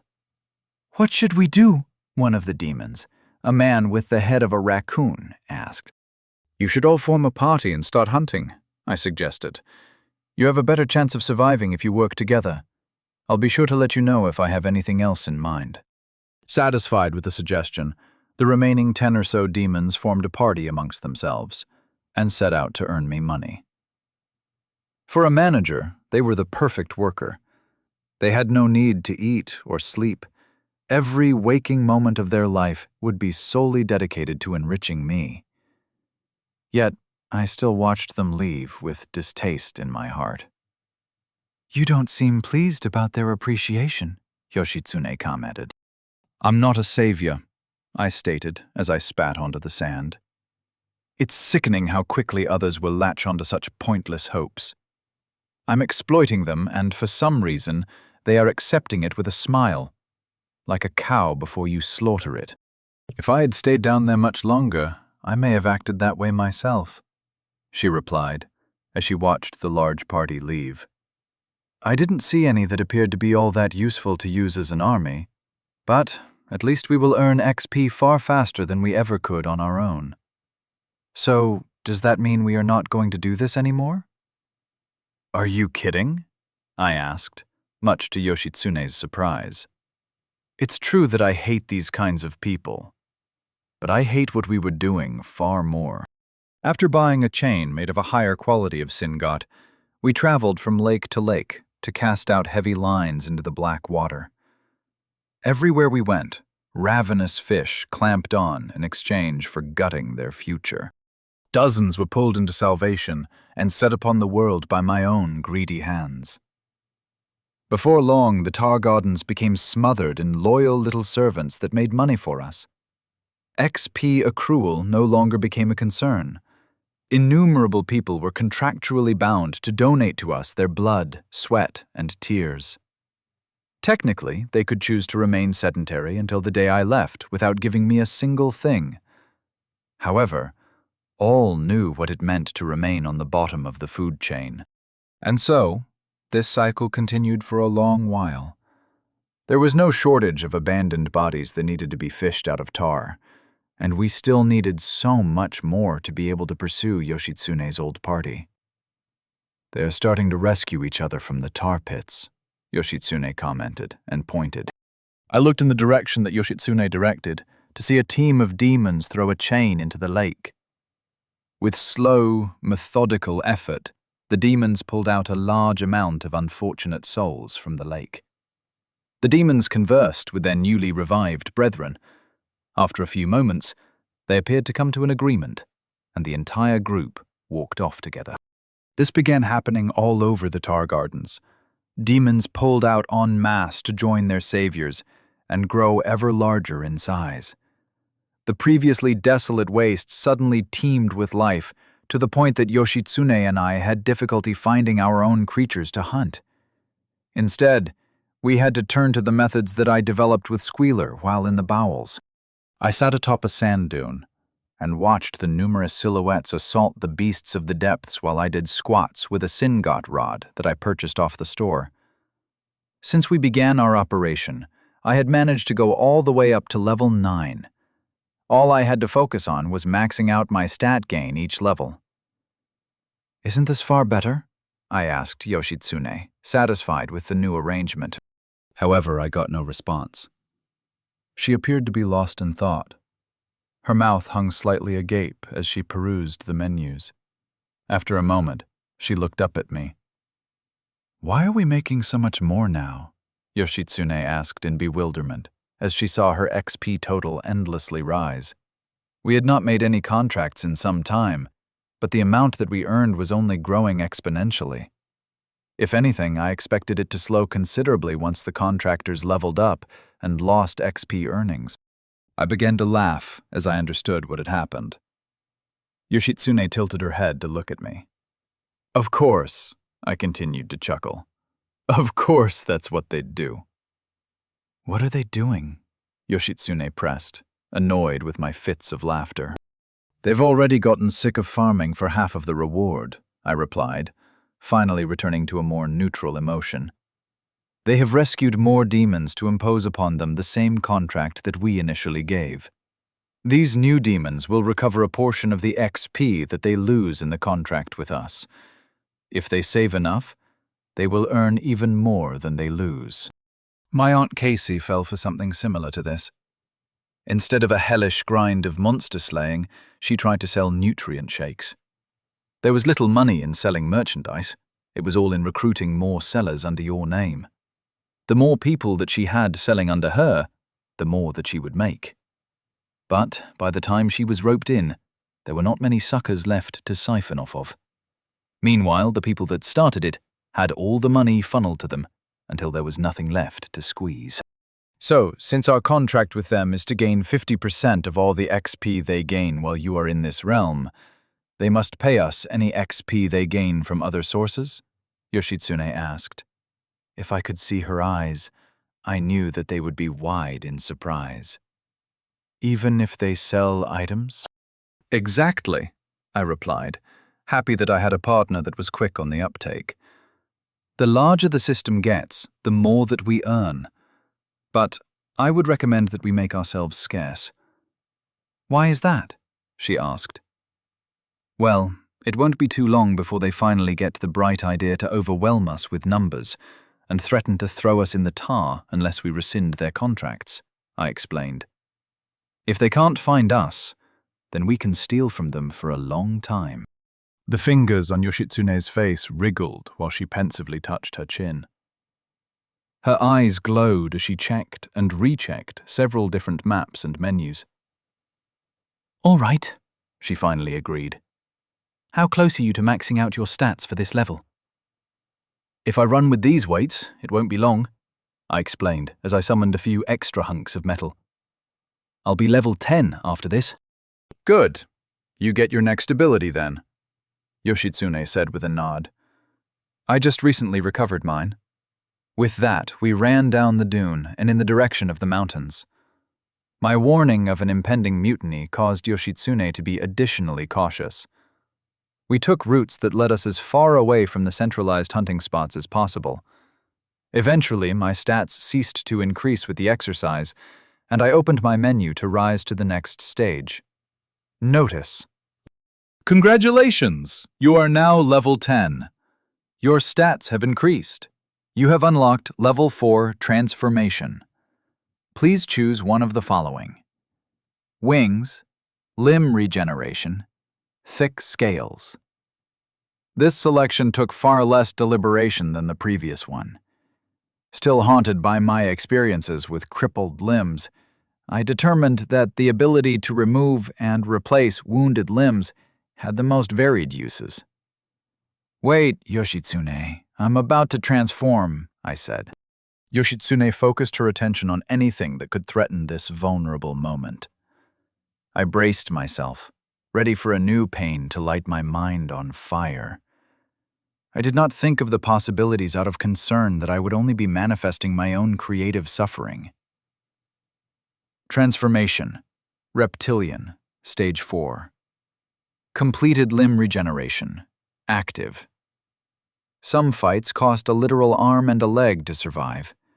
Now that cost will not linger until you die or pay a hefty price for a potion. Able to regrow any limb. Cannot regrow head or internal organs. Oh, I said with pleasant surprise. Finally, a painless one. Chapter 22. Manhunt. Yoshitsune led me to the end of the world. As we approached it, the black, rocky teeth that made up the maw of this realm's infernal mouth grew ever taller to serve as the impenetrable border that hems all us in. To climb to the other side was to fall off the face of the world entirely and tumble down into endless infinity. At the moment, we were staking out a series of cave entrances from a vantage point atop some dunes. Yoshitsune had remained perfectly still for what felt like days, as she observed the openings with whatever form of perception she did possess. As for myself, I had managed to get my stats maxed up to reach level 12. However, it was clear that things were beginning to grind to a halt. There were only so many beasts to hunt, and XP now exchanged numerous layers of contracts before it finally reached our pockets at the top. Conflict between the groups was inevitable. It was too bad that I did not get to watch it, but I knew that the resulting death would obliterate our passive income for some time. I had also learned that there was a variety of entertainment available for purchase in the store. Tomes upon tomes, written by the creatives of The Damned, were made available for me to indulge in. There hasn't been any movement since we got here, Yoshitsune said with a frustrated tone. Did they move? I think we should look inside, I suggested, as I looked up from my book. With a single thought, the book evaporated from my hand and returned to my inventory. Sitting around out here is not changing anything.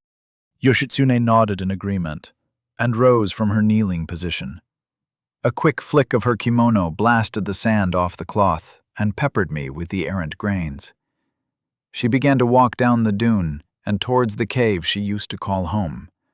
A war that raged between rage and nerves made her body tremble in anticipation. So, what kind of demons are the targets? I asked, as I began to plan my strategy around a fight back in the caves. When I was killed, there were only 4 of us remaining from our original group, Yoshitsune explained. Uragoe is the strongest of us, and my former leader. He can create blades out of the air itself and fly a limited distance, maybe 50 or so shaku. Yarek fights much in the same way as you do, Ishmael-san, up close with their hands. There is also Rafa, who uses stealth by manipulating shadow. Do you think they recruited more after your death? I asked. No, she answered quickly. After we left the bowels and had a few fights in the tar gardens, Urigo became far more frustrated with our performance. He believed that the members of our group that did not make it to the other side with us were traitors who abandoned us intentionally. I believe that he regretted his decision to leave our position of power within the bowels. That's why he slowly turned on the rest of us, to eliminate the weakest of us. I should have tried to leave far earlier. We made our way into the cave entrance, and Yoshitsune's blade crept from her sleeve. The low ceilings and glowing moss reminded me of the constricted tunnels of the bowels. I ran a claw along the walls of the cave, and that heinous odor entered my nose. Do these tunnels connect to the bowels? I asked. Did we even have to use a portal? They do connect, Yoshitsune confirmed. However, even if you did reach a connection, there is an invisible barrier that prevents you from crossing to the other side without the use of a portal. It was a miracle that 6 of us out of 30 managed to arrive in the same place. You all arrived in the same place? I asked in confusion. If others had been with me, would they have seen what I saw? Close enough that a few of us remained in a party and tracked each other down, Yoshitsune confirmed. However, that was the last bit of fortune that ever came our group's way. A shallow bend led us to a small cavern. Yoshitsune came to a halt at the bare rock floors. She knelt down to inspect the ground. Her fingers passed over the stone to try to discover any sort of clues available. Empty, Yoshitsune said, with bitter disappointment. Had you moved before? I asked. No, Yoshitsune said definitively. Uragoe would have had to be driven out before he gave up a place that he considered his. I lowered myself to the floor to do my own investigative work.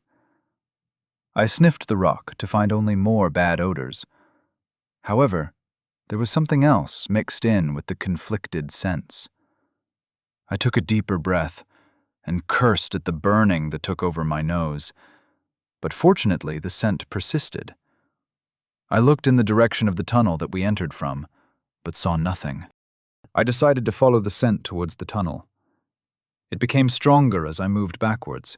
Before I could get close enough, some rocks jostled out of place, and I heard footprints pattering directly in front of me. "Someone's here!" I called out as I blindly swiped at the wall. They must have ducked below my hands. Rocks fell away and blasted me with the terrible stench. My eyes went black, and a timer of a crossed-out eye appeared above my health bar. I placed my hand on the wall to stabilize myself as the short timer wound down. "Rafa!" Yoshitsune shouted as she sprinted up the tunnel. As soon as my eyesight returned, I moved to follow her.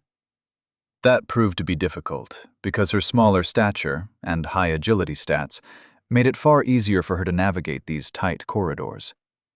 She quickly disappeared from sight in order to hunt down her quarry.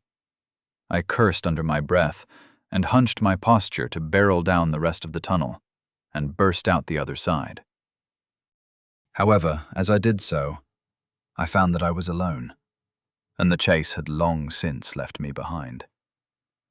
I opened my map to see Yoshitsune rapidly moving off towards the tar lakes. With the map open to track our locations, I ran to catch up with the hunt. My hulking frame prevented me from closing the distance. Are we being led towards a trap? I examined the map for any locations that seemed to be suitable. But that did not make sense. It would have been smarter to ambush us inside of the cave. A bolt of lightning and a crash of thunder from Yoshitsune's direction derailed my train of thought. I continued to sprint onwards to support Yoshitsune if things took a turn for the worse. Another lightning bolt cracked the sky and illuminated 2 figures. As I grew closer, I saw that the thunderbolts were Yoshitsune's doing. She opened the sky to deliver punishment onto the traitor. She stood over its steaming body, with her blade raised high into the air. With a swift motion, she swung the weapon down and slit the demon's throat. "Yoshitsune!" I called out to get her attention. When she turned to face me, I noticed that her clothes and face were covered in an inky liquid and pierced with brown feathers. Her health sat just below half. "Ishmael-san, apologies that I left you behind. Rafa is quick, and I could not afford to wait for you," Yoshitsune explained. "We will need to bind her before she wakes up again." I summoned my chain and stood over Rafa. Brown plumage framed her owl-like face, and her still open eyes were dyed black with shadow. Her body was unnaturally light, and binding her limbs with the chains snapped her hollow bones. It was not long before life returned to those blackened pupils, and Rafa revived. Upon seeing us, she tried to scuttle away, only to find that her body was bound by a heavy chain. She winced in pain as her fragile bones creaked from the biting metal, and her body slouched in acceptance at her position. "Yoshitsune," Rafa greeted. "You have done well for yourself by getting out so soon." Uragoi had Yarek throw you so far that it should have taken decades for you to crawl out, if ever. Where is Uragoi, Rafa? Yoshitsune asked pointedly. Rafa laughed with the eyes of a person who knew they were doomed. I had seen it many times during my previous work. It does not matter if it is man or beast. The creature that knows that it is dead will do anything to screw over the ones that attacked it to ensure it has the last laugh. Terry often bitched about a deer he shot that flung itself in the river with its dying breath so he couldn't have the meat. I'd love to tell you, Yoshitsune, but Uragoi left me behind not long ago, Rafa answered bitterly. He said that I was too useless to keep around any longer, and that the group was no more. I'm sure that you have some idea of where he is, don't you? Yoshitsune pressed. She prodded the tip of her blade into Rafa's flesh. Blood pooled from the wound.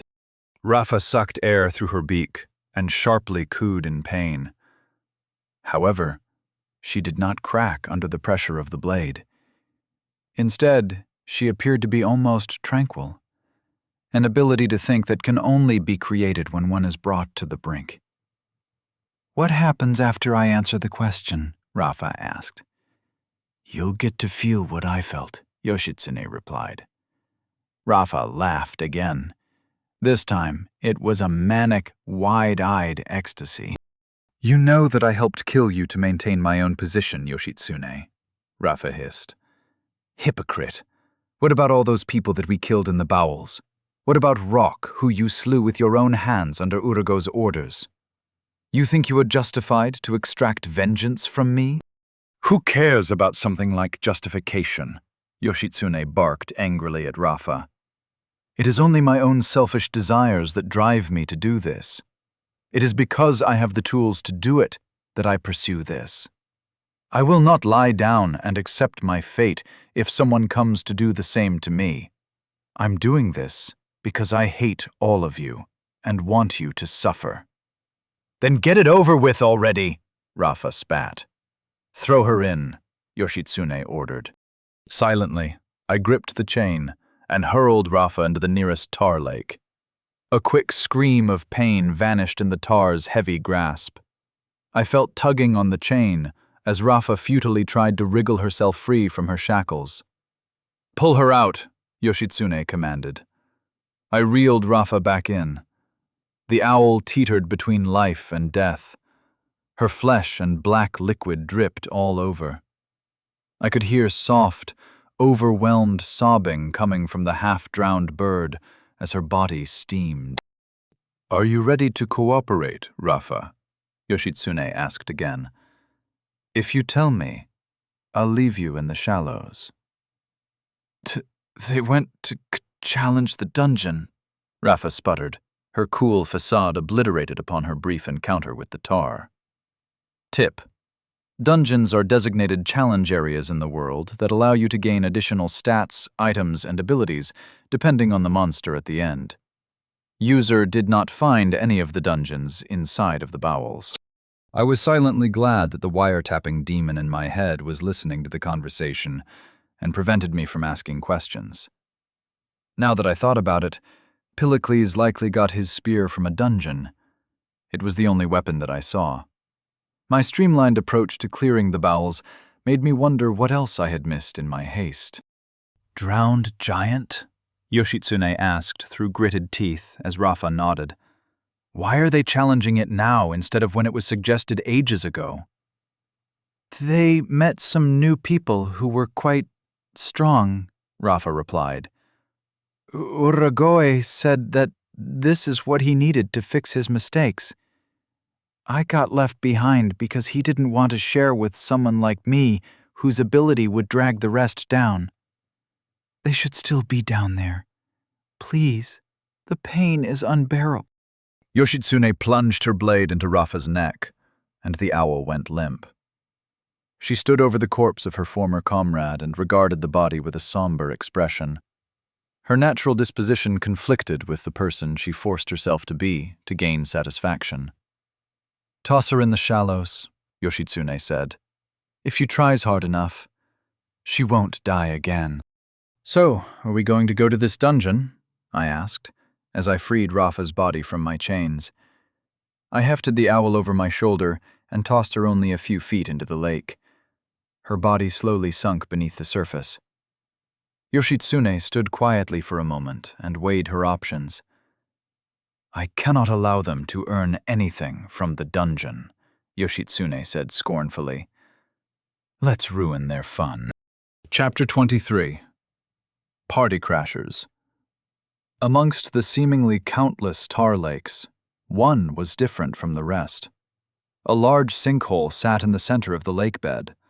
Small puddles of tar rested in slight depressions in the soil, and a small smattering of beasts roamed around the dungeon entrance to ward off any who were unworthy of entering. As soon as Yoshitsune and I got close enough, the guardians of the entrance moved to attack us. However, without the protection of the tar, the beasts here were even more routine than usual. With a few swipes of claws and slash of blade, the guardians dissipated into miasma. We stood at the entrance of the dungeon. As I looked down the hole, I could only see darkness. So, what do you know about this place? I asked Yoshitsune. We heard about it from another demon who claimed to have cleared it with another group, Yoshitsune answered. They didn't tell us what the reward was, but they were so impressively strong that they must have earned something good. You done one of these before? I asked as I kicked some sand down the hole.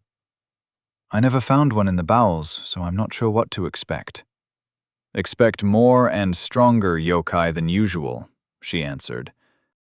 Without any further explanation, Yoshitsune took a step forward and descended into the hole. Her body immediately disappeared into the blackness, as though it was phased out of this plane of existence entirely. Great explanation, I said with a smile, and jumped in after her. As I stepped into the opening, I felt the world shift around me. Then, I was pulled down rapidly, like an invisible hand grabbed my legs and yanked me down. I looked up to see the sky disappear, and a message appeared. Notice entering dungeon. Drowned giant. I slid down a sandy tunnel for several seconds before being deposited into the starting area. My feet met solid rock, and my scales baked from the intense heat. I stood on a narrow walkway flanked by tar that bubbled and exploded like hellfire. Large bubbles popped and flowed the boiling liquid across the passage. Massive skulls protruded from the seas. Their eye sockets, devoid of all their flesh, stared at us newcomers. Yoshitsune stood a few steps ahead of me. Her focus was on the other end of the passageway. Her sword was already drawn and ready to mince her targets at a moment's notice. Let's get going. We have a lot of ground to make up, Yoshitsune said. She quickly broke in a sprint towards the other end of the walkway. Surprised by her recklessness, I hurried behind. My eyes stayed peeled towards these more dangerous beasts that were primed to act like the kraken and grip us with their tentacles. However, outside of the burbling from the heat, the tar remained relatively inert. I felt ill at ease. That feeling that you get in the base of your brain when you know someone is gunning for you. A fucker moves from his usual spot in the cafeteria. He switches times with other guys for showers, but you still know he's there, watching you, and waiting for the moment when he can best strike. In those instances, it was always better to go seek them out yourself and beat them within an inch of their life. Unfortunately, leaping in the tar to find whatever lurks below the surface would be a folly not even my most adrenaline-addled brain would jump at. A large splash of tar swept across the passageway and made my premonition feel like fact. Yoshitsune effortlessly leapt through the air to avoid any of the liquid, while I had to arc my body on a much lower trajectory. Droplets of tar kissed my scales with burning passion and shaved off trace amounts of health for good measure. My eyes quickly darted around to find whatever launched the attack against us. But nothing revealed itself. The beast chose to remain as an ambush predator, content with its territorial advantage. The rocky passage no longer became continuous. Large chunks of stone fell away into the tar and left wide gaps between. The boiling liquid that waited in between the safety and burbled death to us. Yoshitsune did not even hesitate in her calculations. She flung herself across the gap without breaking stride and landed on the other side in stride. I felt stupid. I was being outdone in fearlessness, and it was making my teeth itch in discomfort. Where did this caution come from? It could not be tolerated. Like a gator skin cannonball, I rocketed my impressive mass across the gap and crashed into the rock. My landing shook the passageway, and the tar sat only a few inches behind my heels. I raised my tail even higher to avoid accidentally dipping it in the tar. These gaps became more frequent the deeper that we got into the dungeon. Sometimes it was a short gap that belched tar when you passed over it. Other times, we needed to jump continuously across many gaps. The most recent time, the beast I was convinced was following us splashed tar onto where we intended to land. There was little else to do but to accept the pain. My feet were still steaming from where it was charred. Rough rocks dug into the tender flesh and made me scowl in discomfort. I noticed that my health was not regenerating in the dungeon. The burns and small wounds that I accrued would not subside. There were no symbols by my health bar, further leading me to believe that we were technically in combat. Eventually, the thin passage widened into a far larger platform. The tar swept to the left side of the platform and rushed over a hidden edge to form a tar fall that crashed on whatever was unfortunately enough to be below it. Strewn atop the rocks were numerous monster corpses, along with a singular disemboweled demon. A massive mammalian-looking beast lied butchered and half-submerged in the tar. The powerful bursts of steam caused its massive body to bob on the surface. Long scorch marks spread out from its body and covered the ground in looping trails of fire. "Is that body one of your friends?" I asked Yoshitsune. "No, this one is a lizard," she commented. "Uragoi is a tengu, and Yarek is some sort of bear." "Someone unrelated, then. It must be a recent fight if the monster bodies are still here," I observed. "Should we wait for it to revive, or toss it?" Yoshitsune shook her head and walked towards the back of the platform. A steep set of stairs twisted and turned downwards towards the bottom of the tar falls. It'd be pointless to wait. You can't revive until the dungeon is cleared or failed. The same goes for the monsters. That's why we didn't need to worry about any, Yoshitsune explained. You lose significantly more for dying, but it's worth it if you manage to collect the reward for conquering it. If someone died here, either luck has abandoned them, or the group ahead are close to running out of health potions. Can't they buy more? I asked. You can't access the shop in a dungeon, Yoshitsune answered.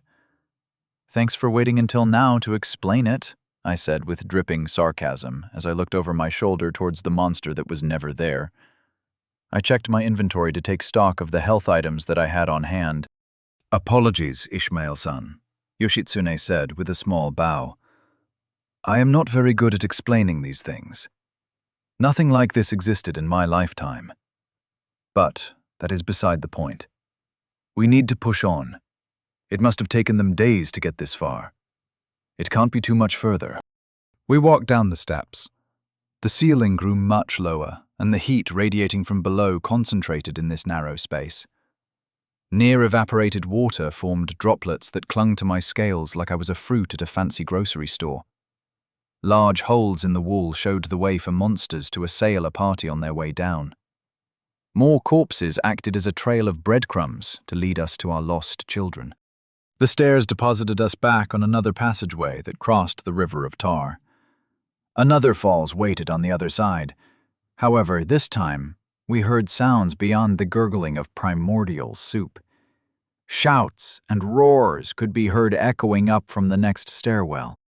Yoshitsune once again broke out in a frenzied run and forced me to give everything that I had to catch up with her. Crackles of electricity sent sparks off her body like a neon light with faulty wiring. Her punishing hands tightened down on her angry red skin. Her intoxication finally infected my mind as well. The sheer amount of monster corpses interested me, but it was the sounds of fresh combat nearby that sent my mind ablaze with the eagerness to throw myself into the fray. The strong hunting party, the strong monsters. I wanted to kill them all and rip the reward that they worked so hard for from their tired hands and serve my own ends. It was not malice. It was what I was owed. We leapt over the gaps in the rock, our unfettered movement making all obstacles appear meaningless. Stairs were taken several at a time. Sounds grew even louder to compete with the sounds of blood rushing past my ears. The stairs opened into a massive chamber, where a battle of life and death played out before my eyes. Tar spilled down to the foot of the falls. Standing in the shallows was a black-furred mammoth. Its trunk sprayed tar and flames down on 4 demons in front of it. Long-toothed beasts prowled onto the rocks to pounce at their enemies. A massive gust of wind blew at the rapidly approaching beasts and ran massive gashes into their bodies. A large furry demon smashed one of their heads, while a gilled woman with skin of aquamarine scales launched globes of water. Finally, a demon that looked like an anthropomorphic weasel stood directly in front of the mammoth and prodded at it with a large spear. All of them were too focused on their foes to notice that new adversaries had joined their party. However, it seemed that an ambush was not good enough for Yoshitsune. Her body glowed with righteous anger as showered the ground with spark. She pointed her blade towards her hated foe, a demon with a bald head and a long red nose that wore samurai armor. Crow wings sprouted in 2 black tufts from his back. Uragoe! Chapter 24. Flesh and Bones. A flash of lightning left Yoshitsune's blade to smite the target of her hatred. A crack of thunder followed as the bolt's companion ripped through the enclosed space like a gunshot or an errant firework. The bolt struck the long-nosed birdman in the side and smashed him against a wall of the chamber. He bounced against the stones and landed gently onto the ground. "Yoshitsune!" Urago shouted in surprise. "I should have done a better job of disposing of your body. Next time I will bury you under the lake bed." "You are not allowed to speak my name," Yoshitsune screamed. She quickly stepped into Urago's space before his wings kicked up a strong gust that buffeted her mid-swing. Urago managed to duck beneath the sweeping blade and summon several of his own. While they were quickly neutralized by Yoshitsune's arcing katana, Urago used the opportunity to buy himself more space. Yerrick and I approached each other with the mutual understanding of each other's roles in this personal duel. I locked hands with the upright bear and felt the tightly corded muscles push against me. I placed my hands on the furry demon's shoulders and pushed back with all my might, overjoyed with the simple, honest challenge.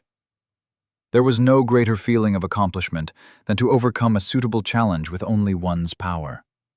Mano a mano, muscles against muscles. No teeth, no tails, and no abilities. The claws of our feet scrabbled the rocks while our arms strained and our teeth became clenched in focus.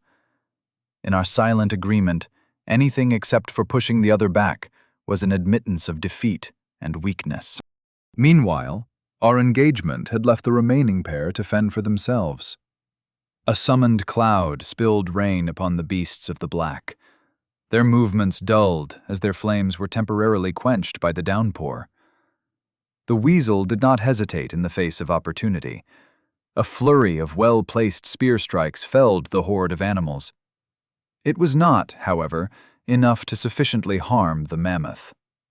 A loud trumpet sounded, and the tar began to bubble with new creations. "Bonnie!" the weasel shouted at the scaled woman. "Help out Urago. I'll hold this behemoth back." Bonnie cupped her hands. A wellspring of water spilled out of her hands and steamed against the hot rocks below. Globes of the clear water burbled from the pool and hung in the air. A soft glow from her blue eyes sent the globes moving lazily forwards. Yorgo clapped his hands together to make a squall behind the globe. The heavy gust of wind accelerated the projectiles at heightened speed. Yoshitsune managed to cut down all the bubbles that approached her, but could not slash through all of them. My exhilarating contest of strength against my ursine opponent dissuaded me from moving even an inch from my anchored position. I would much rather take some water to the face than to give my opponent any feelings of victory. The ball of water struck my head and enveloped me in a cold bubble. I reached to tear at it with my claws, but did not feel my body respond to my commands. Soft sounds of singing entered my ears. It was a somber melody, a melancholic song of longing and loss. I was no longer present in that chamber where the fires of battle once ignited my heart. Instead, I only felt a deep, painful mourning. I could feel my body changing. My scales turned into supple skin, and my well-training muscles turned into the thin, dense limbs of a working woman. I felt hair grow well beyond my shoulders, and several layers of dresses covered my skin. I stood on the rocky shores of some distant place, underneath a lighthouse painted the color of milk. I stared out at the ocean, tranquil waves against my tempestuous heart. My mind was twisting into something that was no longer my own. How many days have I walked to this place to watch the horizon? Each day I saw the sailing ships with their towering masts approach the port to return their sailors to the shores and into the loving embrace of those that awaited them. Each time, I foolishly allowed myself to hope that one of them was the ship that I sought. Why had my heart not turned numb and wooden after so long? When will the day come that I will not stand and wait for a return? What I was desperate for was closure that would never arrive. Ships went missing regularly. Whether that was misfortune in a storm or being interred into another nation's navy, there was usually some rumor that came back with the ships that traveled the waters alongside those ill-begotten vessels. However, for me, for my ship and my sailor, there was only silence. Tell me you are dead, and I may continue to live. I spoke in a feminine voice that was not my own. No, tell me you are dead, so I may die with you. The sea called towards me to dissolve the vessel of my essence into the churning waves below. Once I dissipate into nothing, the pull of divinity would reunite us. Even if you still live, even if you have created a life for yourself somewhere else without me, I would be comforted in the fact that you are safe. All it took was one step to fall into the waves. There was no one to stop me. The lighthouse keepers were too occupied with the roast I brought them to pay attention to me. The poor things were never given enough rations from the government. They needed a nice meal every once in a while. And in that window of comfort and joy and warmth I brought to another, I hit the frigid waters of the sea. The air escaped my lungs and I began to sink. My innumerable layers of dress began saturated with water and held me down like iron weights. I drifted down in the cold, dark depths. The light above me was fading quickly, yet I felt tranquil in my belief that this discomfort would deliver me to a peaceful place. I hoped I would see you again. Only then would everything in this world be right again. Everything would be back to how it used to be. Oh, how wrong I could be. A solid strike cracked my ribs and ripped me out of this hallucination. I tumbled along the rocks before I dug my claws in and skidded to a stop. I retched seawater from my lungs and rolled to my side to avoid the bear's follow-up attack. My tail slithered out to the side and flayed Yarek's furry calves. Blood spilled out of the slash and soaked the fur with blood. Just when I was beginning to respect you, I spat and got to my feet. How ignoble of them. My pure challenge was tainted by this bizarre magic. What happened to a sense of sportsmanship and accomplishment? Where I thought I found a kindred spirit, I found nothing but an opportunistic meathead. Fine. If that's the kind of battle that he wanted, I would give it to him. I charged Jarek and smashed him with my shoulder. A brick wall of meat met me and caused both of us to grunt involuntarily at the impact. As he lowered his stance and raised his arms to smash them against my back, my tail slashed against the back of his legs again. As they wobbled slightly, I wrapped an arm around his leg and pulled up. Jarek toppled backwards, his overhead attack now only glancing off of my scales. I raked my claws across his flesh. A deep layer of fur and skin and fat prevented me from doing as much damage as I would have loved to do. He roared directly in my ear. Some magic must have been infused into the shout, because I felt myself lose strength in my muscles. A feeble arm flexing showed up as a short timer above my health bar as a foot planted itself directly into my chest and launched me across the chamber. I landed on my feet and met Jarek head-on. He bore down on me, and we exchanged a flurry of swipes and punches and bites. The volume of attacks finally allowed us to draw each other's blood, except only one of us was happy to have the other's blood in their mouth and on their bodies. As Jarek's blood nourished my health, mine was a deadly poison that sizzled his skin and burned his mouth that he tried to spit out. He took a step away, a small surrender that changed him from a challenger to prey in the eyes of my primal intuition. The satisfaction of bringing fear to this hulking beast's eyes was better than any drug. My tongue flickered out of my mouth. I had to press him. I had to shed more blood and cause more distress. The last thing he should feel is regret that he turned our bloodless challenge into this feral duel. I chased him down with my claws out and mouth open. Jarek kept fighting. His large paws still bruised muscles and caused my bones to creak. But all the efforts were futile. I dug claws and teeth into his flesh without any hope of extracting me. I heard the sound of burbling water and felt a gust of wind. Another round of those damnable bubbles were coming my way. This time, I would not be the one placed into the peaceful reverie of a romantic suicide. I gripped into Jarek's shoulders and piloted his body to intercept the new onslaught of bubbles. I watched the water envelop his head and the panic in his eyes turn peaceful. The body turned limp in my claws, and I began to push it towards the source of the bubbles. Bonnie tried to move, but had little room to retreat to. I dropped the bear demon's body at Bonnie's feet. While maintaining eye contact with the merfolk, I swiped my claws against Jarek's neck. Hot blood sprayed into both of our faces. She stood frozen in front of me. Nobody else could save her. "Don't interfere," I hissed, my tongue extending out to flicker directly in Bonnie's face. "Just turn around and attend to your own business." Bonnie looked towards the weasel before returning her gaze to me. She did not want to turn her back to me.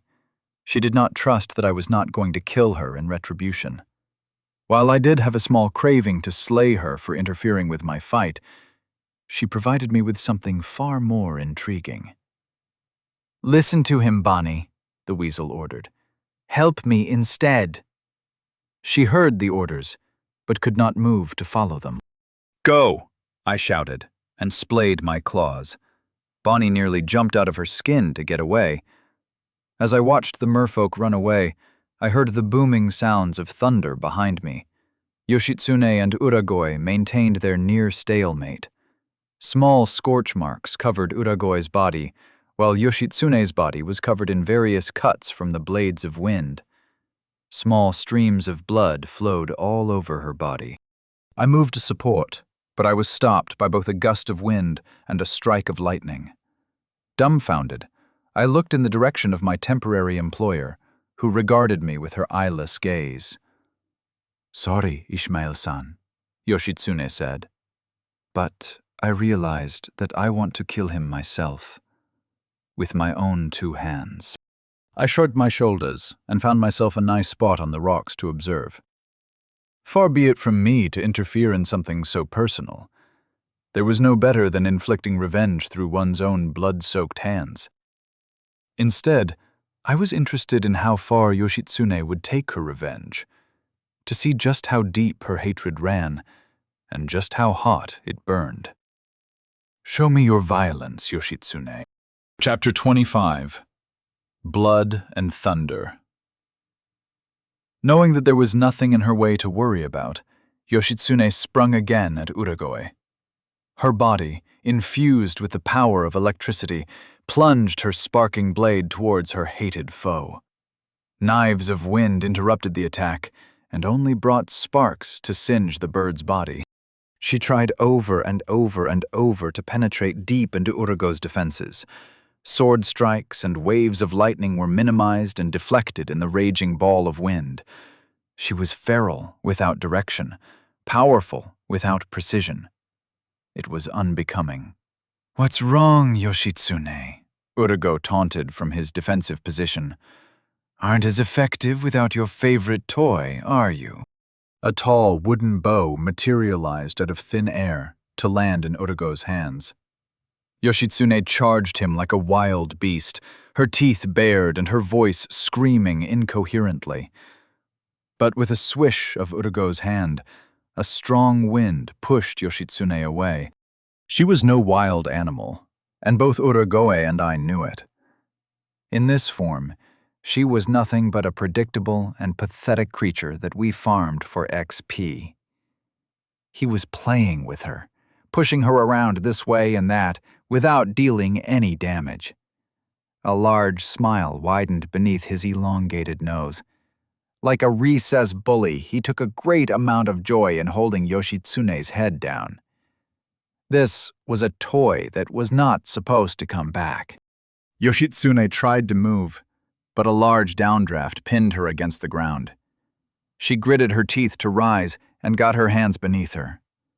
The air seemed to be getting weaker. A vial filled with blue liquid fell out of the sky and into Urago's hands. He downed the contents, and the chamber turned into a tornado. "Without your father's bow or his armor, you are so unbearably weak," Urago sneered. He plucked on the bow's string and played a pained sound on it. "You lost so many levels, Yoshitsune. How is it that you managed to get out of that tar pit when so many stronger than you failed? What did you give away to that dragon to pull yourself from the muck? Your loyalty? Your possessions? Your body?" "Urago, hurry the fuck up before I drop you from the party," the weasel shouted. Like the kid that did the most work in the group project, the weasel was still saddled with the lion's share of the boss fight. Bonnie's spell seemed almost entirely supportive in nature. Her water bubbles scrubbed muck away from the drowned giant to create perfect targets for the weasel to stab. But there was only so much a pair could accomplish by themselves. A massive health bar only dropped by a little at a time, while waves of reanimated, tar-covered beast skeletons flowed from underneath the mammoth. Constant distractions prevented the weasel from progressing. Urago clicked his tongue and sent a bladed blast of air towards the wave of beasts. The weasel had to tumble while Bonnie dropped to the ground. Large chunks of tar and flesh were cleaved out of the beasts. "Ask and you shall receive." "Hang in there just a longer, Kulur. I'll be but a moment." Urago laughed before he looked my way. "What do you think, dragon? You're stronger than Yarek, and I'm stronger than little Yoshitsune here. The fact that you are watching this so impassively shows me you don't like the woman. Why don't we team up and finish this fight? I'll even give you Yarek's reward." I could feel Yoshitsune staring at me helplessly under the power of the tyrannical wind above her. Just a single word of agreement from me could shatter her like a baseball through a window. What face would she make if I cast her aside for the one that wounded her? Would it make her more potent, or would she collapse? "That depends if you are actually stronger than Yoshitsune," I answered, much to the surprise of both of them. "What?" Urago spat. "What do you mean if I'm actually stronger? Was your sight stolen from you?" "Yoshitsune," I said as I looked directly into her grimacing face. What the fuck are you doing? When did you become so goddamn stupid that you were letting yourself get the shit beat out of you like this? What happened to you? It seems that I haven't impressed you yet, Urigo remarked while shaking his head. He summoned a mass of blades in the air to make it look like a guillotine convention. Very well. I will show you what I am actually capable of.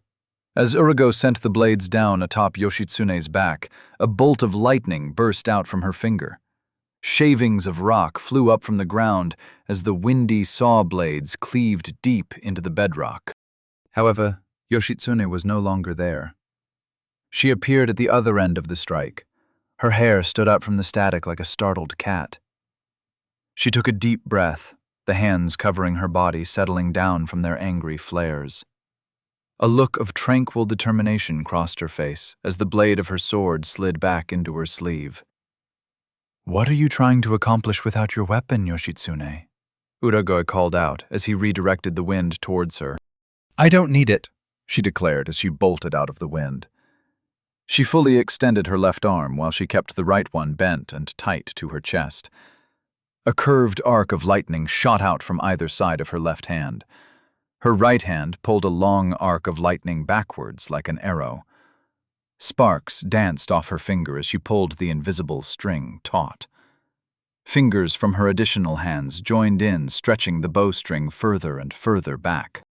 With a rumbling crack, the light burst across the chamber and struck Urigo directly in the chest. The demon's mouth leaked blood and his health shrank. He made wide, sweeping motions with both of his arms. A powerful crosswind formed in front of him. Menacing blades slashed in either direction, prepared to turn anything that crossed it into mincemeat. More bolts of lightning came from the tips of Yoshitsune's fingers. With the bow as a conduit, her accuracy went up considerably.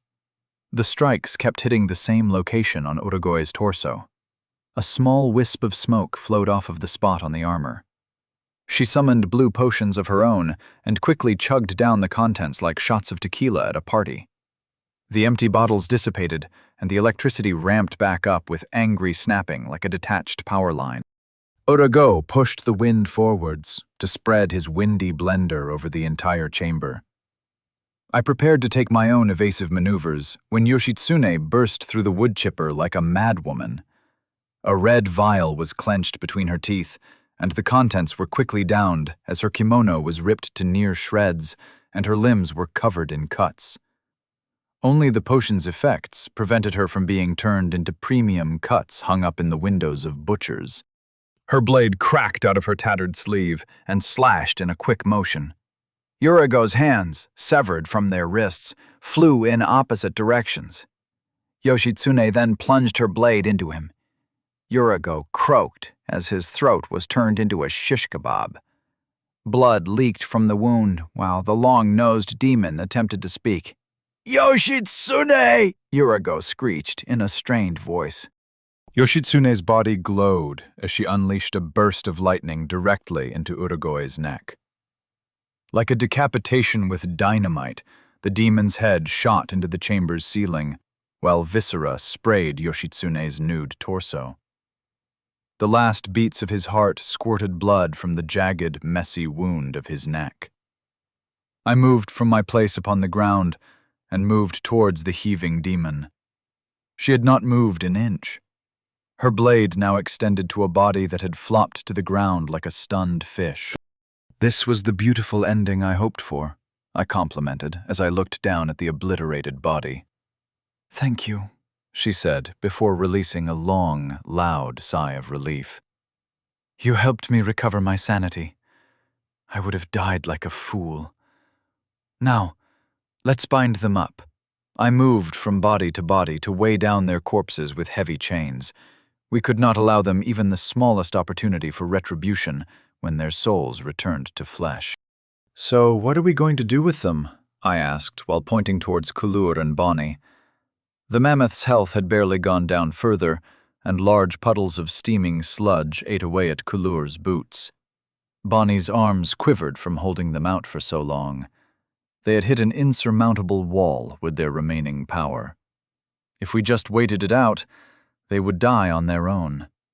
My only concern was whether we could do it ourselves, especially with Yoshitsune's current condition.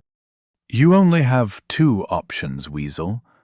Would you like to join forces with us, or would you rather try to keep us from stealing it from you? Yoshitsune called out with a confident smile. I do not care either way. Kulur, pressed by the beasts that surrounded him, spat into the ground and pointed a finger at each of us. An invitation glowed in my eyes. You are invited to Kulur's dungeon party. Party will be disbanded upon completion of dungeon. After accepting and giving Yoshitsune the opportunity to down a couple more potions, we made our way to the front lines to relieve our newfound allies. Yoshitsune shot a bolt of lightning at the rainstorm that Bonnie desperately tried to maintain. It arced through each of the droplets of water and struck all the beasts beneath, killing them all in a singular move.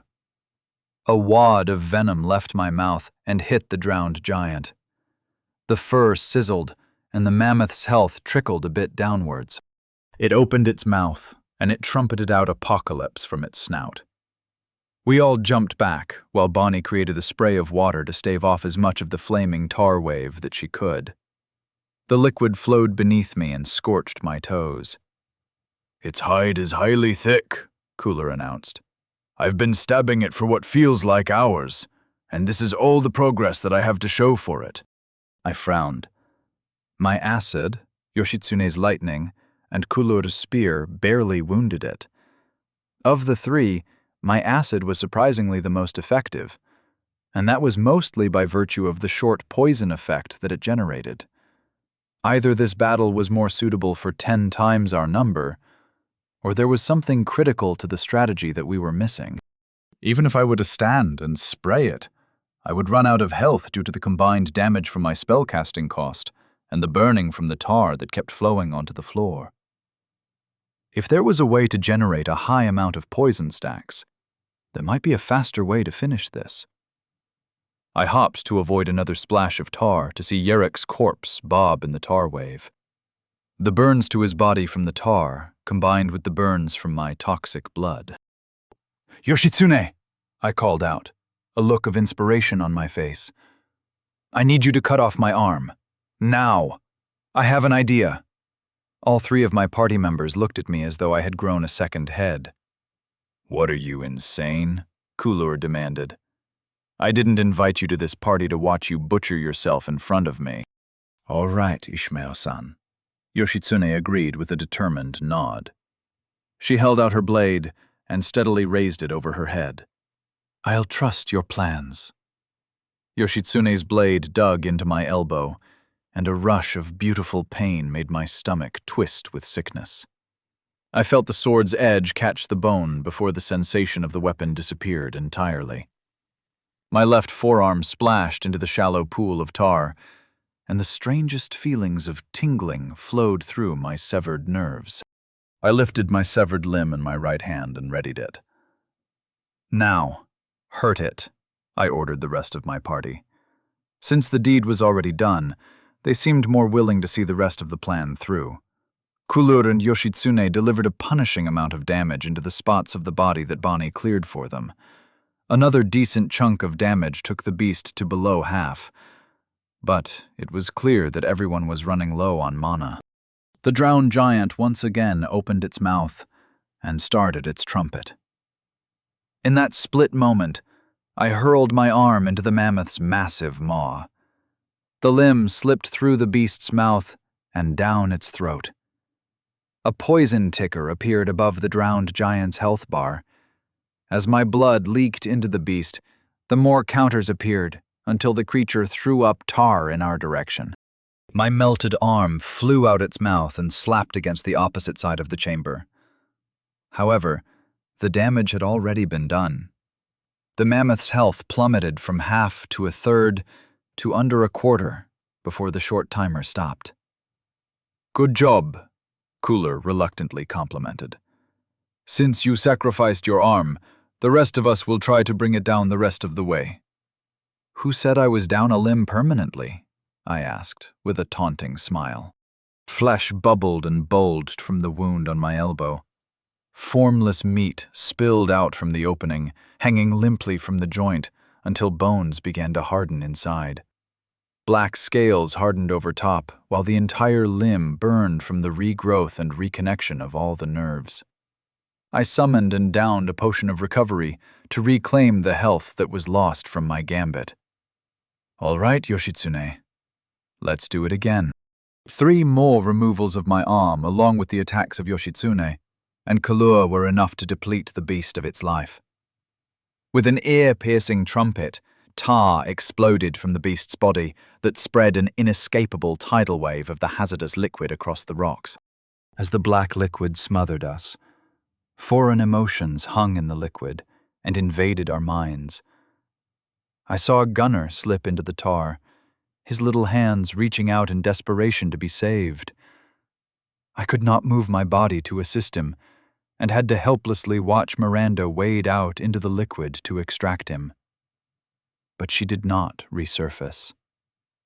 To my horror, I watched Kenny run out into the depths after them, only to meet the same fate. It was only then that I was freed of the binds that held me in place. I sprinted out into the tar without any care for my own body. I reached my arms down into the awful liquid, but could not find any of them. Not Gunner, not Miranda, not Kenny. Without any other ideas, I dunked my entire body into the depths to futilely reach around for them. Congratulations! You have slain the drowned giant. Rewards are being calculated based on individual contribution. My eyes opened to see the tar had disappeared. All that remained was a graveyard of bones of numerous animals. In the center, the immense mammoth skeleton sat in the center of several small mammoth skeletons. Fuck this, I spat, clutching my chest in response to the very real emotions I just felt. It was not long until the rest woke up from their own nightmares. Screams and calls for people that would never be seen again escaped their lips. They dry-heaved themselves back into control to find the same sight that I beheld. I offer you my condolences, pitiable mother who lost everything, Cooler said with a bow before he turned to look at me.